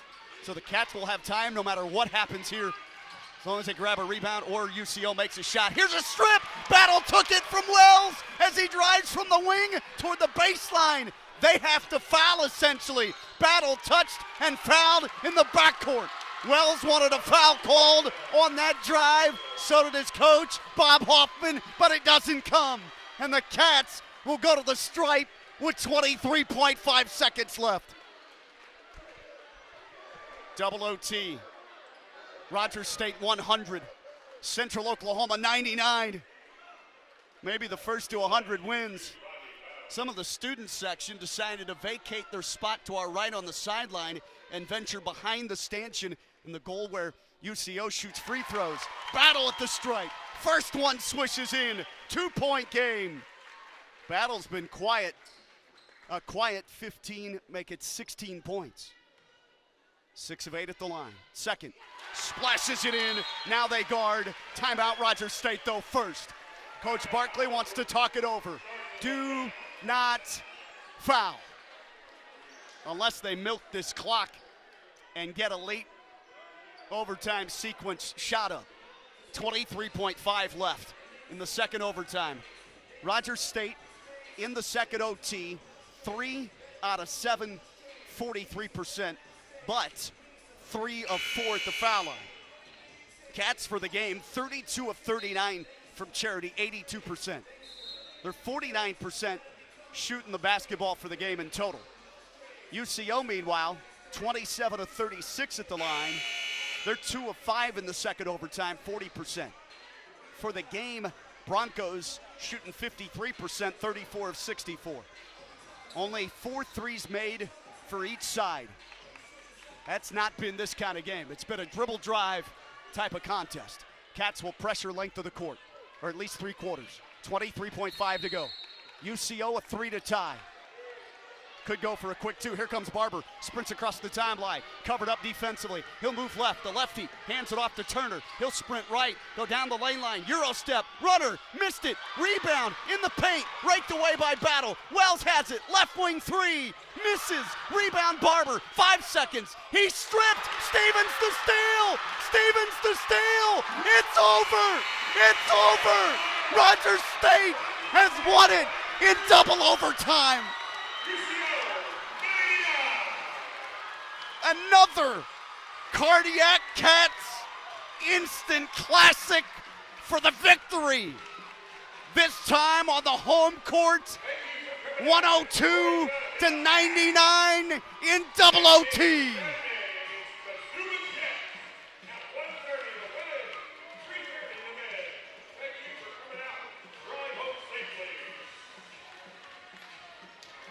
Stevens the strip, and then the outlet pass came up in the middle of the backcourt, and time expired. Hugs, handshakes, all around for the Hillcats. The bench came flooding onto the court. Rogers State withstands 3 starters fouling out of this game to take it on the home court against Central Oklahoma. Double overtime, instant classic. Hit rewind and play it back. 3-point victory, 102-99. Rogers State improves to 15-10 overall, 12-7 in the MIAA, and they sweep the season series with Central Oklahoma. The Broncos dropped to 18-9 overall, 10-9 in conference. The Cats outlast the Broncos at the Expo Center in Claremore. Rogers State's won 4 of its last 5. 2 straight victories now. 9-3 home record, 7-3 at home in conference. On the road, Central Oklahoma drops to 4-6. Same road record in MIAA conference play. Rogers State and UCO one wondrous basketball game in Division II men's hoops. Both teams scored 13 in the first overtime to force a second, and the Cats outscore the Broncos 9-6 in the second extra session. Just dynamite men's basketball in Claremore here at the Expo Center tonight. That had an MIAA Kansas City Municipal Auditorium conference tournament feel to it. Rogers State led early by 7 out of the gates the first 4 minutes of the first half. Largest lead for Central Oklahoma was at 6, 63-57 with 8:22 to go in the second half. Neither team led by double digits. Division II men's basketball in the MIAA as it ought to be. We'll take a break, come back with our Hillcat men's basketball postgame show after this. Rogers State outlives Central Oklahoma on this Thursday night, February 22nd, 2024, 102-99 in double overtime. More after this on the Hillcat Audio Network.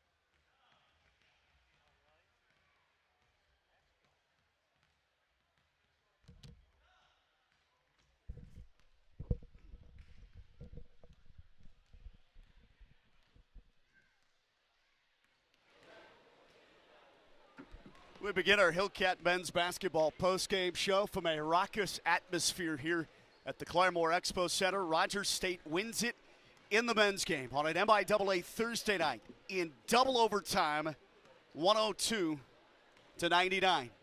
We'll have a chat with Coach Justin Barkley. We'll check those scores as well. Close game brewing in Hays, Kansas tonight. Pitt State had a lead there in the second half of that one. We'll check the entire scoreboard for you as well. As we go along here in the postgame show, we'll have Coach Barkley come out. He'll join us here for a chat. 44-41 at halftime. UCO had a three-point lead. Cats won the second half, 39-36. Each team scored 13 in overtime number one. Second overtime, Cats won at 9-6. Two big free throw misses by Luke Hassel at the end of regulation.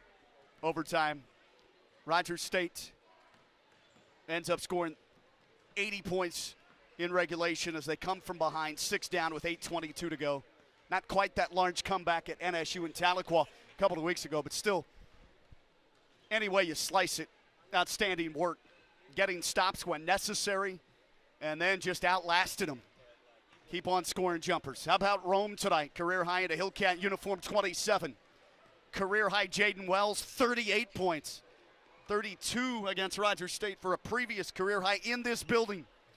Jaden Wells, 38, 18 of 21 at the free throw line. Rogers State for the game shoots 48%, 33 of 68. 4 of 14 from 3, 29%. 32 of 39 at the foul line, 82%. For UCO in the three-point double overtime loss.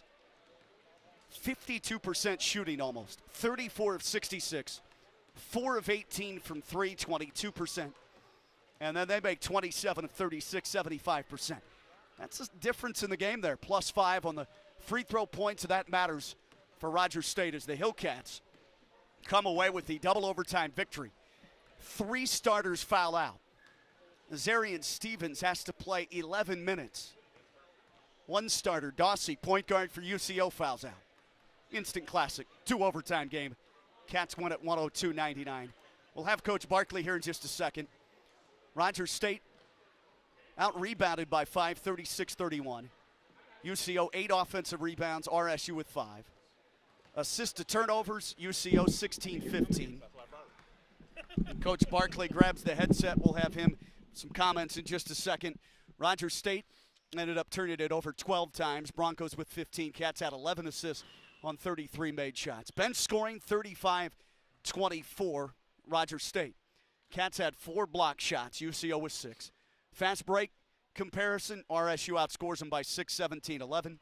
Points off turnovers, 19-13 in favor of Central Oklahoma. Points in the paint, UCO wins at 52-44. And second chance points, 10-9, UCO by 1 in that category. Rogers State with 4 in double figures. Anthony Marshall Jr., 27 points, 5 assists, 4 rebounds. Plays the game the last handful of minutes with 4 fouls, doesn't foul out. For Central Oklahoma, 4 in double digits as well. Career high 38 for Jaden Wells. He loves shooting at this gym. Previous career high 32 against RSU in this facility. Coach Barkley joins us here courtside. How was that atmosphere tonight? Sean, that ranks up there with some of the really good ones we've had. What a resilient bunch of kids we've got here, and then I'd say kids. We have some grown men. We got in foul trouble, and then we got beyond foul trouble. We dipped into deep into our bench, and those guys made some big time plays there, kept us alive. You know, Wells is such a good player. I mean, he's such a good player. He understands the game. He's obviously a big time scorer. Knows how to get to his spots. Knows how to draw fouls. Yeah, we were fouling.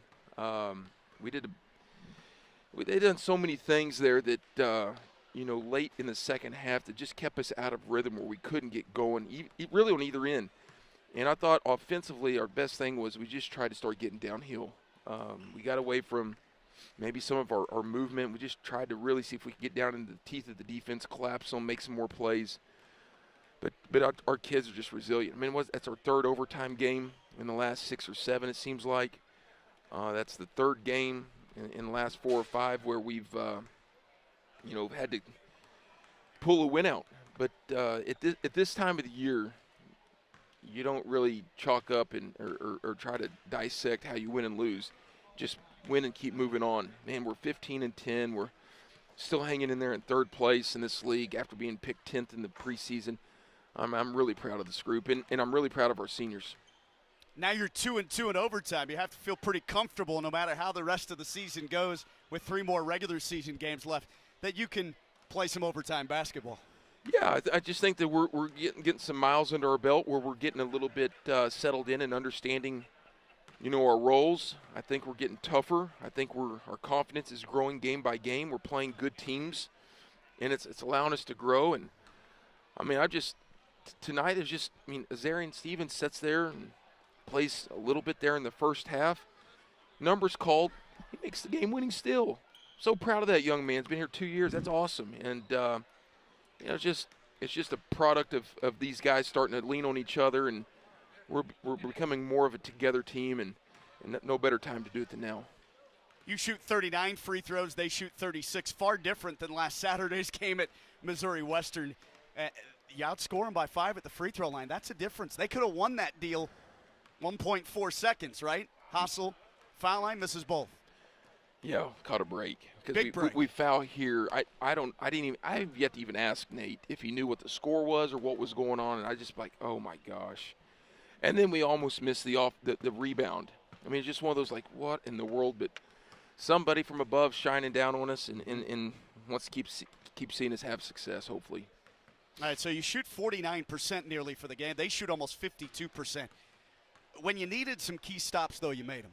Yeah, we have some guys that have very good instincts, like the steal to put us up 4 when Rod, I think that was Rome that gets the steal, just understanding, he's got great hands, just instincts. You can't teach that. Those aren't drills. Just got in there and read it and grabbed the ball in midair and makes a play, kind of extend our lead. Anderson, Fry, Hamilton, 3 of your 5 starters foul out. Did you tell your guys slow it down? All right, because you were valuing possessions lengthier in that first overtime, second overtime there down the stretch. I don't think I told them to slow down. I think they knew that. We can't have more guys foul out. I think they understood we're going to have to pump the brakes here a little bit just for our own stamina, because I'm down to 1 timeout. I can't burn it. We're obviously not wanting to put them on the line.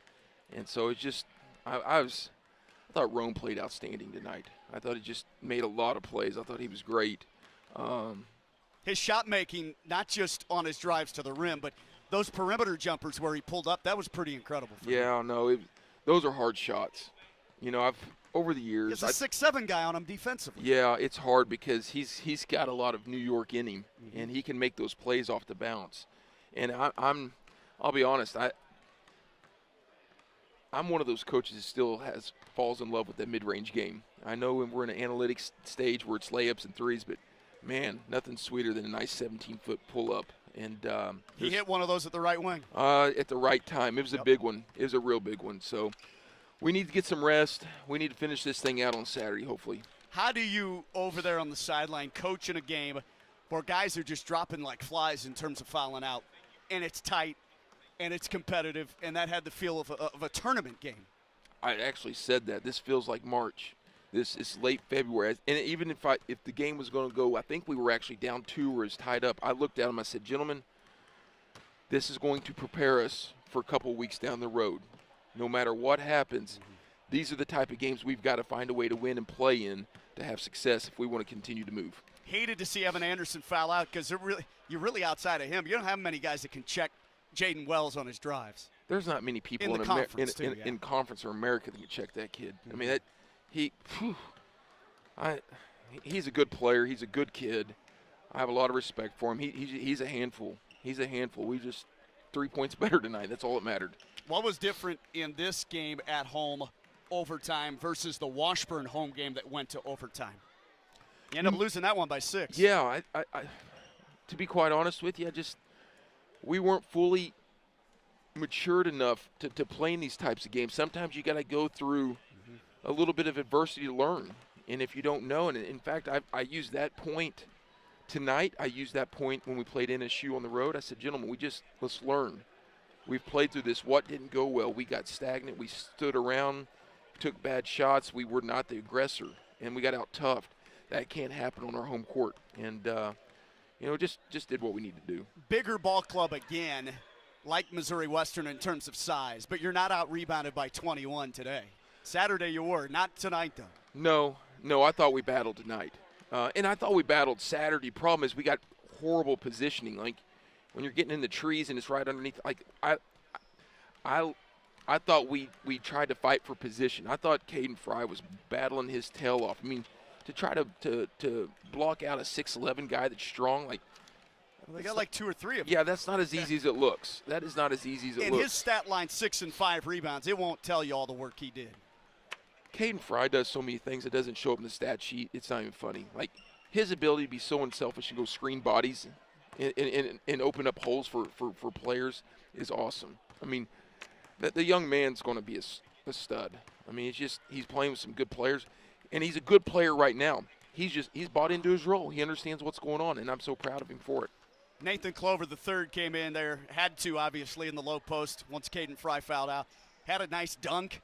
Very good assist by Rome, 6 points. He makes 2 clutch free throws, too. 2 of 2 at the line, 2 rebounds. Yeah, he's sat over there for 35, 40 minutes and just comes in and just knocks down 2 free throws like it's no big deal. I honestly, all I could do was smile. That's all I could do was smile, like, proud of that young man. Like, way to stay in the moment and just be ready to go. So do you prefer a game to be officiated like this one tonight or last Saturday at Missouri Western? You can't let everything go. Yeah, I don't know.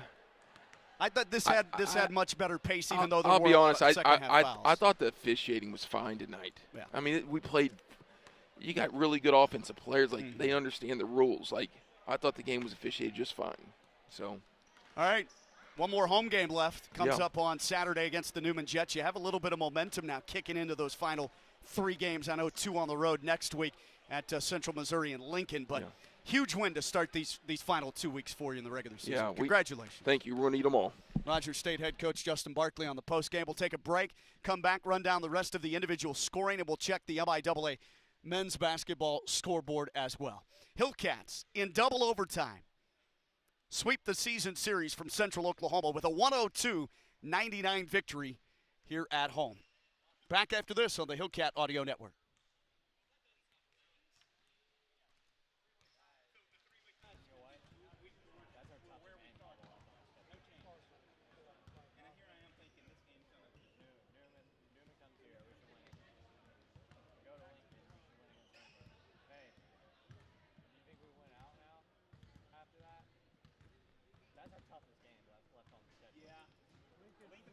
Lincoln on the road still here. Yeah. Okay. And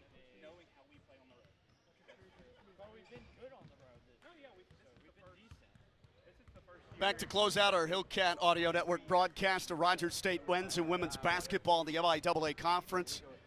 Sean Tiemann with you to close it out. Final numbers and stats. Check the scoreboard. Final score in the men's tilt, 102-99 at double overtime.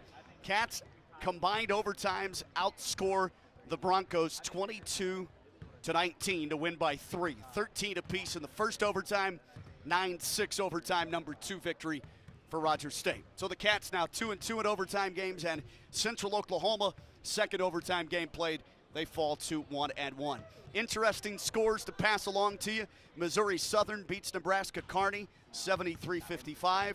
Washburn comes back to win over Lincoln at home in Topeka 66-64. So Washburn remains tied for third. They win it over Lincoln by 2, 66-64.